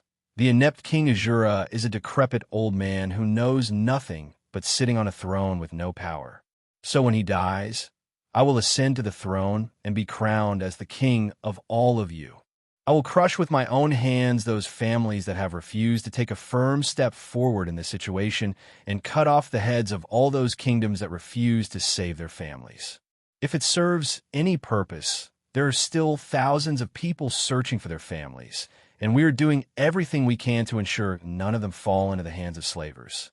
At least, if they don't return to you, it means they have left that world without pain. Gilgamesh's words stirred the hearts of all present, whether they had just arrived or had been waiting for their relatives in this place for a long time. All of them fell silent, dropping to their knees and unable to hold back their tears at the sight of this man upon whom they had pinned their hopes. Prince Gilgamesh, thank you for your help. We heard that all the children in Fitoa have been saved, so we are grateful for your efforts. Gilgamesh sighed and said, do not be overwhelmed. After taking your records, you will know if there are loved ones who have been taken to Fitoa without going through the regulations of this place. Stay strong and do not cry anymore. I will always be here to help you. After saying what he wanted to say, he walked toward a tent, followed by Eris and Roxy, who were in silence as they thought about what they had just witnessed. They knew perfectly well that Gilgamesh had a certain desire to change the course of the Asura kingdom, and that could only be directed towards a pure love for humanity. It is more than obvious that he has lost more than loved ones. He has died for humanity. His journey in this world can be both a curse and a new beginning for him. For this reason, maybe he thought it would be something pleasant. I suppose this is my fault. If I had tried a little harder, I'm sure this wouldn't have happened. Gilgamesh didn't know the outcome if he tried to destroy that concentration of mana with all his power. That's why his best option was to use this disaster to his advantage to drive the entire kingdom toward change. Eris hugged Gilgamesh from behind and said, you've done more than enough for all of them. Everyone knows that, so you don't need to worry if your help isn't sufficient. Just think about what would have happened if they weren't in this world, place, and moment. Roxy, who was saddened by the loss of Rudius, hugged Gilgamesh from the front and said, I'm sorry. I can't help but worry about that student and where he is right now. It's okay to worry about the people you care about. You've always been like that, my dear Roxy. Gilgamesh embraced these two women, whom he had recently come to consider a precious treasure in this life, something he initially viewed as a mere objective that every simple human achieved in life. Cough, cough, cough. A strong cough was heard at the entrance of the tent, and a hoarse voice said, My lord, I've come to report on the situation in the camp. Very well, come in. In approximately an hour, Roxy had managed to understand more or less what had happened. Shortly after the strange phenomenon in which the sky changed color, a vast region of Fitoa was affected by a massive magical catastrophe. The calamity translated into something similar to a large-scale area of effect spell, in which instead of causing a tremendous explosion, it randomly teleported all the people of Fitoa around the world. Unlike the people who were teleported all over the place, the buildings and forests simply vanished. Those who managed to return home after many hardships found that the catastrophe had taken everything from them and were completely devastated. If it weren't for Gilgamesh stopping half of the magical aura and protecting half of Fitoa, many more would have perished. According to her understanding, there was supposed to be a mana outbreak, but there wasn't enough manpower, and Roxy knew what would happen if all of them were forcibly moved. That's why she understood that the sacrifice Gilgamesh made is acceptable. He can't save everyone, and in this life, that job is not his responsibility. We did not expect your visit, my lord. How has the situation been lately in the hidden paradise? Asked a man named Joe, who was a sword god. Gilgamesh tilted his head, resting his hand on Eris's shoulders, then sighed and said, The moon elves have moved to the hidden paradise. Their presence was more than enough for all the forest elves we protect to decide to move to a safer place. That's amazing, although rumors have started to spread. Joe pondered for a moment and said, If all the elves on the continents decide to enter the hidden paradise, there will be a certain chaos in the uncertainty. They'll only be concerned about where their slaves went. Do you know how many slavers the guardians of that forest have killed? Hundreds, if not thousands. But thank you for your service in this place, and I look forward to your return to ours, Gilgamesh said as he stood up and extended his hand to this talented swordsman. Proud to be able to shake the hand of his leader, Joe nodded and said, I will work hard to avoid any mistakes. I will return as soon as possible, my lord. Shouldn't there be something we're looking for here? Eris asked, somewhat puzzled. She hadn't picked up a book in a long time and preferred practicing with her sword to studying. Roxy surveyed the bulletin board. It was being used to list the deceased individuals along with another list of missing persons. Beside her, another bulletin board contained messages left by relatives with numerous similar requests like, if you see this person during your journey, please send them to this address. An enormous number of requests. In all her years as an adventurer, she had never seen the board so full. This detail helped her understand the magnitude of what was happening. And as she understood, all these adventurers were being paid by Gilgamesh, the dead and the missing. Surely the travelers who ended up in this place would have seen or known about the missing people. Although she doubted that people paid much attention to rumors of people falling from the sky, those were hard to believe if you were unaware of the event. Roxy began searching for names on the list of deceased people, taking advantage of its shorter length. Fortunately, she didn't recognize any of the deceased from the catastrophe. However, in comparison, the number of missing people was overwhelming.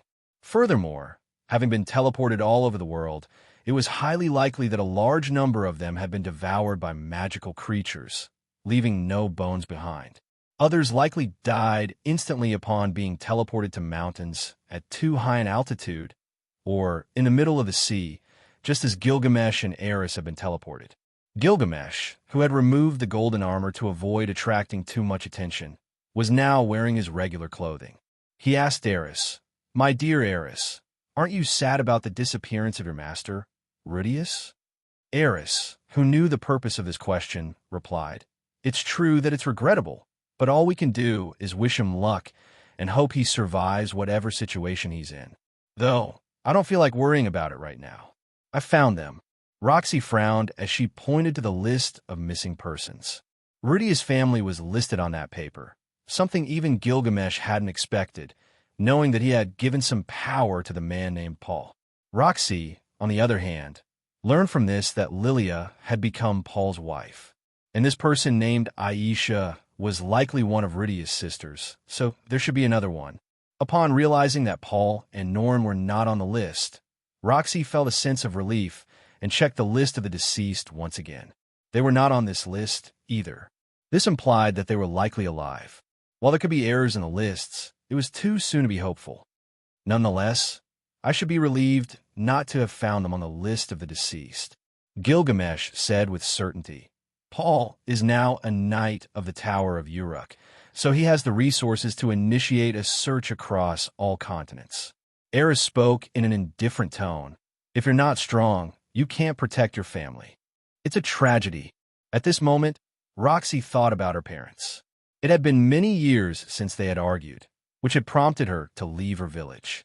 Although for the Migard family, that time was not excessive. "Shall we then go to your family? My dear-in-laws should move to a golden castle. I'll have 500 sword gods protect them 24 hours a day," Gilgamesh said in a cold and calculating tone. "I think that won't be necessary." Roxy became nervous at the thought of what her parents would say when they met Gilgamesh. This, Eris pointed to a familiar last name, and it turned out to be a message from Paul Greyrat. "For Ludius, Zenith, Lilia, and Aisha are missing, but Norn is with me. Although I don't know where you are, I'm sure you can find your way back here. So, I've ruled out the idea of us meeting on the way. I'm heading to the Millis continent, to Zenith's home. I also left messages in Lilia's hometown indicating where I'm headed. If you find them, use them to indicate your direction and try to contact me by sending a messenger to Millis.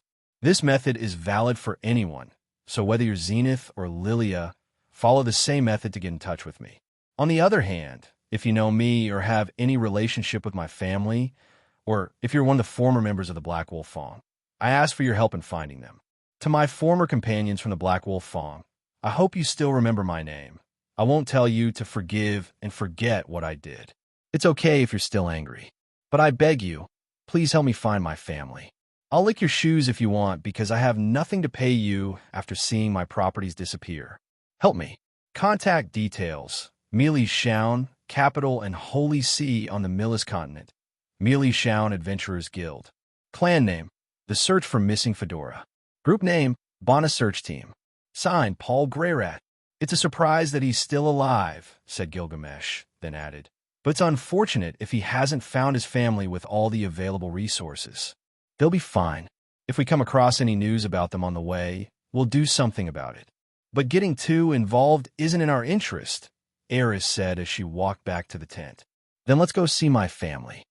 Roxy thought that would be the best course of action, and they'd check the less visited places by humans.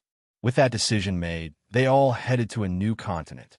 The lands in the demonic continent, as Roxy described, were very arid, and life was hard, especially when you had a family to feed. For that very reason, she wanted her parents to agree to live in the hidden paradise with the other villagers. As they flew over the lands of the demonic continent, Eris, who was wearing her beautiful armor, pointed out, "It's amazing how this armor protects you from both heat and cold, maintaining a cool temperature at all times no matter what's happening outside. Mine is the same. Now that you mention it, I haven't felt hot." Roxy was surprised because she had kept her eyes closed for most of the journey, as the speed of their travel was extremely fast. Gilgamesh smiled and said, "The armor you have on your bodies once belonged to goddesses who met their demise at my hands. I made sure to adapt them to your bodies, and indeed, now you both look very beautiful." "How can you bring up those topics so suddenly?" Eris exclaimed, her face turning red, while Roxy on the other side of him smiled slightly embarrassed. As they headed towards Roxy's village, suddenly, in the distance, what appeared to be a mountain shook slightly, showing signs of collapsing. This caught Gilgamesh's attention immediately, and he headed towards that place. "Are we going to get involved in that?" Eris stopped joking and instead became serious. Gilgamesh looked in the central direction in the distance and said, "It depends on the situation we find ourselves in." Crack, crack, crack. The mountain began to break in the distance, the air filled with a dark substance, and under Gilgamesh's gaze, a tunnel began to form. Everything seemed perfectly set for them to enter, as if whatever was inside was calling them. "I don't know what's happening or what we'll face, but knowing that Roxy's village is nearby, it's better that we go in and find out if everything is in order. As I see it, it seems like a dungeon is forming, although it doesn't make much sense." Boom! However, as Gilgamesh's words had just finished, the entire demonic continent shook, and that dark substance pierced the sky. In the distant mountain, inside a deep cave, giant bone spires suddenly shot up from the ground towards the surface. Each bone was like a spear, over 10,000 meters high, black as night, and each one was infused with that dark energy. In just a second, several kilometers around were stained by that black substance. The sand, mountains, and rocks effortlessly turned into a hellish zone. Anyone without exception who saw this scene would be terrified. That's the word that could describe what was happening right now. Roar. At this point, a loud roar echoed in the distant sky. Suddenly, a red figure with large wings disturbed the clouds and at a tremendous speed headed toward the scene. "That's a dragon." Seeing such a massive dragon for the first time, Eris and Roxy were amazed. Dragons in this world were known as the lords of the sky and earth, dominating any kind of combat against all kinds of enemies. However, when the dragon's roar echoed through the skies about 20 kilometers away, another roar was heard, and a massive firebird emerged from the depths of an active volcano. "What kind of bird is that?" Eris asked this question with complete ignorance of what was about to happen. Roxy, who was standing nearby, mentioned, "It seems to be an infernal bird. They are known to have been extinct for hundreds of years, but it appears that many haven't searched hard enough. What should we do?" Eris was strong, but these enemies had control of the air, and they didn't seem inclined to fight on the ground against her. Gilgamesh analyzed this situation that was spiraling out of control, and it was as strange as it was normal to him. It could be a coincidence as much as it could be a trap. He couldn't see beyond the future in this kind of situation because it involved a creature, and he also didn't want to see the future of any of his women at this moment. It's too late to ignore this situation.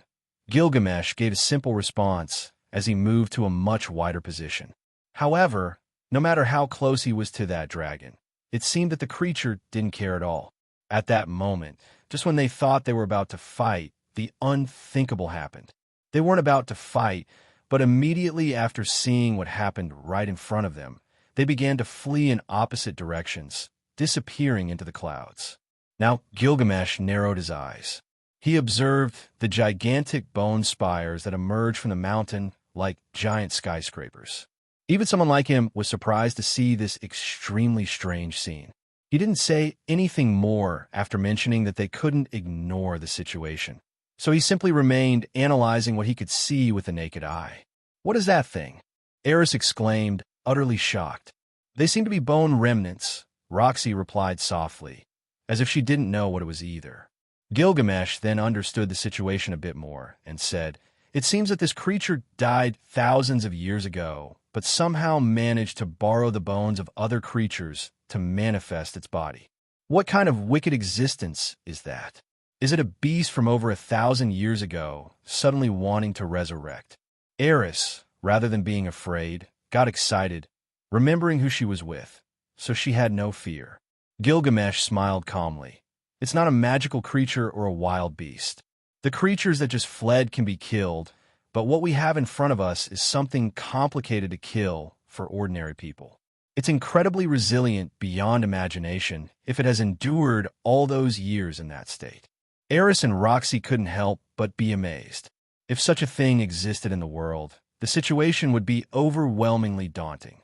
"Get ready. Let's see how strong that thing is."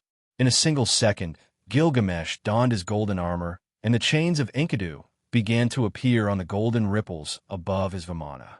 When Gilgamesh prepared himself, he descended quickly and entered the pit that led to an unknown place.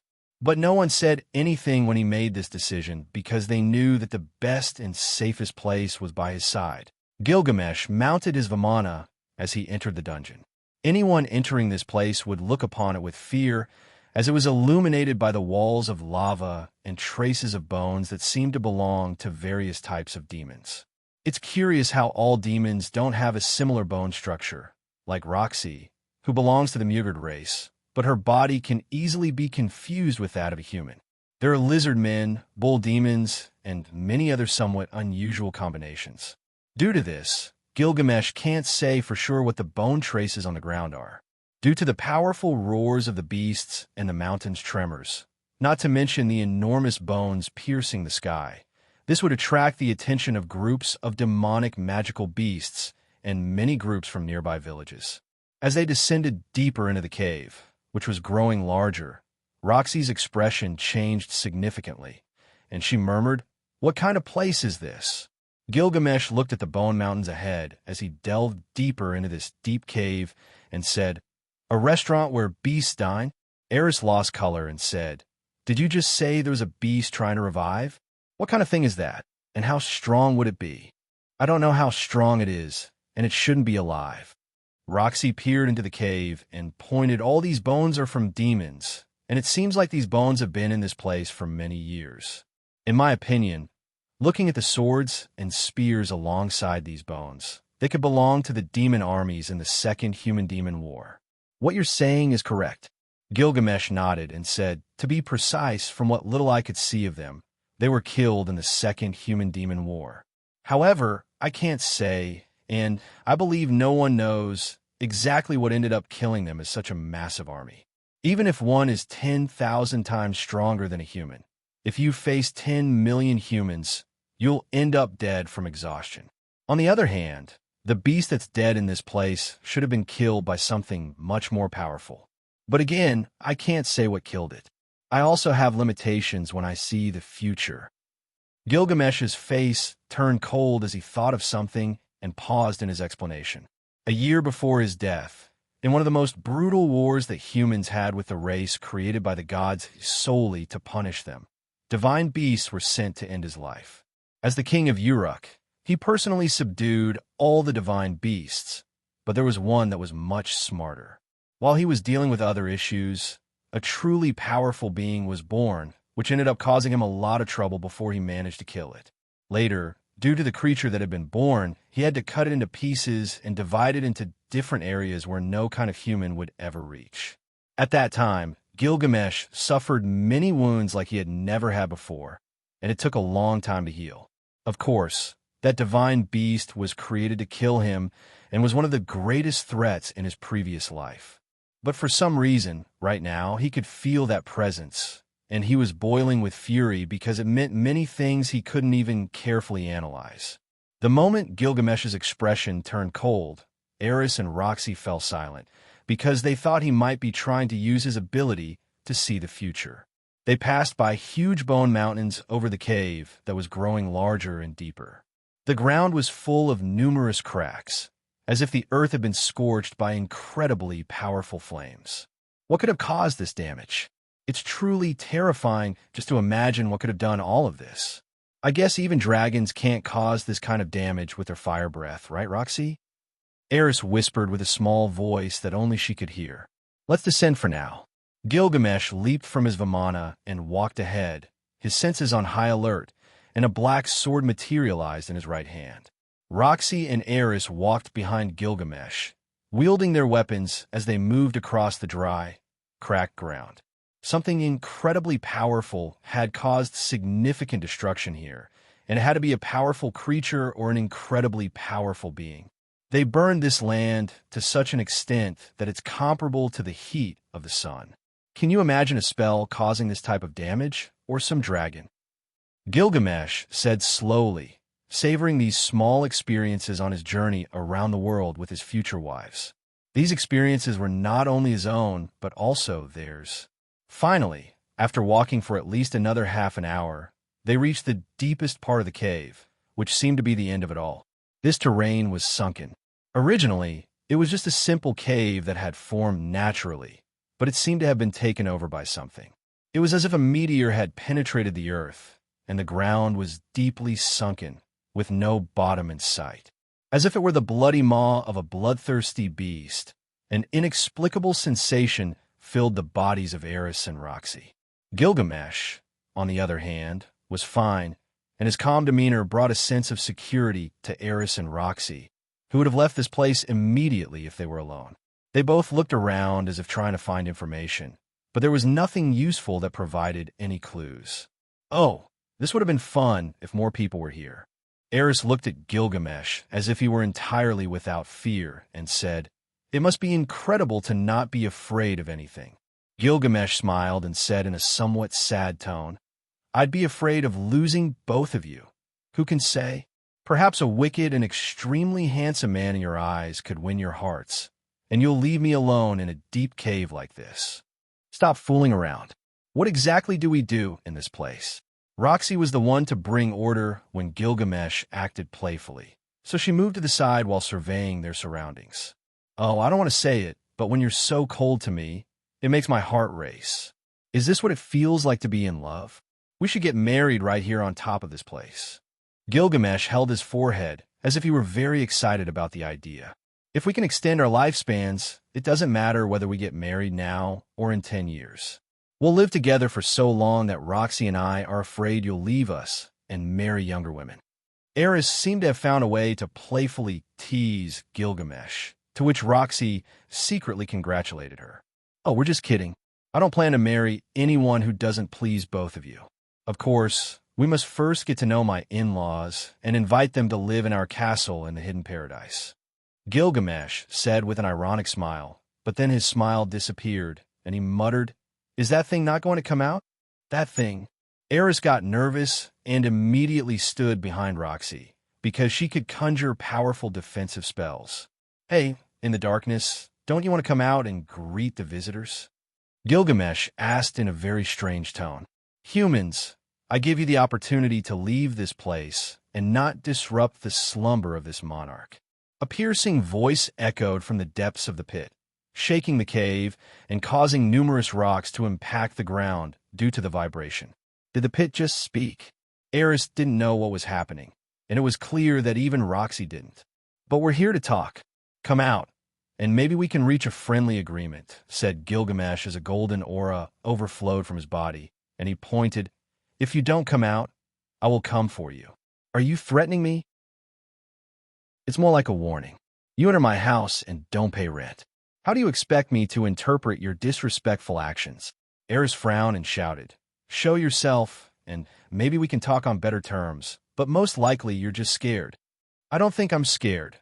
Roxy didn't share Eris's confidence. who seemed ready for battle even though she had been afraid of what they might find in this place just a little while ago. Tiny humans, you surely have no idea who you're dealing with. I may be older than your parents and grandparents.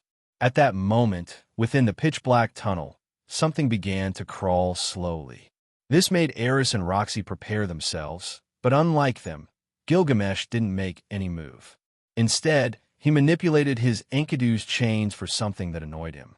Crack, crack, crack. As seconds passed, the bone-breaking footsteps grew closer to the exit of the deep pit, giving everyone more speculation about what might be emerging. What kind of monster would come out of that place? In their thoughts, this should be more ferocious than a raging dragon or a firebird. The heavy footfalls indicated that it was probably a deep-sea monster. Is it coming towards us? Eris asked, her expression simple yet fierce, showing with just one look that no matter what happens, she wouldn't give up easily. Calm down. Nothing will happen that you haven't seen before. The relaxed look on Gilgamesh's face even made Roxy lower her guard a bit. Little human, stop boasting in this place. If I truly wanted danger, then I'm afraid it would be impossible for you to even protect yourself. At that moment, a huge white bone appeared in front of everyone. And just as they were about to take action, something incredible happened in front of them. Is that a dog? Roxy asked, extremely impressed. Isn't that bone part of the monster you mentioned, Gil?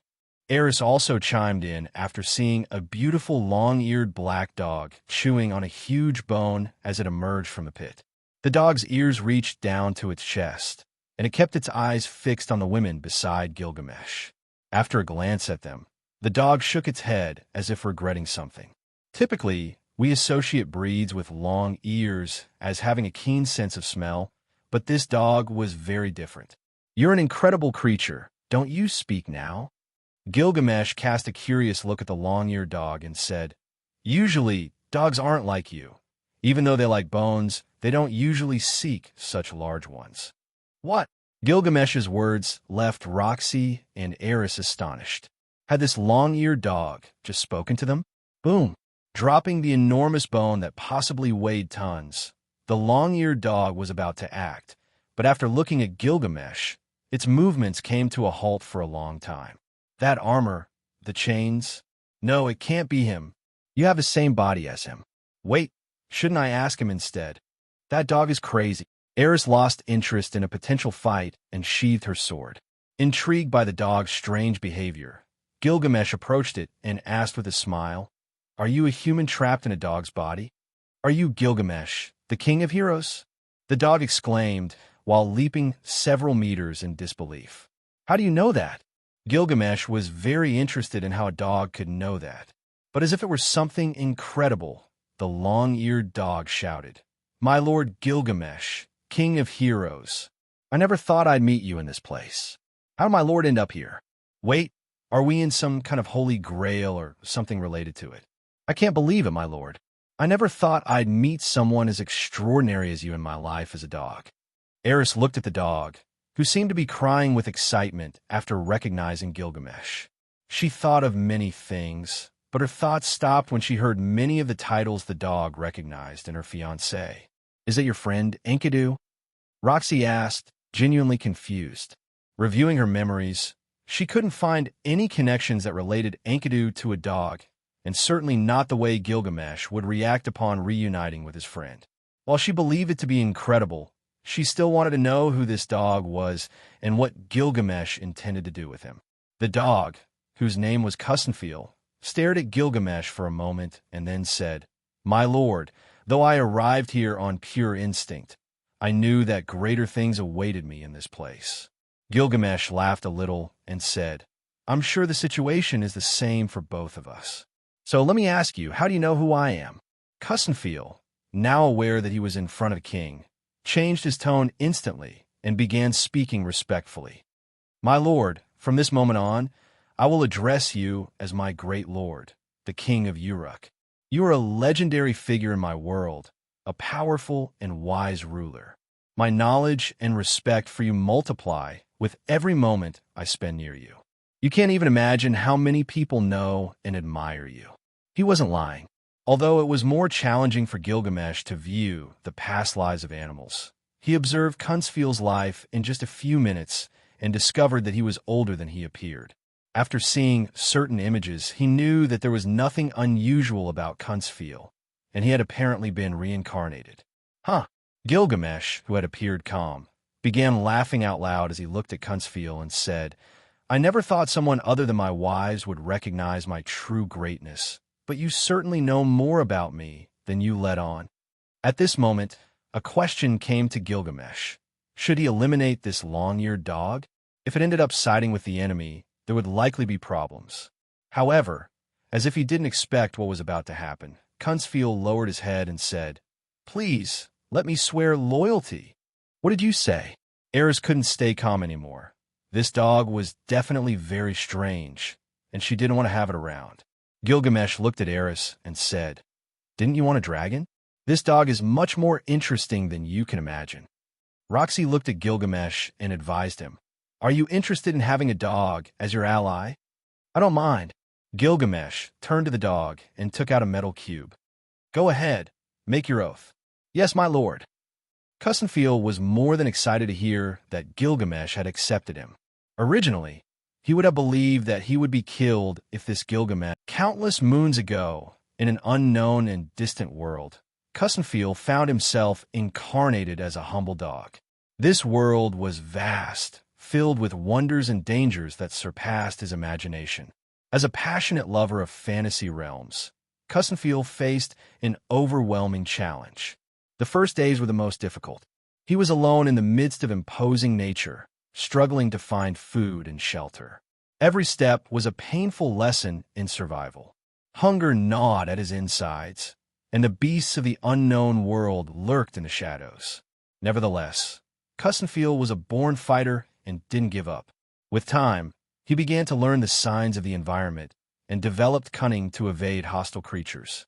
But the most challenging of all was the language barrier. Howls and barks weren't enough to communicate in a world of human speakers. Kunzfiel felt lonely, lost, and helpless. Years passed in his quest for survival, facing powerful magical beasts and threats that challenged his very existence. Each day was an exhausting struggle, but Kunzfiel clung to the hope of a better tomorrow. One day, while exploring a dark and mysterious forest, Kunzfiel stumbled upon an extraordinary fruit.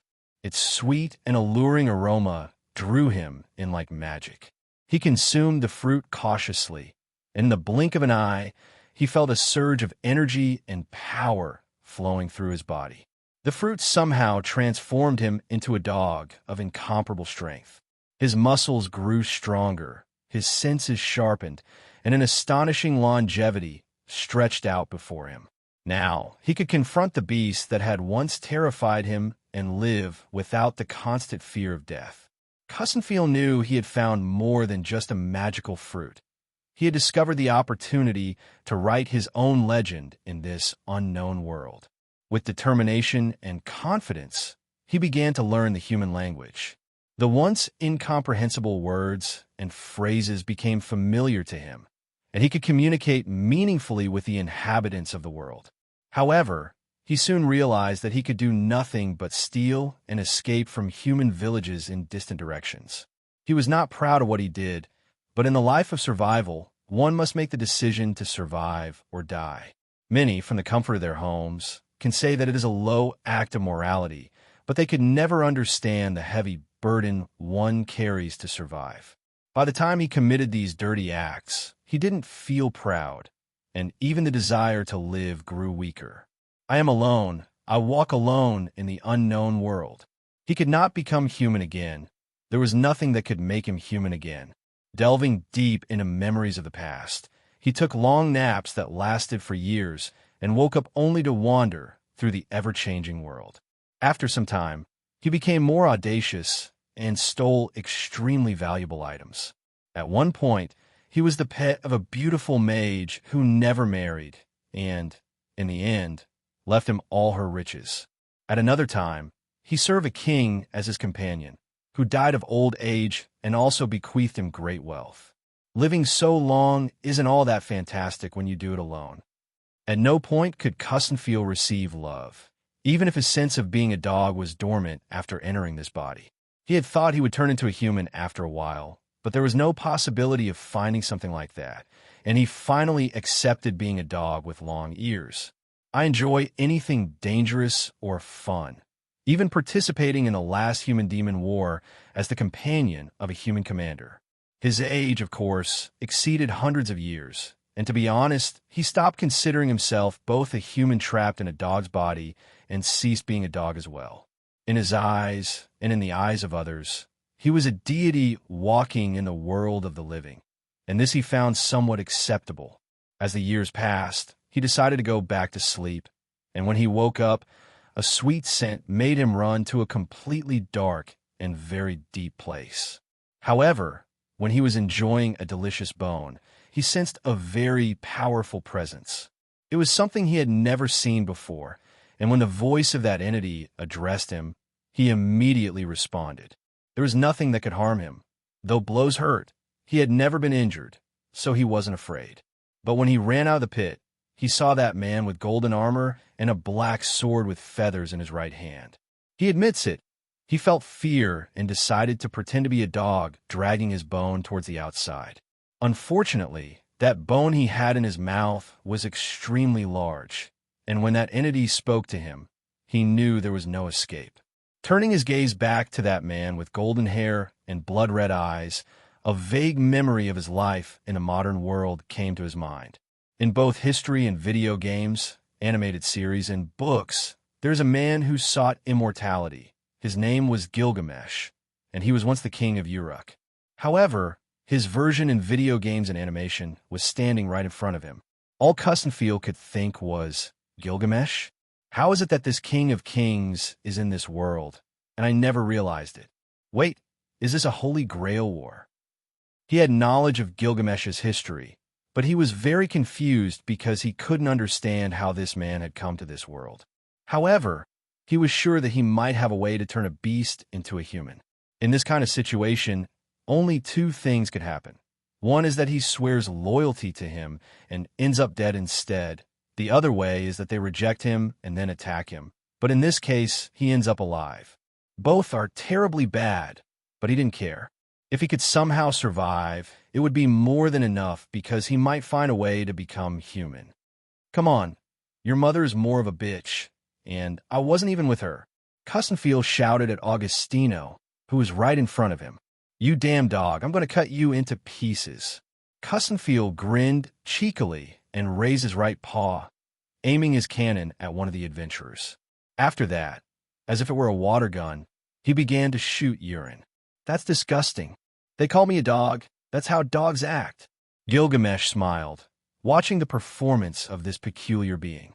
To him, it was a good choice to have some fun in the group, and he was sure that this dog would be very helpful. So, have you found anything other than that bone you brought from inside? Roxy interrupted the enthusiastic Custenfield and instead asked him an essential question that was important to know before leaving this place. My lady, I didn't find anything more interesting than this tasty bone. I can say that over time, I got used to being a dog. It's not a bad thing after all. I'm still more handsome than anyone else except for my lord and his family. But when I want to embrace a beautiful woman, I just have to act cute, and it's like an illusion spell. Eris frowned and muttered, "What a pig." Gilgamesh smiled a little and said, "We should continue exploring this place." Everyone began to descend on Gilgamesh's Vimana, and the most excited to be on this magical ship was Custenfield, who seemed to be on the verge of tears the whole time as he admired every detail of this incredible vessel. On the other hand, Gilgamesh wanted to leave all of this behind and head back to Roxy's village, but his senses told him that something was watching them in this place. This feeling made him a bit angry, but having two beautiful women by his side, he ignored that anger and continued to descend. After Gilgamesh and Custenfield had stopped talking, Eris's voice sounded from the side, and she asked, "How does he know of your legends if he doesn't belong to your world?" Roxy argued with a calm voice. Maybe it's the same world, but in a different time, then it wouldn't make sense for Gil to be recognized as a great legend. Well, I was quite famous and egotistical in my past life. That's not a bad thing, but it's possible that everyone recognized my greatness during that time after my glorious departure. Gilgamesh's voice was clear and loud, as if he wanted to show his wives once again that he had been the best choice for them. Again, Cussenfiel's voice trembled, and he said, "Of course, as your loyal subordinate, I can say that you are the most amazing person in the world. A human who defied all odds and someone I've admired for many years." At that moment, Gilgamesh had reached a deep area where the air was extremely thin. In this situation, Gilgamesh produced a small tree that filled the space of 100 meters with all the necessities for a human to live. I can finally breathe something other than earth.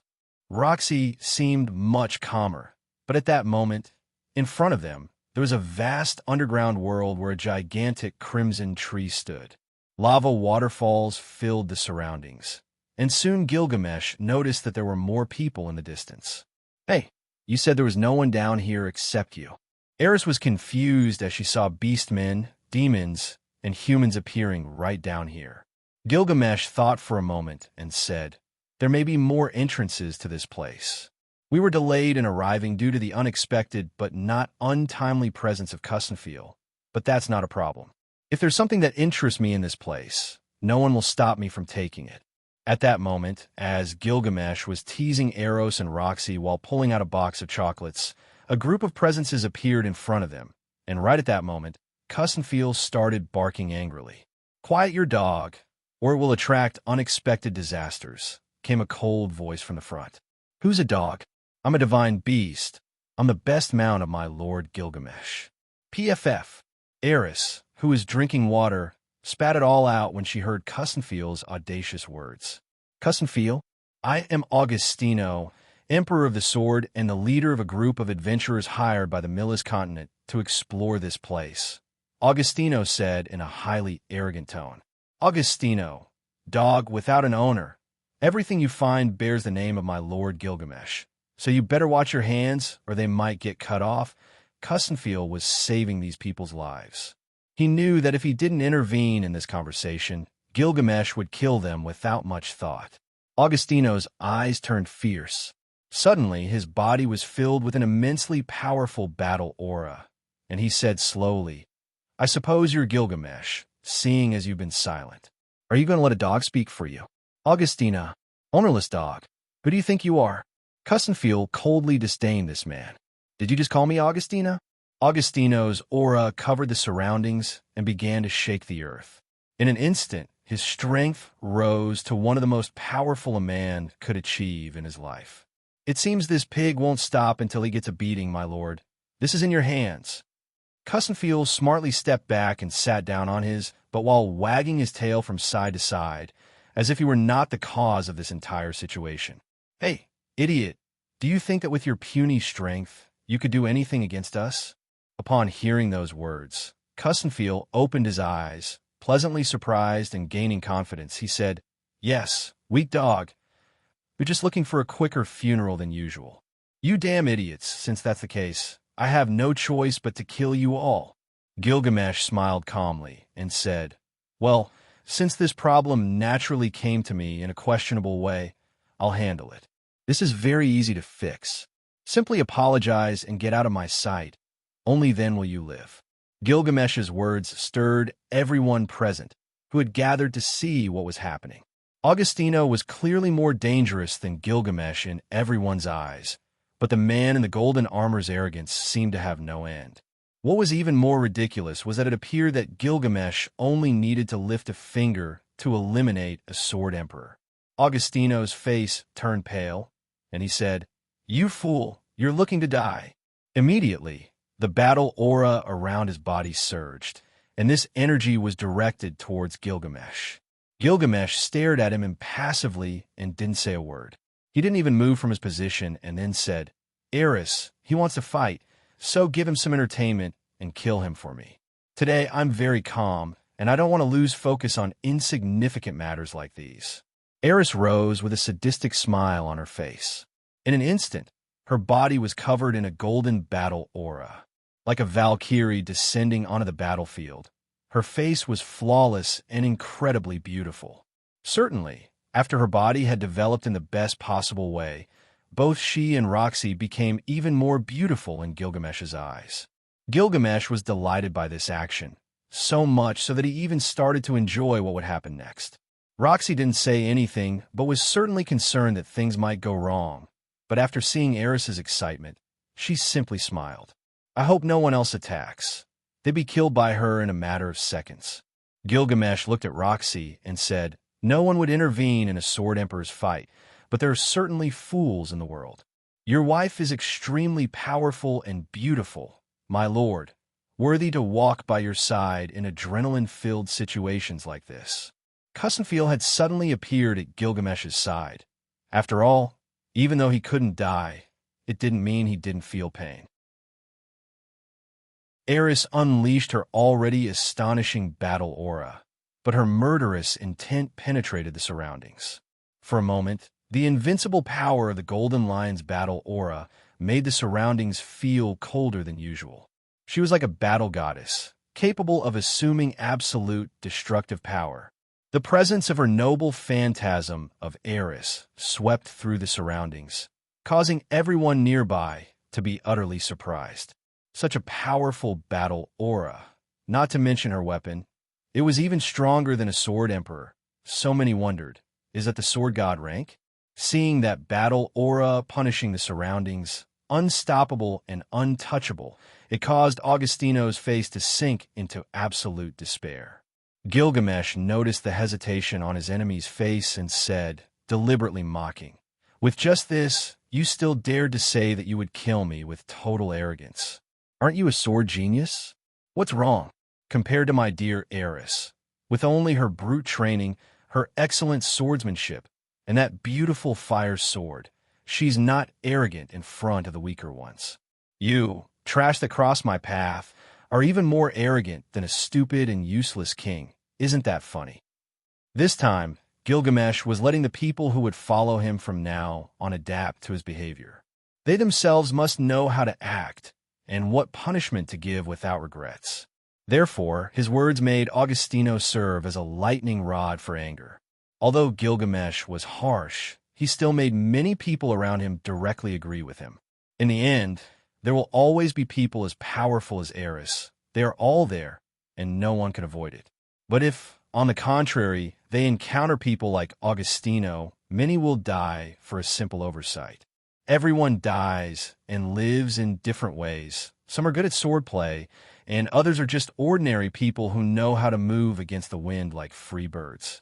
But they are all at the mercy of the stronger ones. And if they are not noble and respectful, only tragic endings remain for those who encounter them.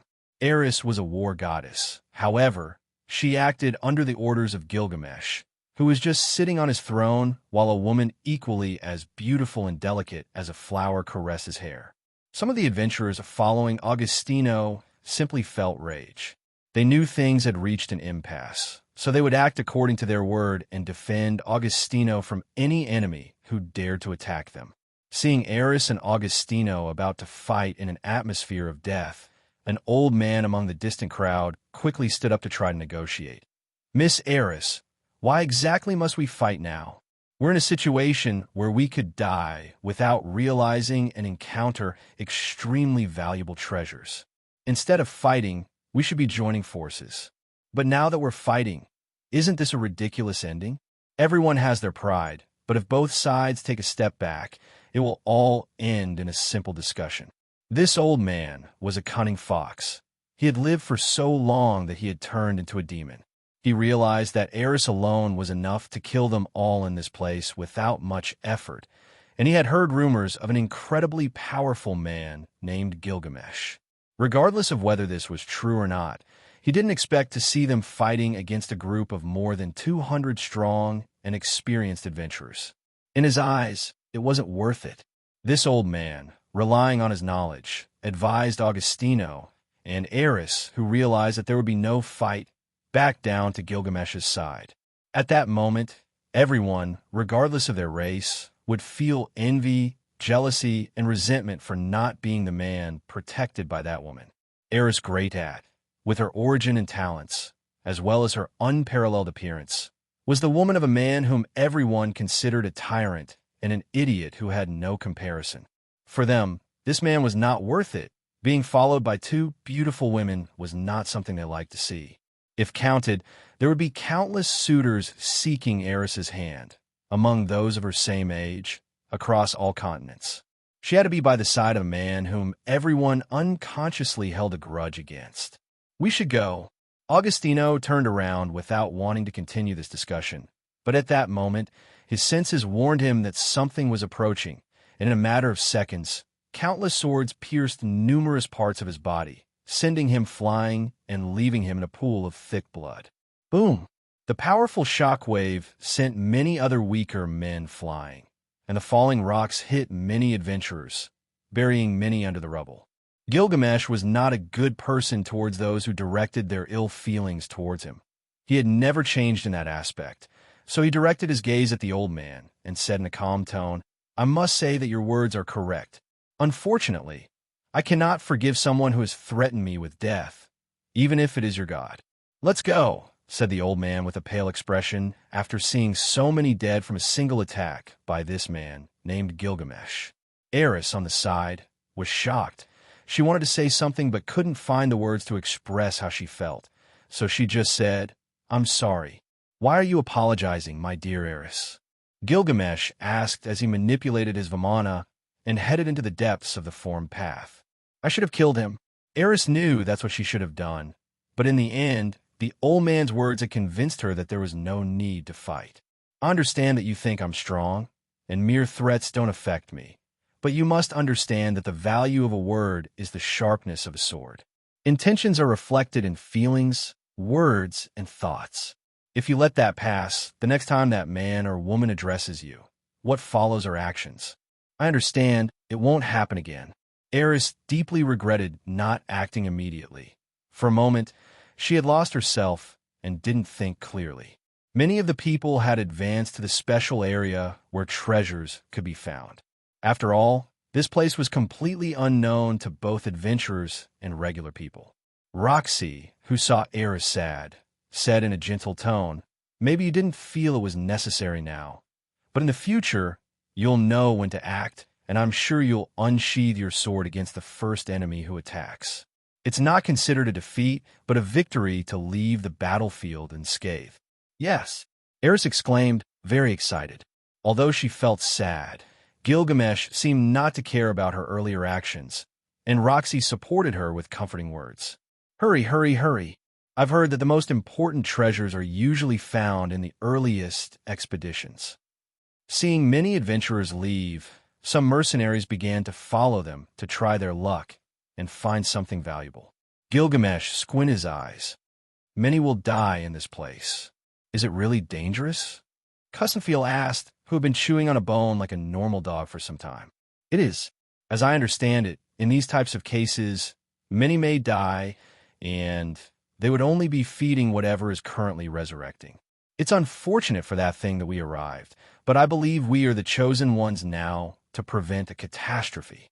They should die. They all choose their path, and you know perfectly well that they can't avoid it. They're not that important to you, right, my lord?" Cussenfield asked in a mysterious tone, but suddenly a water ball struck his head. "Who's attacking us?" Roxy, with her finger pointed at Cussenfield, told him in a cold tone, "Stop talking as if you were a sage."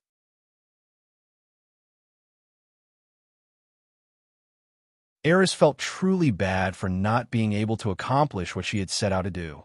She was confident she could achieve it, but at the last moment, she believed it wasn't necessary. In Gilgamesh's eyes, Eris was a beauty capable of driving a man mad, a woman like a goddess who could steal people's souls, someone in need of care and attention. Up close, her particularly captivating and well-rounded breasts, faintly visible, made him momentarily forget his age. Gilgamesh smiled and approached her. Using an indescribable rhythm of seduction, he gently leaned in by her ear. Then he spoke in a tone he rarely used, reserved for very intimate situations, and said, "Do you know what cause and effect are? You are a radiant red diamond. Why worry so much when you're already mine?" After finishing speaking, he gently nibbled on her earlobe. Ah! Eris reacted like a cat whose paw had been stepped on. She gasped and wanted to pull away, but Gilgamesh held her by the waist to keep her close. Suddenly, Eris's body began to warm up, much like the rising of a hot spring. This new sensation tingled all her senses. At this point, Eris's face flushed sensually, and her little gasp immediately caught Roxy's attention. But Roxy only smiled and shook her head, prepared to stop Gilgamesh if he continued teasing Eris. "Gil, what are you doing in this situation?" Her demeanor was incredibly adorable, with shyness and audacity radiating from her gaze. Instead of being scared, she felt unexpectedly happy. Any man who saw her charm would end up falling in love. "You've truly become a beautiful, dignified, and radiant woman, surpassing any mortal treasure." Gilgamesh enjoyed this beauty in silence. Finally, Eris managed to regain her composure, looking directly at Gil, and said, "You should focus on what lies ahead. We might fall into a trap. Besides, you know perfectly well that you can have me whenever you want. I prefer to see you like this for a few more years." Gilgamesh wasn't in a rush to share a bed with his two women right now. He wanted to give it time and let everything develop naturally. "Yes, well, you give me certain doubts." Eris couldn't finish her last words when Gilgamesh's right hand began to caress her right ear. "I will focus on what lies ahead now. You shouldn't get distracted either." As Gilgamesh ventured deeper into the character, gazing at that massive door, a sinister, dark energy became apparent. There weren't many people here, and many wouldn't dare set foot in this place. Does anyone have any idea what we might encounter in that place?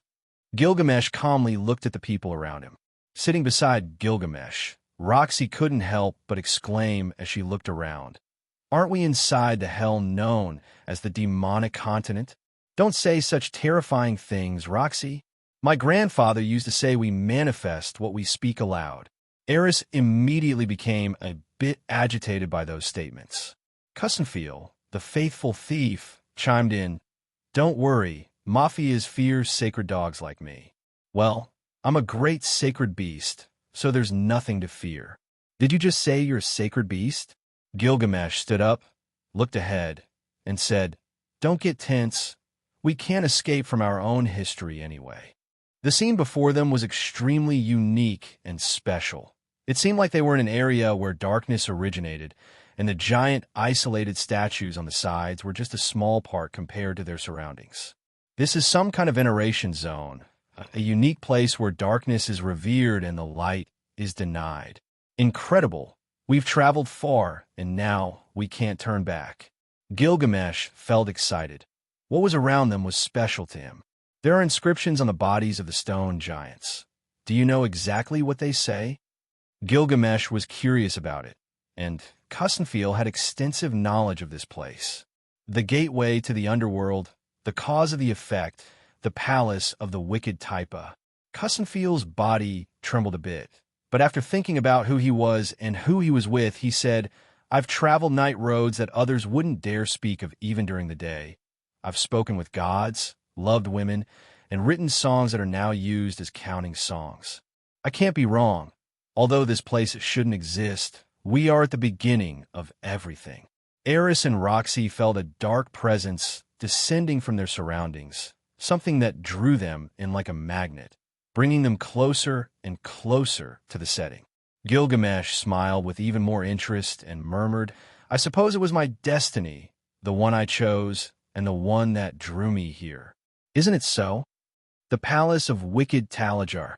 Upon hearing that name, Roxy shuddered all over, and her calm face turned a bit pale. "I've heard legends about this place we're in and who owns it. What's kept here is like an immortal demon. It won't die no matter how much time passes, even if killed multiple times. No matter whom it encounters, death awaits them, and it becomes their food. However, from ancient times until now, no one has written more about this place than just a legend of lost gods." "Are there gods?" Eris, who was standing by, heard the mention of gods and asked, "Tell me, why are we here? We don't need anything from this place, and staying inside it is extremely suffocating." Cussenfield shook his head and said, "Make your choice. That's the question we'll be asked in that place. I suppose we didn't come here by choice, but we were drawn here for a specific purpose. My lord Gilgamesh, can you unleash your full power at any moment? When he asked this of Gilgamesh, Cussenfield raised his canine head to meet his gaze, and he affirmed, due to the silence, I'm saying this to prepare or not, though so far, there's nothing that can harm me. There's always the possibility that something could kill me. I've heard numerous legends about beings similar to the ones mentioned in this place. However, whether gods or demons, sacred beasts, or descendants of godly apostles, there has never been one who can stand against me in a death match. Tell me, Cussenfield, why are you here? Cussenfield thought for a moment and said, I woke up from my long slumber near this place. Something delicious called me to this place, and just before I met you, I thought it was a bone. So, you're here because something called you. Gilgamesh understood. Cussenfield has the body of a divine beast, but is incomplete. He somehow wants to break that seal to be able to use both his strength and magical abilities, but it's impossible for him right now. So, when his senses tell him about something delicious, it should mostly be related to something that can break his seal. Thinking about it, Gilgamesh smiled slightly and pointed, I guess you're lucky in that, but we won't find anything delicious in this place. I'm not sure if there's a god in this world who can be my rival, but at least we won't find one in this dark place. Understand, my lord. Cussenfield couldn't go against Gilgamesh's words. He would die if he did. But isn't it your first time in this place? I haven't felt anything since I arrived here, and you also mentioned that it's hard to see the future unless it's about a person. Eris was a bit confused. She wanted to learn all the skills Gilgamesh uses in such situations. Oh, I never said I always need to see the future. I'm special when it comes to observing people. Gilgamesh began to caress Eris's neck, causing her to fall silent. Bravo! How would you know if there are gods or demons in this place? You're just speculating at best. A beast man snorted in the distance, unwilling to believe the word of a cold-blooded killer. Aren't we going to eliminate them? Cussenfield was ready to charge into battle despite his poor combat abilities. Gilgamesh smiled and said, They will suffer in this place. What's the use of doing anything when they're already being punished for their arrogance? Come on, let's go to a much more interesting place where we can surely find something incredible. Gilgamesh manipulated his Vimana in a different direction. The moment Gilgamesh was the first to enter, many of the people around were very excited. Many secretly wished for him to meet a certain death, as no one could endure his arrogance and the ease with which he moved. There were many people in this place, some of whom were extremely strong, and after seeing Gilgamesh advance, many others took a different path. The rest, weaker ones, followed in the same direction, but behind those who wanted to take the lead. The surroundings were complex, but beneath this vast underground world, there were many hidden treasures. Not only were there rare plants and medicinal herbs, but also treasures like metal ores, stones hiding precious diamonds, and materials to create powerful weapons. Sharp vitality. An elderly man quickly said in an excited tone, We must take this water to create magical fish. It would be of great benefit if we managed to breed fish in this type of water. Autumn Sorero. Many were excited about things that, in Gilgamesh's eyes, were nothing more than garbage. After all, he had everything at his door in Babylon, and when he says he has everything, there's nothing that can be bought from him. However, when everyone was desperately collecting the treasures around them, many shadows moved silently like tree roots emerging from the mud and stones. Some shadows were as large as an arm, while others were as thin as a hair. They were like dark serpents silently advancing and searching for their targets. Ah! Suddenly, there was a miserable scream as if someone's soul was being torn apart. A shadow, the size of a long river, suddenly emerged from the darkness and pierced a person's chest. What's happening? The abrupt change happened very suddenly, leaving many people in the vicinity confused and terrified. Boom! Crack! But at that moment, a new shadow emerged from the ceiling and, like a snake, pierced the head of another adventurer. Numerous shadows pierced his body, not even giving him time to react. Shields! Shields! Shields! A mage roared and raised his staff, generating a powerful magic shield. Then, with a swift light attack, he severed the shadows that were moving in the darkness like venomous snakes. Arg! The dying adventurers couldn't believe what was happening. When the shadows pierced their bodies, they absorbed all the blood like a vampire, similar to a leech, but at a rapid pace. And after leaving the body dry, they sank back into the ground. What kind of monsters are these? Seeing the events that happened right before their eyes, many of the adventurers felt fear and couldn't move a single muscle. Crack! Crack! Crack! In a flash, more snake-like shadows emerged from the ground and attacked other people who were desperately trying to gather resources. Spawn of demons. A powerful swordsman swung his sword and cut down several shadows that emerged from the darkness, and shockwaves exploded like bombs. In an instant, the dark shadows were shattered one after another. However, these shadows were more terrifying than they could imagine. Even if they were cut in half or attacked with fire magic, they escaped immediately underground. Only complete destruction would be their true end. Momentarily, there were many lamentable screams in the vicinity. Many adventurers were overwhelmed by the disaster and were completely torn apart by the shadows. There were many strange and wonderful underground treasures. At this moment, many of the adventurers and mercenaries who were very excited were being massacred by the apparitions that emerged from below the earth. This place used to be a treasure land in its own right, and then it was entrenched by darkness itself. The treasures left with the bodies of those buried here had filled this place with relics and dark energy.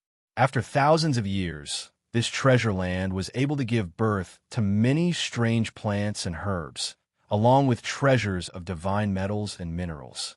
However, when these adventurers were blinded by their great luck, darkness attacked and was too strong to face.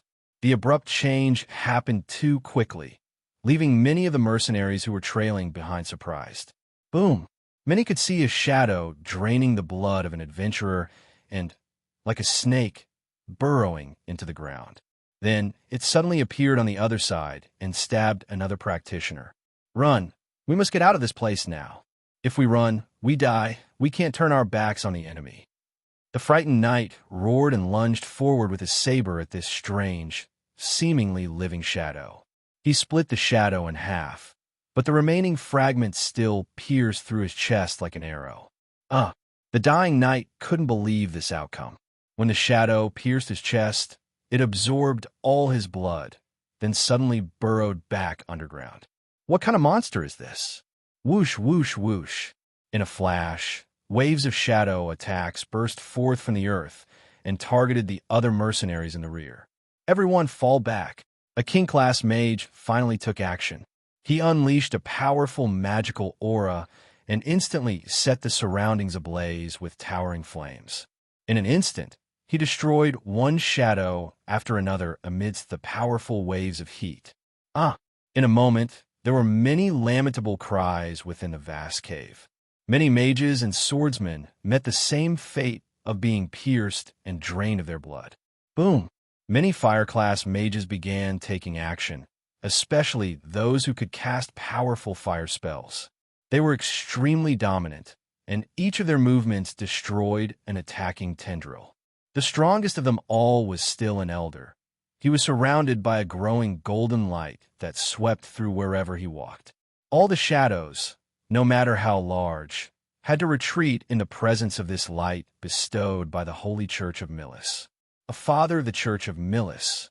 Seeing such a strong aura, many adventurers following behind him were amazed. With a Milis church mage protecting the front, everything became safer. Don't just stand there, attack. Some powerful adventurers didn't lag behind either.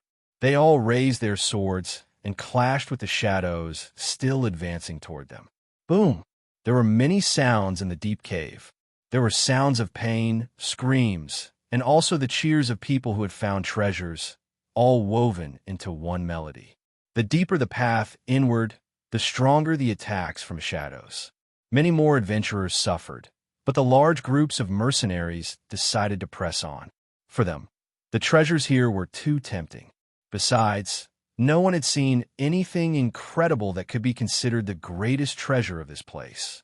Due to the presence of so many mysterious plants and rare underground metals, all the mercenaries and adventurers were even more convinced that there was a divine treasure, just as the legends had claimed.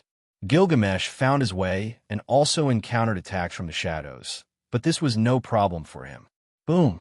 Suddenly, a shadow the size of an arm shot up from the ground and lunged towards Gilgamesh with lightning speed. The speed of the shadow was swift, but Gilgamesh was even faster. He grabbed the shadow and crushed it with his hand. However, even though the shadow was crushed, it turned into smaller shadows, like needles, and aimed at penetrating his muscles. But as soon as his golden aura erupted, the temperature of his body slowly rose, and clearly, these shadows couldn't pierce his body. Gilgamesh sneered coldly and raised his body temperature even further. In one go, the entire huge shadow was turned into ashes. These root-like shadows were very long. Whenever Gilgamesh pulled them out of the ground, they writhed around him like serpents. In no time, Gilgamesh was densely covered by 3 layers of these roots. Get lost! Gilgamesh released his presence once again, and the temperature of his body reached inhuman levels, exerting incredibly powerful damage. Just a few seconds were enough to make all the shadows on his body disappear. Some that weren't wiped away fell to the ground and tried to move, attempting to pierce the skin. Then, Gilgamesh pulled out a fire fan and waved it as he stood on his Vimana. With a single swish of his fan, a powerful wave of fire burst around and pushed away all the shadows. After a few seconds, the divine force on his muscles shattered the surrounding walls. Informal wave. Compared to Gilgamesh, Roxy merely used fire spells to divert the shadows in front of her. On the other hand, Eris swung her sword, and her figure was like pure diamond shining in a reddish hue. The shadows in the vicinity that sought to stab Eris couldn't get close to her. They were even afraid of her bloody aura that she was emitting. Eris swung her sword and swept through the air. The sword's edge annihilated all the shadows with the help of its fire attributes. However, the simplest and most direct was Kunzfiel. He stayed behind everyone. He wasn't foolish. He knew he would be dragged into the deep darkness if caught. Come on, you can do it. Water goddess, bestow your blessing on the rear to ambush us. Kunzfiel started barking like crazy behind Roxy. You're so annoying, you idiot dog. Roxy turned around and cast a powerful fire spell that exploded forcefully. At first, I doubted because the great Gilgamesh was accompanied by 2 women he considers as his wives. Now I can understand a bit, Kunzfiel said as he moved neither too close nor too far from Gilgamesh. He wasn't stupid enough to go head-on in this situation. Boom, boom, boom. The deeper Gilgamesh went, the more frequently the shadows in the surroundings attacked. These shadows were darker than darkness itself, and thanks to the walls glowing with a lava-red hue, they could identify the enemy. However, these shadows became thicker and had greater strength. In the deepest area, the shadows seemed to be made of steel. To the dismay of the others, not even simple swords and spells below the holy level could easily cut through them. To protect his women, Gilgamesh had to wield 2 long swords, one with ice attributes and one with fire attributes, both shining with great power. In addition to that, he unleashed the Enkidu chains to protect the points he was neglecting. What is this? Eris was surprised. At this moment, the shadows, which were originally black, changed to a much lighter color, similar to blood, and moved towards her with much more speed and brutality than before. These shadows are probably composed of the blood it absorbed from other living beings. We are getting closer to its nest, so it's pressing its attacks with much more desperation. Gilgamesh, who was calm, pointed out, the body of this monster is hidden beneath the earth, and it uses the shadows as an attack. So as long as we can find what's causing these shadows, we will stop being attacked. With that said, Gilgamesh increased his power and, after telling Roxy to maneuver her Vimana, he fully released his divine aura. In just a few seconds, this was more than enough for the shadows to stop attacking him and not dare to approach. Gilgamesh's divinity surpassed that of the known gods, which was why the attacks ceased. Suddenly, the cave just behind Gilgamesh was filled with ancient shadows. It seemed as if venomous serpents were eerily staring at them. It's all so incredible. Roxy couldn't believe how incredible Gilgamesh's divine energy appeared to be. To her, it was just a warm, golden breeze, and she didn't feel intimidated by it all. She wondered if she saw that aura differently due to her relationship with him. The divine aura is a weakness for anyone who considers me their enemy. This is because, as I am between the division of a semi-god to a true god, my power was once the source of the creation of gods. But now that I am in another world, I might become a god. That is inevitable, by the way. After saying that, Gilgamesh materialized a golden aura in his hand and threw it forward as if it were a spear. Seeing the divine energy approaching, all the ancient shadows immediately retreated in quick succession. However, there was still one ancient shadow that was hit. It immediately writhed on the ground and met a lamentable death like a dry, dead snake. Is it the power of divine energy?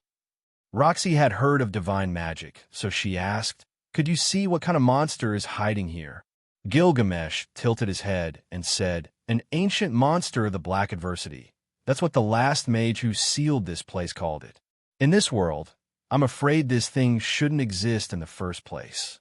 As they spoke, they entered a massive cave made of rocks that seemed endless. The eerie thing was that these rocks were as red as blood and emitted a mist like fog. The entire cave was shrouded in this bloody mist, almost blinding anyone who entered. Walking in this vast cave felt like walking in a hole made of blood. The interior was permeated with the smell of freshly spilled blood, which had been recently gathered for numerous murders and was used to house a terrifying demon. Now, where are we? Even Kunstfiel felt a bit fearful upon entering the cave. He felt uncomfortable, as if there were malevolent magic in the air. The entity of the black adversity is supposed to be here. Gilgamesh, just minutes ago, had seen in the future that it should be in this place. At this moment, Roxy gently tugged at Gilgamesh's sleeve and gestured in another direction with her chin, saying, "Over there." Gilgamesh focused his gaze and saw a shadow in the distance. This shadow was shrouded in the bloody mist, so others couldn't see it clearly. From afar, it looked like a human, but not quite. On closer inspection, it was more like a small, swiftly moving fog. Whem! In an instant, the swords in Gilgamesh's hands shot out as fast as lightning towards the shadow in the bloody mist. However, the shadow was extremely agile. Sensing the danger of the swords, it immediately escaped at an even greater speed. The swords returned to Gilgamesh's hands, but they couldn't cut the shadow, and instead, they had allowed it to escape. The shadow knew how intimidating the approaching swords were, so it didn't reappear. Was that the entity buried here? Seeing Gilgamesh's failure to eliminate the entity, Roxy asked with concern. "No." At this moment, Gilgamesh's eyes turned fierce, and he said coldly, "Someone else beat us to it, and it's possibly sent by that bastard." "So, someone else got here first?" Kunstfiel also looked around the bloody cave, but couldn't find anything else. If it's not here, it must be in a different place. Gilgamesh analyzed the future more carefully and could see that a young man had been here. If that person got ahead of him in the future, it meant that his future had been observed and altered by the human god himself. Gilgamesh smiled and said, "It must be in the other direction. Come on, let's go." Eris and Roxy looked around cautiously for anything suspicious, and Kunstfiel did the same. No one dared to ask questions at this moment. Gilgamesh, who had seen the future, knew this place like the back of his hand, and he even knew where the entity of the black adversity used to be. Although Roxy was extremely curious, she knew it wasn't the time to ask. However, in a different direction, a group that wasn't originally with the ones who had entered initially arrived. The group consisted of 9 members, and their leader was named Richard, an emperor of the sword from Emilis continent. They had followed the church group, but had gone further in their direction. They found that there were fewer and fewer caves. As the caves converged, it was as if they were all coming together. All the adventurers and mercenaries who had gone in different directions were now walking together. However, they found that the shadows grew stronger and stronger. The shadows appeared more frequently and with even more power.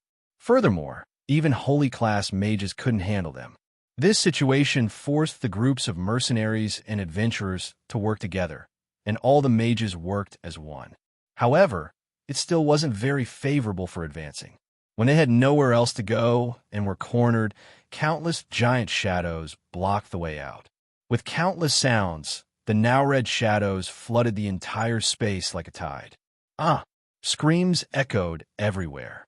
Not to mention ordinary swordsmen, but under this situation, even many king and holy class mages couldn't hold their ground. A moment of inattention led to their deaths at the hands of the ancient shadows, their blood drained. There weren't many large caves left in this place. The two strongest groups were the one that had just entered, led by Richard from the Millis continent, and the elderly man who had tried to stop the fight before, Elder Beau. Because of this, they only had two paths ahead. In this chaotic battle, Richard and his old servant were also diverted into a cave due to a collapse. At this moment, there was no turning back. Richard had no choice but to go with the large group, but the ancient shadows attacking from behind became even more numerous, like the flow of an ocean. At this moment, all the adventurers found themselves in a dead end. They felt they were trapped in a snare. Powerful ancient shadows blocked their retreat and pursued them deeper into the caves. It seemed as if they were being drawn deeper into the nest. At this moment, the red shadows appeared, considering the intruders a delicious meal. They were entangled in their web, waiting for their delicious prey to arrive. However, for unknown reasons, wherever Richard went, he especially attracted the red shadows. They attacked him much more vigorously than the others.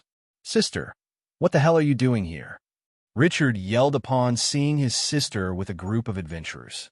However, he didn't have time to react because he was being attacked much more fiercely than others. At first, Richard was able to handle it, but later, he couldn't endure it anymore. Fortunately, the elderly man by his side took action. People began to realize that Richard was attracting the large shadows in great numbers. So many of them quickly moved away from him to avoid being attacked as well. Under the frenzied assault of the shadows, Richard and his old servant were forced back into a tunnel. This was a dead end. Watch out! Richard was nearly stabbed by an ancient red shadow.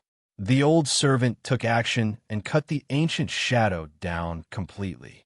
At this point, he finally revealed his true strength. Boom, boom, boom. At this moment, the red shadows went berserk and pushed Richard against the wall. Suddenly, all the shadows entered this death cave like a flood, engulfing this hole along with their delicious prey. Die! The old servant roared loudly, and his aura as a powerful emperor of the sword pierced the sky. In an instant, he pounced on the red shadows and cut down countless of them, but an infinite number, like tides, kept coming. Boom! The old servant once again began his massacre. He swept through everything once more, but the vanguard of the red shadows was not deterred. Seeing the true strength of this elderly emperor of the sword, many adventurers from different paths were amazed. A sound of crack appeared, and blood sprayed into the air. Even though the old servant was powerful, he had to protect Richard while killing every trace of the shadows. A momentary lapse of focus allowed an ancient shadow to penetrate his shoulder. The elderly man cut the ancient shadow, but it was already rooted inside his body. This greatly changed the old man's expression as his whole body trembled. "Master!" Richard cried out in fear. He wanted to save him, but his body wouldn't allow him to do so. "Hide behind me!" the old man shouted and unleashed a sky-splitting move. However, at this moment, the ancient shadows had formed a huge nest, eager to devour the two. From behind, countless shadows were also rushing in, encompassing the entire cave. Daphne, Richard's sister, paled as she saw the distant signs of her brother's battle. She wanted to go to that place, but was stopped by many adventurers. "Daphne, don't be impulsive, let's retreat." At this moment, Inside the cave, the elderly Emperor of the Sword, who was actually Richard's master, was pierced by two ancient shadows in his shoulder once again. At this point, he was completely bloodied and ragged. Richard, with a fierce look, held off the attacks from behind and clung to his master. Hello, everyone! As we wrap up this video, I want to share a quick note. I have a Patreon account. If you'd like to support me and enjoy on-demand audiobooks, you can become a Patreon member. Alternatively, you can check out my Google Drive link, which has 500-plus novel audiobooks available through my Ko-fi or Patreon shop. I appreciate your support.